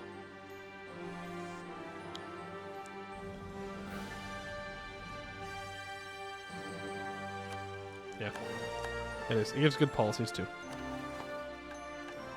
Gives us more dev cost policies, which is good. Minus 15% war score costs, +1 diplomats, 100% power protection from insults. Not bad. We definitely do not want to upgrade our troops right now. That would be a very dumb and bad thing to do. We can complete Dwarven artillery, though. Where are you, Dwarven artillery? Oh. Yes. Forged from rare and magical metals, the artillery pieces boast intricate runic inscriptions that harness elemental forces. Each cannonball is imbued with the essence of these enhanced metals, ensuring that every impact delivers a potent and magical punch. The Dwarven artillery focuses on the alchemical artistry of metallurgy, crafting weapons that are both visually stunning and devastatingly effective. While their training is not to be dismissed, the true hallmark of the Dwarven artillery lies in their unparalleled expertise in metallurgy and runecraft. The unit's engineers and blacksmiths are revered for their ability to channel the magical properties of exotic metals into their creations. These enchanted war machines, with their gleaming metallic surfaces and glowing runes, stand as a testament to Dwarven ingenuity and mastery of the mystical arts. We can now redesign artillery units in the metallurgy menu. Which is great. It's great for us. Great for us.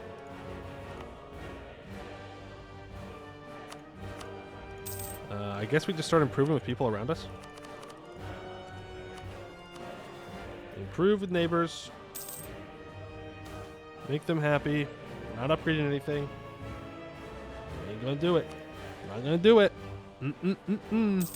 We're saving the monies. We are 100% for sure saving the money, so that way we can start the Horde Curse momentarily. Are we about to become a empire? No, I doubt it. Railway upgrade 1. Our railway engineers have finally come up with a possible new upgrade for our roads. They get 0.5 attrition for enemies and minus 10% hostile movement speed. Okay. And Chief Engineer's Project. Your Highness, the Chief Researcher keeps on annoying the Minister of Finances for additional funding, even though he has already taken quite the sum of money. He claims that he is very close to understanding a crucial point in his research, but has run out of funding. Well, the amount of money he's requesting is no laughing matter. The Chief Researcher and Minister of Finances have agreed to accept whatever decision your Highness will make about the matter. We spend a little bit of money. Ah, okay. Well, I was hoping he'd make it through the Horde Curse. But okay. King dies of old age. King Jarman has lived a long life. Man, he died the moment he hit 250. That's crazy. Yeah, he's fucking dead. He's fucking dead, bro. He's dead. He's super dead. Hey, but we got the siege. It took 641 days. Real days, mind you, not fake days. Where we weren't sieging things down. This is occupied by Grombar, so I don't care. I guess we can end the troll purge. And I can force my religion on you. Gold. Nice. Huge gold rush. Huge gold rush. Actually massive.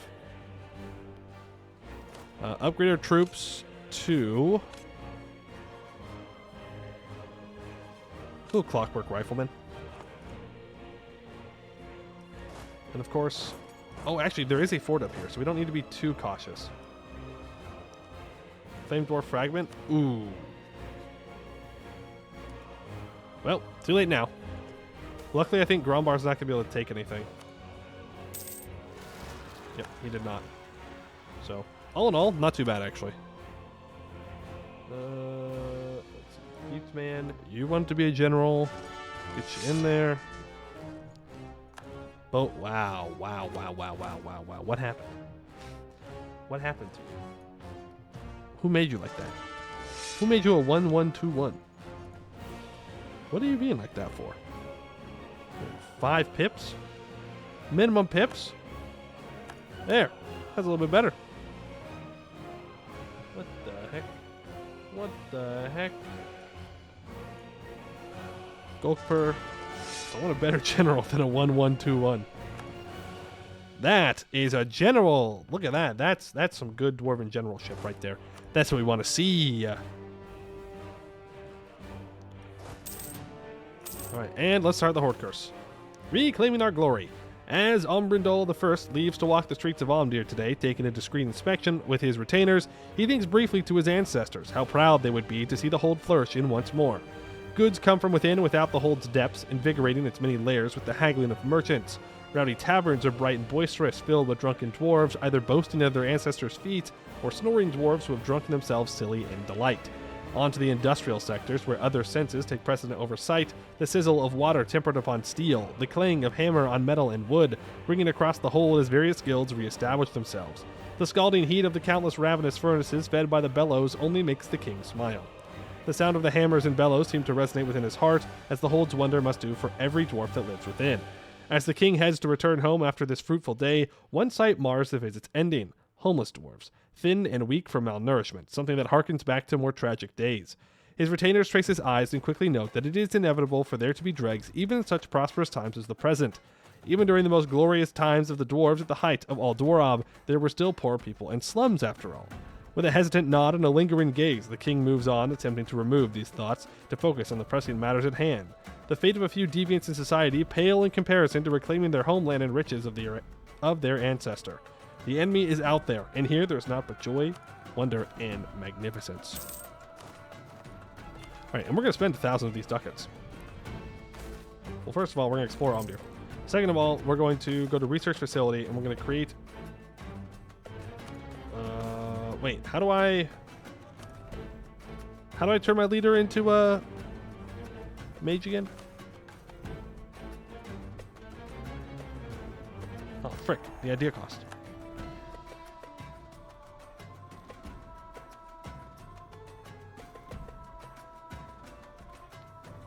Because this creates a mage. This is gonna create a mage general. Was that a research facility?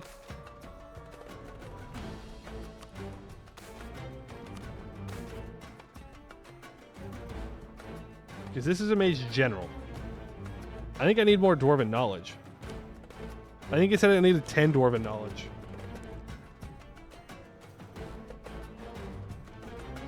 So I need to colonize another...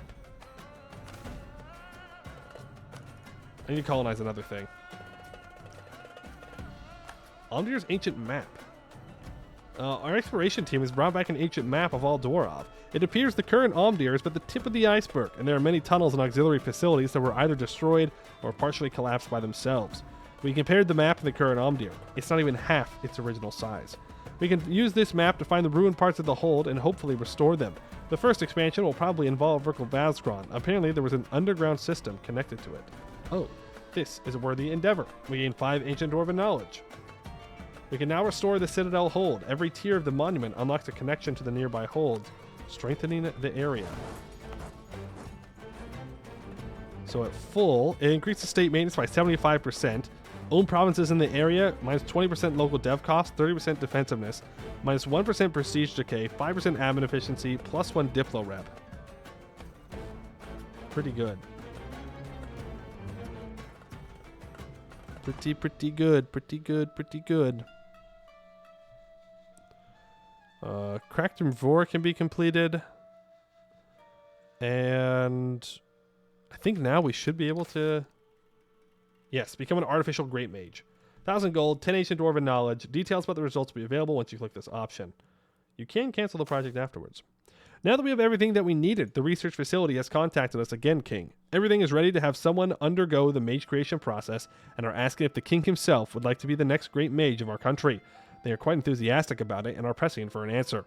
There could be post-operation changes on our ruler personality. It says a note attached to a message, but the messenger failed to notice it. We'll get talented in 5 random schools. Let's do it. Okay. So we become a powerful mage, and as it said, we are talented. Whoa! We're legendary in abjuration as well? Okay. Do you always get legendary in abjuration? Because that's pretty good. That's pretty good. Considering that I can get 100% defensiveness anywhere. I can also cast Field of Forbiddance, in which case people just die on our country if they step on it. That's pretty good. Do we want to study some other magic? Talented necromancy? No, resist the urge. Resist the urge to always go for a Witch King. It's fine. We don't always have to be a lich.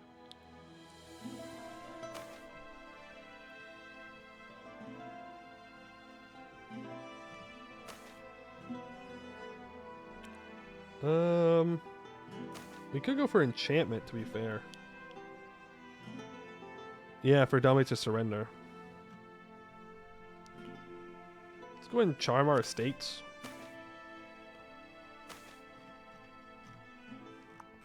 And let's study this magic. Spend more effort. I think that's worth. And Cracked Roar has a mission we can complete. Of course, we don't know where Cracked Roar is the thing. Where are you? Cracked Roar, Cracked Roar. Was this it? No. Nope, nope, nope, nope. Here you are. Towards the surface. Omnier will be discovered. For 30 years, we get plus 20 global settler increase and 5% settler chance. Breath of Fresh Air, the Thundersteel Commission. It gives us an additional colonist and plus 12 yearly tax income until 1601. Yo. Our surroundings will give us permanent claims and we'll discover a bunch of stuff. Okay. In Clear View gives cheaper construction costs in Durvazatoon and 10 prestige. Alright.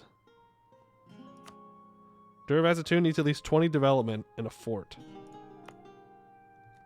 I can do that.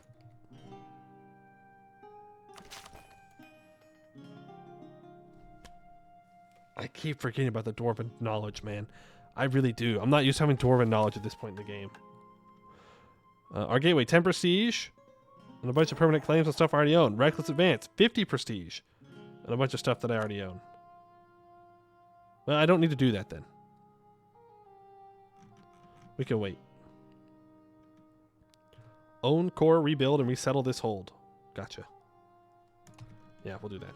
But I do think we want Dominate to Surrender. That way we can take these holds without destroying them.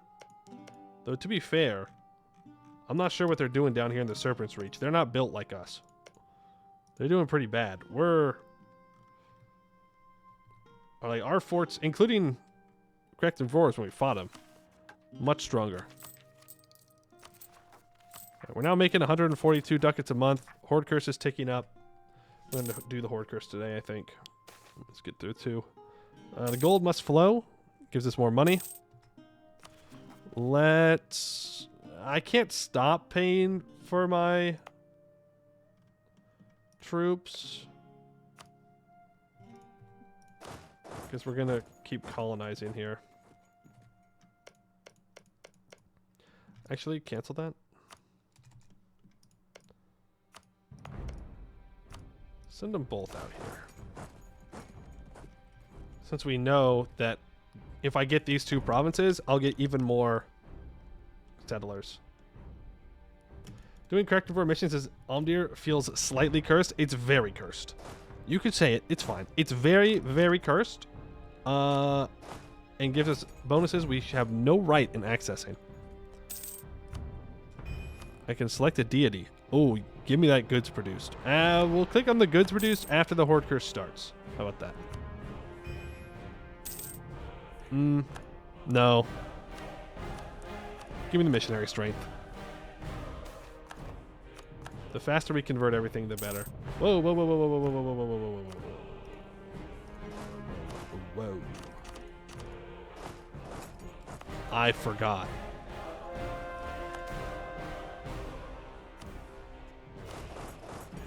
Frick. Dang it. Party foul on my end.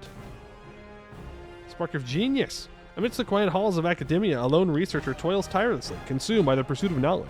Suddenly, a moment of revelation strikes like lightning, illuminating the path to groundbreaking discoveries. The researcher stands on the brink of unlocking profound insights that could revolutionize our understanding of the world. And we unlock the haste rune, which I think means we just have one more rune adaptation to know. We can explore Omdir on another level. Yeah, go figure. We found deep goblins. Move you guys in. We can bring the 4,500 troops out from the garrison.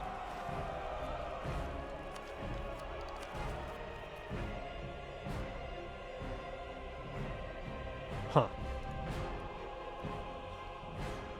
I didn't do the thing. I didn't do the thing where we have a cheaper horde curse.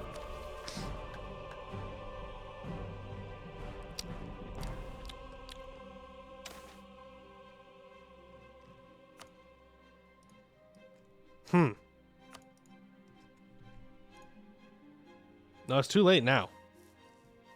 We gotta go back. We have to go back. Back a year. I straight up forgot. I was like, horde curse? Don't know it. Never heard about it. Never heard about the horde curse before. We have no problems with our income. We're fine.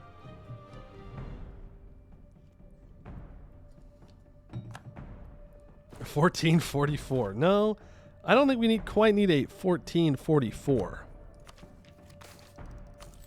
Explore Omdir. Oh, but now we're not a powerful mage, are we? No, we are. We found a common metal vein in Omdir. That's good. We found chromium. Cool. Oh, but we don't have all the crack missions done. D, E, G, H, H.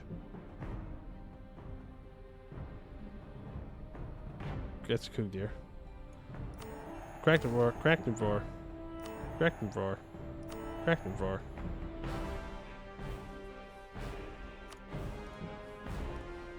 Send a colonist here. Send 5,000 troops here. You stay. We'll send guys out here soon enough. We're gonna develop. Well, hold on. What do the missions give for Durbazatoon if I develop this? 10 prestige, 50 prestige. Okay, we don't need to do that yet then. Because we're at max prestige. We're already at the point where we get a permanent 0.47. Gold must flow. Gold, gold, gold. Yes. Oh, it's going up by 10? Man, alright.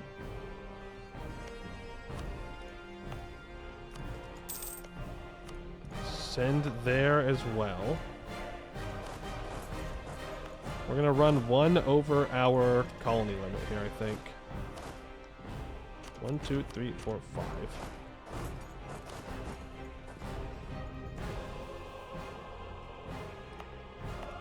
Okay, we're going to recall from here. I'm going to send you there. So that gets done first. Then, when this gets to freaking 78, we're going to do the monopolies. 332 air. That kid will never see the throne, but it doesn't matter. Okay, let's just do our income now. Wool, wine, monopoly, livestock, gems, textiles, glass, paper,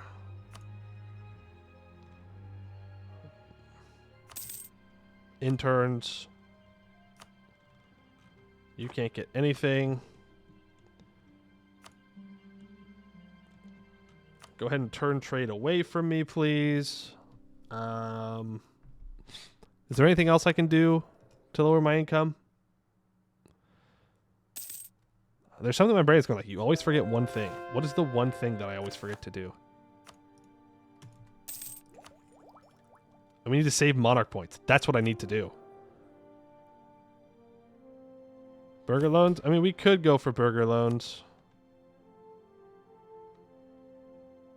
But I should have taken the burger loans before I tanked my economy.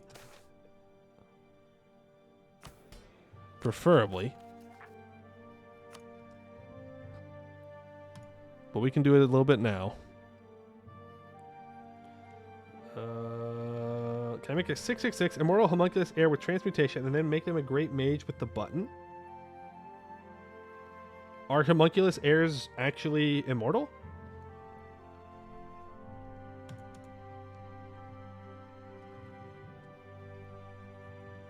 Or do they eventually like die off? I don't think there's anything else I need to do for my income. I think that's it. Flawed approach. Damn.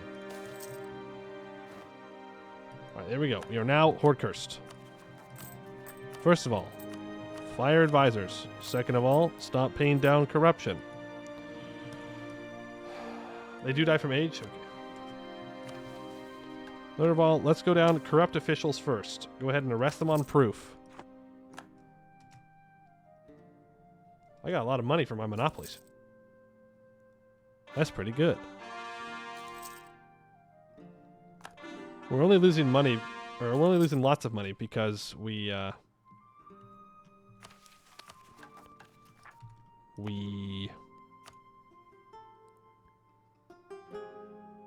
I'm not repairing that anytime soon. Ride the wave. More goods produced. Yes, please.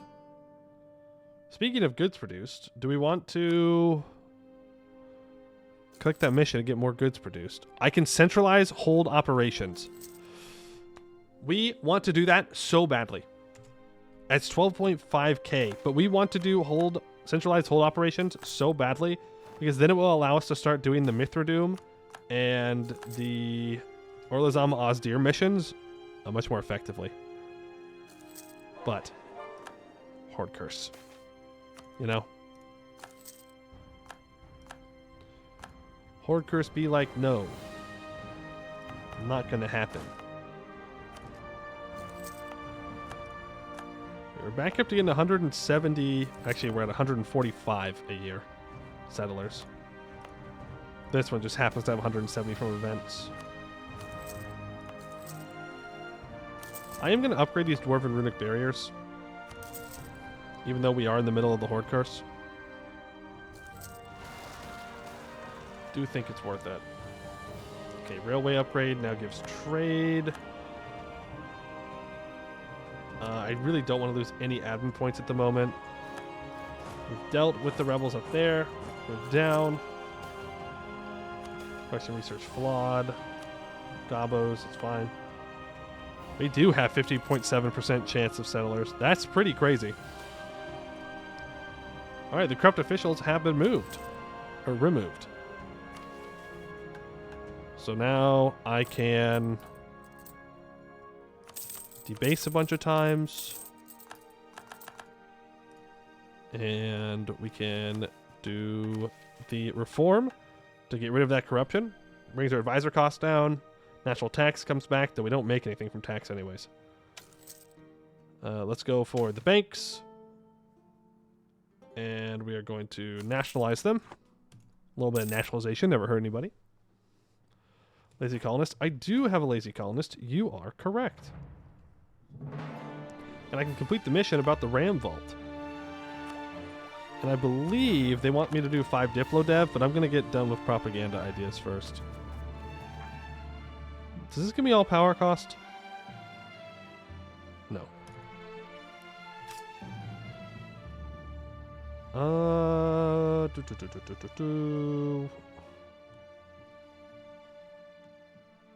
I want to grab this cave because I'm pretty sure there's a mission tied to it. And then I'll get the Den of Jatuz eventually. Age ability, sure. Conversion prestige sounds great. Wonderful. No comment, no notes. And we'll just do Horde Curse things. Improve proficiency. Reclaim the crown. The Industrial Dwarvar. And Discovered Survivors. Discovered Survivors. Oh, that's Durbazatoon. Where are you, Durbazatoon? Discovered Survivors. We control Kraktenvor. Okay. Oh, that's a lot of reading. But we've already done this mission tree before. Wow, we get a subjugation CB on him. Huge. Records of the fall. Wait.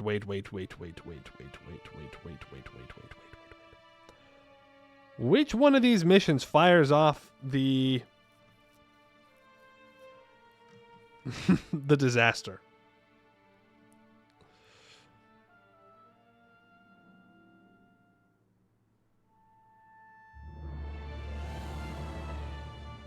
Is it this one?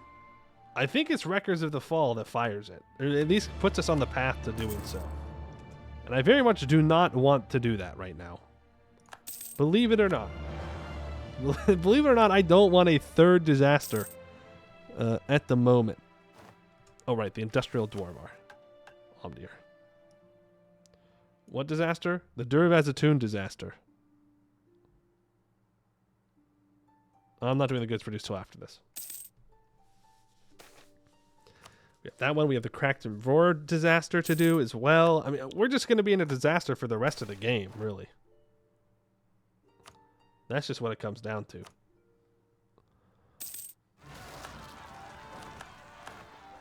Chromium Particularis. We'll deal with them. Nationalization costs are too high. Pay the money then. Peak Dwarven gameplay, that's right. As far as I know, I don't think Mithradoom or Orlazam Ozdir have disasters. I could be wrong, they could, but I hope they don't. Ooh, also, I could insult a rival, which I believe is just Wex, right? Yeah. Send an insult, we'll gain 20 power projection from that insult thanks to propaganda ideas, which means we're making additional monarch points, which is good because we need more admin points.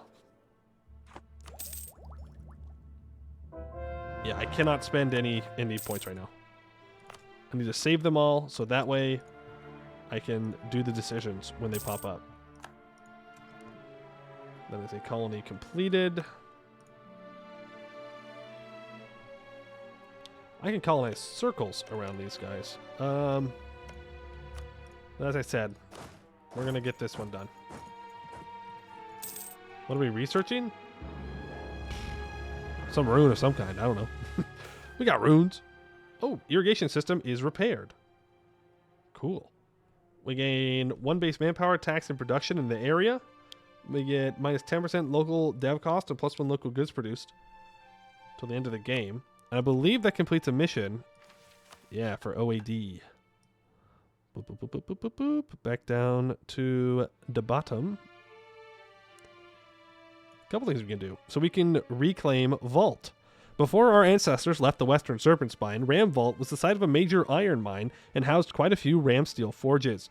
In our long absence, goblins have likely dismantled and carted off much of the machinery and equipment there. We must reclaim Ram Vault before any more damage can be done. Plus 25 global cellular increase for 10 years. And the ancestral fields. Now that the Eastern Vale is dry, we can reintroduce some of our flocks back to their ancestral homelands. Sheltered from the worst of the weather by the Serpent Spine and from the worst of the wilds by our fortifications to the north, they should thrive in their new home. Livestock will now be produced in the Common Terrace area, and we get minus 10% local dev cost, plus 100% local production efficiency, and plus 1 local goods produced. That is the most valuable livestock of all time. Wow. Okay. Cool. Too bad there's a monopoly on livestock. The secrets of ram steel. A stroke of luck. One of our settlers in Ram Vault seems to have discovered the ruins of a great mining complex deep in the caverns. We should prepare an expedition to see what artifacts and information we can glean from the old dwarven ruins there. Hopefully it doesn't cost money. The banks are in good health. Good job. Currency reform. 150 admin. 760 crowns. We lose 10 inflation. Cool. Let's go after workers, not slaves. You will get fair pay. Rambolt expedition start. Umbrindal the First looks down at the assembled expedition, perfectly split in two between the assembled ranger and minor contingent. The idea was that the rangers were more talented in tracking and had some combat experience, while the miners were more comfortable working in the dark of the caverns. Umbrindal had hoped that the two groups would be able to work together without conflict, but clearly this was not the case. The miners were distrustful of anyone who would willingly choose the open air over the comfortable embrace of the mountains and vice versa. With a sign, Umbrindal looks back at the scouting report that was made. Things looked extremely quiet, with not a living thing in sight. A sense of foreboding hung heavy in the still air. Be prepared for anything. A decision had to be made. Which group should take control over the expedition? Force them to work together. Get over it. We're all adults here. Just fucking lock in, okay? Rune weightlessness. In reality, weightlessness is an overstatement. This rune just decreases the weight of the object it is applied to. Okay. And I can research the last rune adaptation thing here. And I can choose... Oh, I didn't choose the missionary strength in this timeline. Oops. Oopsie, oopsie. I don't know. Give me Diplo rep. It doesn't matter. Research choice. Well, it doesn't really matter. We don't have anything. It's a 0. My king, how would you resolve the economic crisis and inflation? The king, put 10 more cows here, and I think we're all good. And it's true. It will fix the inflation crisis at some point. Ramvald expedition hazard success. Months have passed without word from the expedition team. Finally, a messenger emerges from the dark, clothes blackened to what could easily be dried blood as dirt. Trudging up to the relay station, he relays his message. After a tense journey down into the caverns, we came across a massive, warded passageway. Working together, the rangers were able to pinpoint weaknesses in the structure, while the miners dug through or around them. Soon, the foreboding feeling dissipated. We will continue deeper and expect to reach the deepest portion of the ruins any day now. Okay. Unpopular mathematician. I think I'm going to take that Inno. Thank you. Powerful mage bastard child. Yeah, sure. Magic knows best. Not that much worse than the other one. That one will also get disinherited. We have another diplomat. Approved neighboring countries. Two paths diverged. After months of combing through the ruins, the expedition has almost fully exhausted supplies. They have enough to do one more thorough search, but there are still two areas of the cavern that lay unexplored in the distance. The first appears to be a standard dwarven forge complex with some strange details. For some reason, there appears to be a stable attached to it, but too small to have housed horses. A thin wisp of smoke drifts from the complex. Like someone lives there? The second at first glance comes to be a library. Though its days of glory were long gone, its main columns were cracked and rubble blocked the entrance. We may be able to gain some knowledge out of it yet, however. Which area should the expedition explore? Go to the strange forge. I want to know what's up there.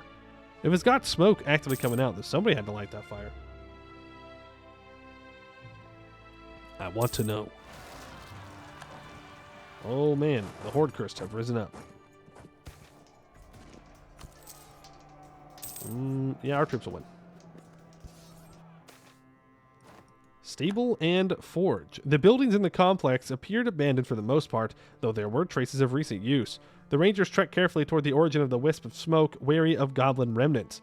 They needn't have worried, however, for it turned out the smoke was from an old family of dwarves that had been squatting in the ruins for centuries. Okay. It turns out they were the remnants of a clan who refused to abandon their forges when the Dwarvar was lost. They had been eking out a living, fighting with monsters all the while, and now pledged their support to Orlazam Ozdir's reclamation of the Serpent Spine. Apparently, the stables used to house dozens of rams, which assisted in the production of ram steel in the traditional way. Luckily for us, there are still tons of equipment and artifacts that would fetch a good price on the open market, as well as make it easy to restart production with the passed down expertise of this isolated family. I'm not going to ask too many questions about how there's new dwarves. We're in the money, boys. Randvault gets Forges of the Past until the end of the game, giving +1 local goods produced, and we get a new general. What had happened if we had gone to the library? Would we have just never discovered this dwarven family? We just never know. Oh, improved proficiency. What does that do? No, not that far down. Where are you? Where are you? Where are you? Where are you? Improved proficiency. The recent breakthrough of the research facility in the mage creation process has left many useful insights. One of our runesmiths has developed a one-time use procedure to enhance the magical skills of our artificial mage ruler in one of its most lacking schools. We'll undergo this process to gain talented in one random school. Well, bad news. We were already talented in everything. So, did nothing. Did exactly nothing.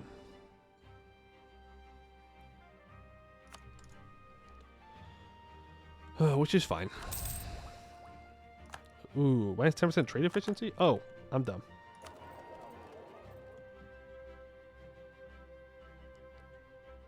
Please bring my money back. Thank you. Logier's End is done. Randvault Expedition. Fight over the spoils. A fight has erupted over the share of the spoils from the expedition. Though they were given equal rights, both the miners and rangers believe that they deserve more than their fraction of the spoils. The rangers cite that without their tracking and scouting, the expedition would have never succeeded, while the miners cite that their digging was more important in ensuring that the expedition was able to get around obstacles. Every iron, copper, and mithril producing province gets minus 10% production efficiency, or start with the miners, and every wool and livestock. You know what? Just pay them both off.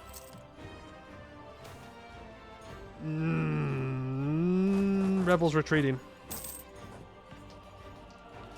Retreating rebels. Retreating rebels.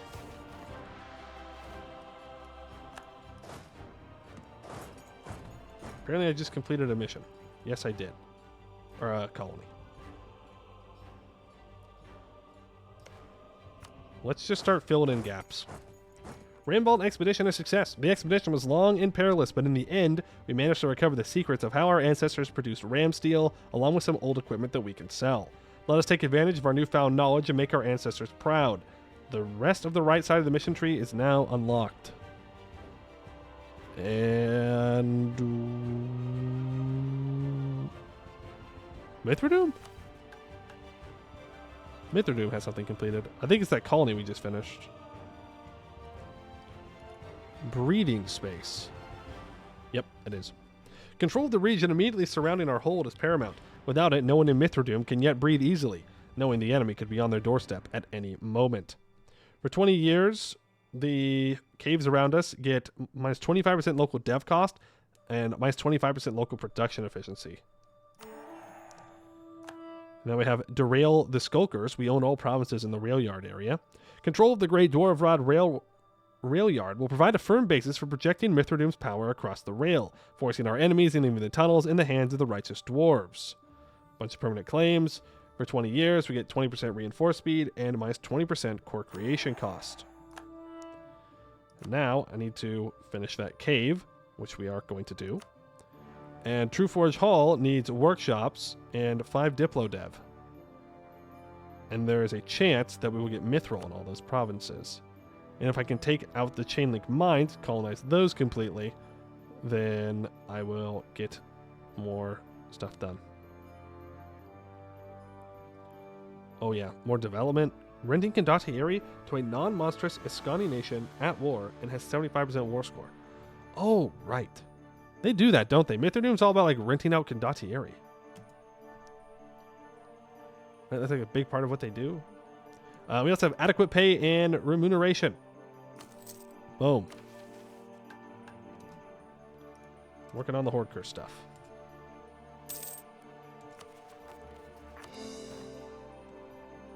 Core that up.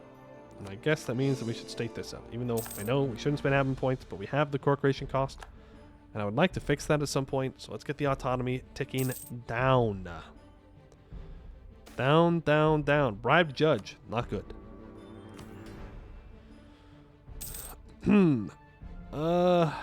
Seasland.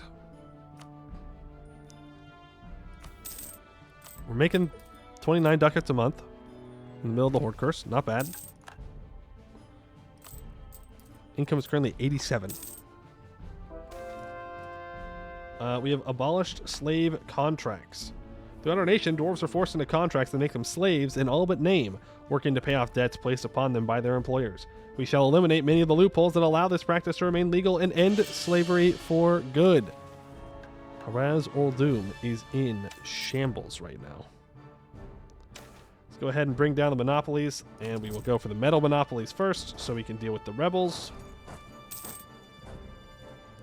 I think we're going to end up with like 8,000 ducats of debt, something like that. That's what it's seeming like. Somewhere in there.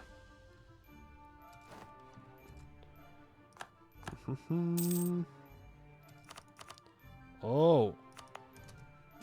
Merchant loans are 2% interest in homebrew, I believe is what's changing that. I should not have stayed it up. Crack the roar. Shouldn't have done that. The Steel Giants. Metallurgy is one of the central pillars of our dwarven economy, and having it run by a small cabal of stubborn dwarves threatens to destroy all our livelihoods. Naturally, these Steel Giants have access to a multitude of arms and refuse to fall without a fight.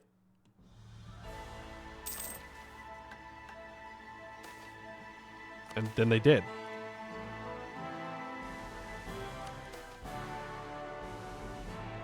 Well, that's different. They usually rise up in rebellion.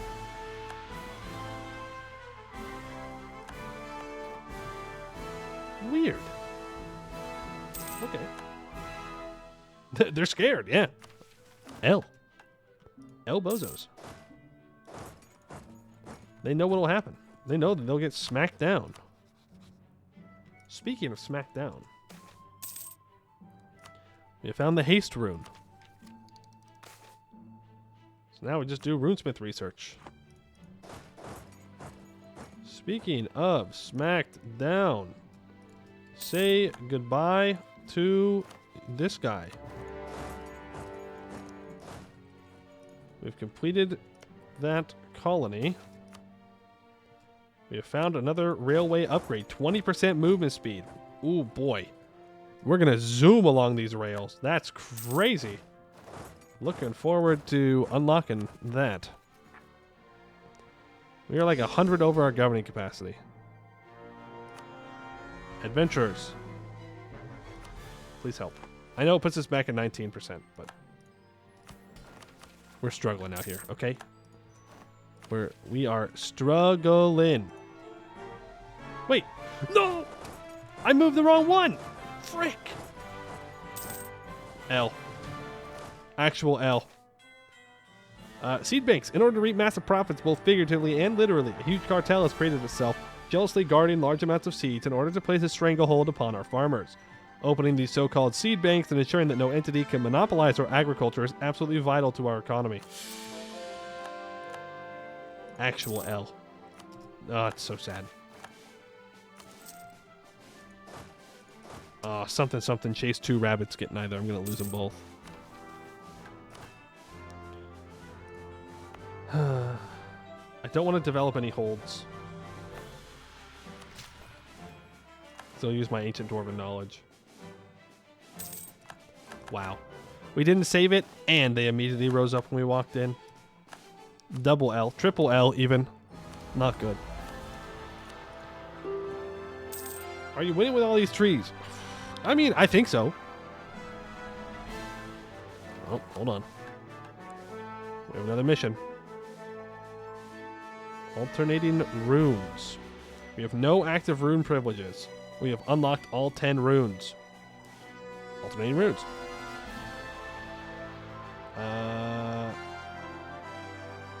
So we gain runes, manufacturing, and research for 5 years. Minus 5% production efficiency, minus 10% natural tax. The event Theory Alternating Runes happens in 5 years. You can now start researching the PCRM Ascensions with the next mission once the research is done. The mission permanently disables simple runes. That's fine. Yes, it is in the wrong spot. Thank you for telling me. And it's gold. Is the flooded pit always gold? Okay, so that gets rid of all those privileges. We cannot grant this out because we have 5 years till we can do that, I think. Think it can spawn mithril? I like the words you're saying. Speaking of mithril, I remember where I need to develop.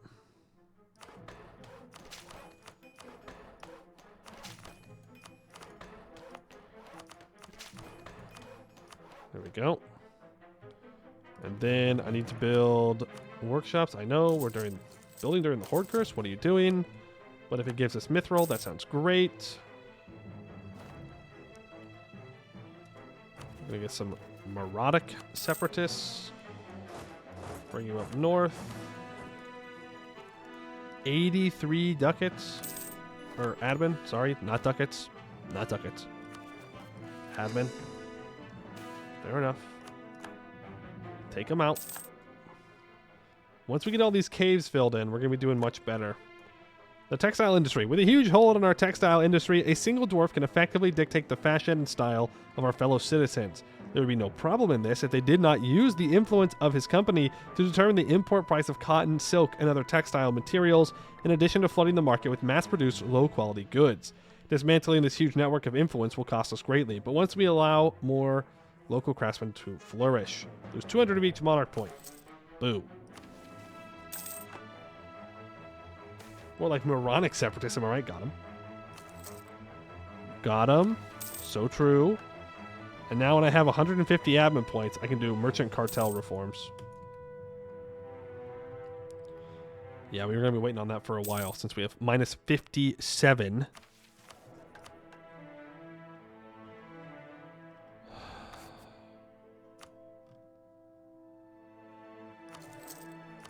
Let's get a level 2 admin advisor going.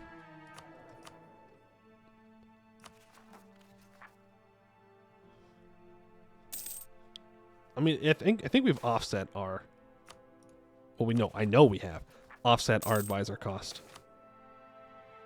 Research corruption. Well, I gain money at least. And that corruption will not go down very fast. But it will. It's fine. It's not a big deal. Old Duke and Harpy kind of goes hard. Does it? Does it go hard? Shout out to Marhold for holding the line, staying in Regent Court. Do I have a goods produce advisor? I do. He's level 3, though. He'll pay for himself, partly. Like 4 ducats. I'm out here spending money in the middle of the Horde Curse. It's fine, you know,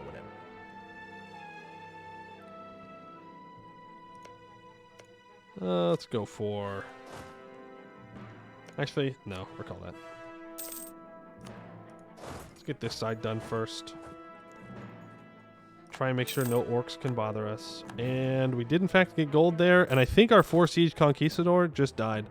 But luckily the Golkper is here to carry on the torch and be in 4 siege.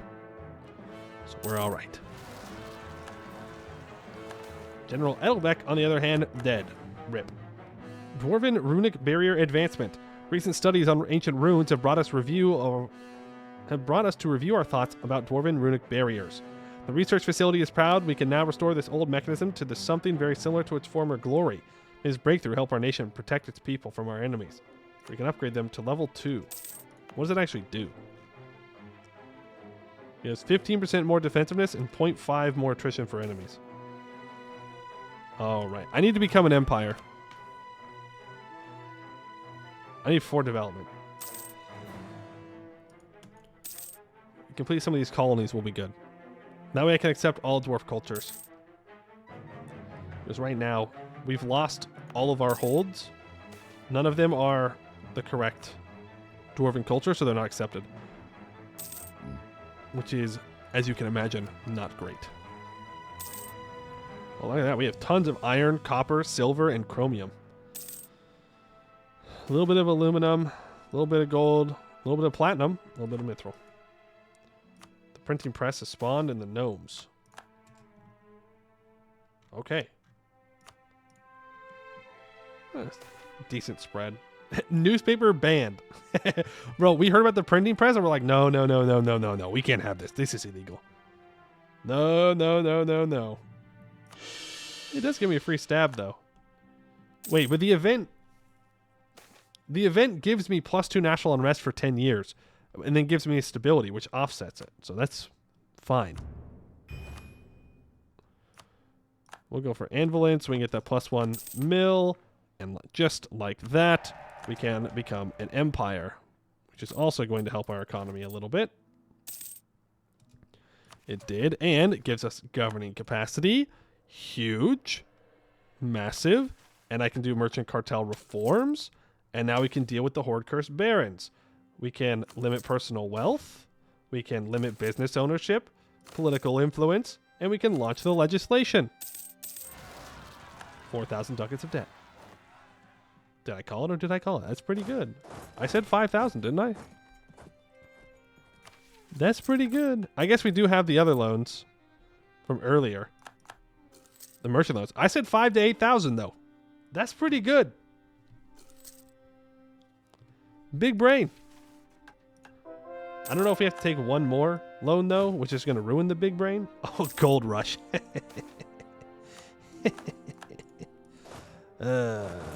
Game coming in clutch. No Horde Curse allowed.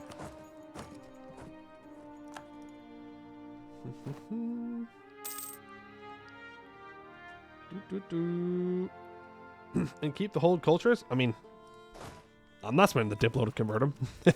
Ain't no way. Ooh, Monopoly Company? I'll take that money. Thank you.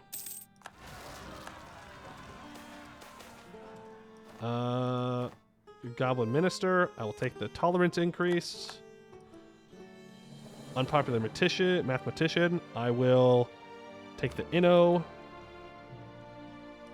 You need to go deal with the Horde Cursed in the south.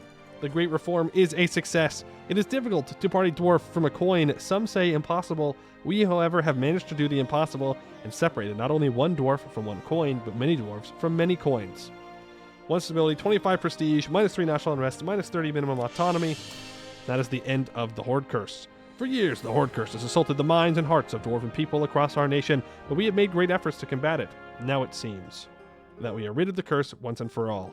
Gain 3 stab, 25 prestige. For 100 years, we gain -2 national unrest, -10% dev cost, plus 0.15 yearly inflation reduction, 50% Inno gain, which we don't need. We don't need the Inno gain. That's for sure, considering we're at 96. But that is the end of the Horde Curse, which means after a month tick, which happened to also be a year tick, yes, we're making more money as our autonomy should drop pretty much everywhere. And we can manually drop it in the places where it has not. Thank you very much. We will core that one province up. We will turn off the dev cost edict. We can complete the Our Gateway mission for Crackton 4. It's Kugdir. Our Gateway. The renovations of Duravatatoon. Oh, wait. No. That's not it. That's the wrong one.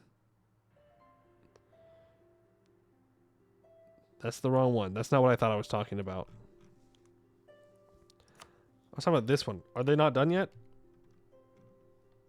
What?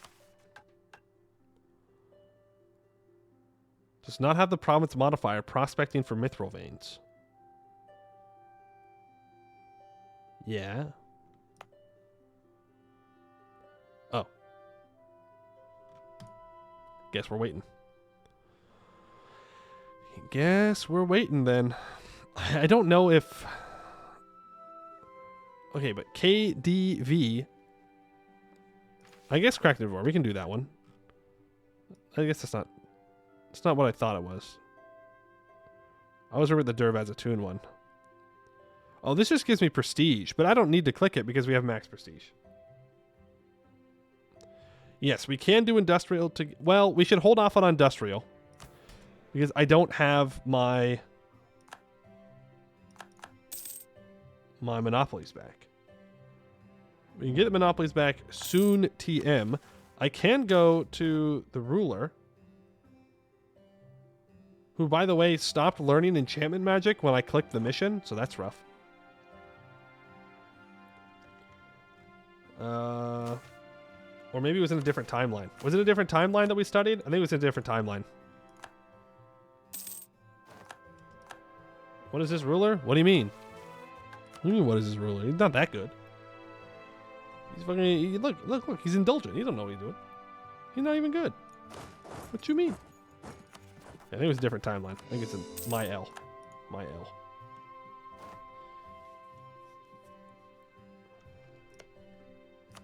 Right. You colonize here. Colonize here. Just get everything filled in. It is an artificial mage. Yeah, well... I mean, really, what is artificial at the end of the day, you know? Like, we created him. I need a fort defense guy.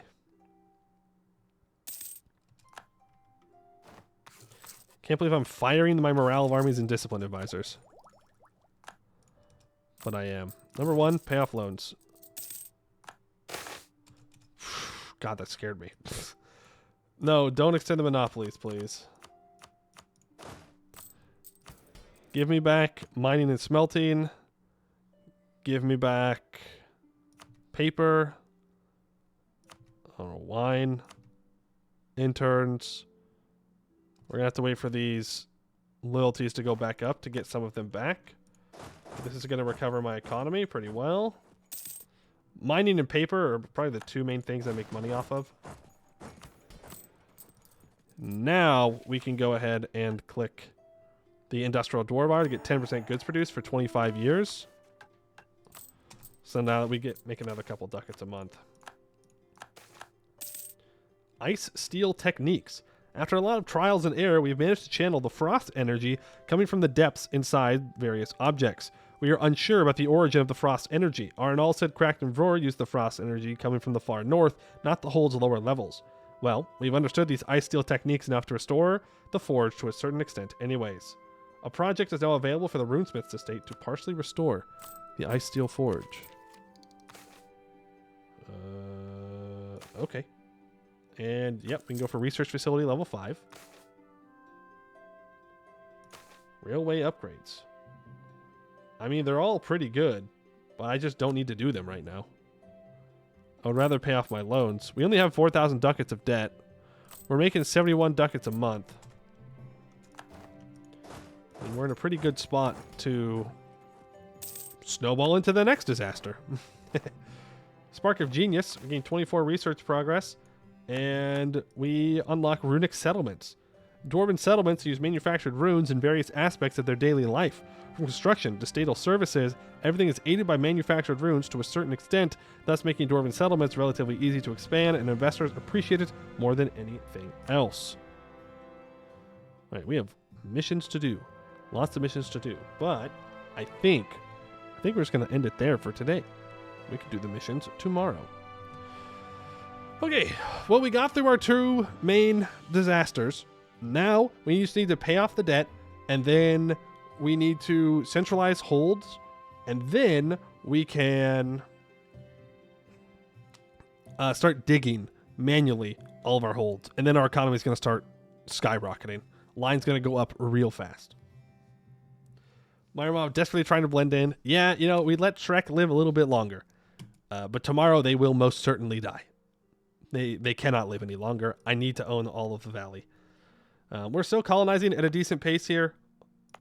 170, 195 a year. Trying to fill in all of these caves desperately. But we are going to have to fight Varmhar, right? Who is still allied to Jad and the Tungis. No, not allied to the Tungis anymore. Allied to Arg Ordston and Segdir and Bersartenschis. As one does. But the good news is our forts are super mega defensible. Like, the defensiveness out here might not be great, but the attrition that people will take, especially since we're legendary and abjuration, all we have to do is cast the hostile attrition and they will melt. They will absolutely melt when they stand on our provinces. Yeah, we throw ramparts on. If we have a mage tower on Hold Your Cat as well, like, we can just delete the fort that's outside right now, let them walk into our territory, and just watch them disappear. It's going to be pretty good. It's going to be like when we fought the command as Dak. It's probably going to be that level, if not even worse. And we don't even have Undead Army. Nor will we. We're not going to have Undead Army, but we just won't gain the attrition from it. We don't need it. We have other sources. Never say never. I'm saying never. We're not going to have Undead Army. We don't need it for any mission tree. We are going to have to build Cav at some point, though. Which hurts. Hurts as a dwarf to build Cav. No, Gorbarad no longer has Undead Army. That ruler died. Probably because they're too busy dueling all the time.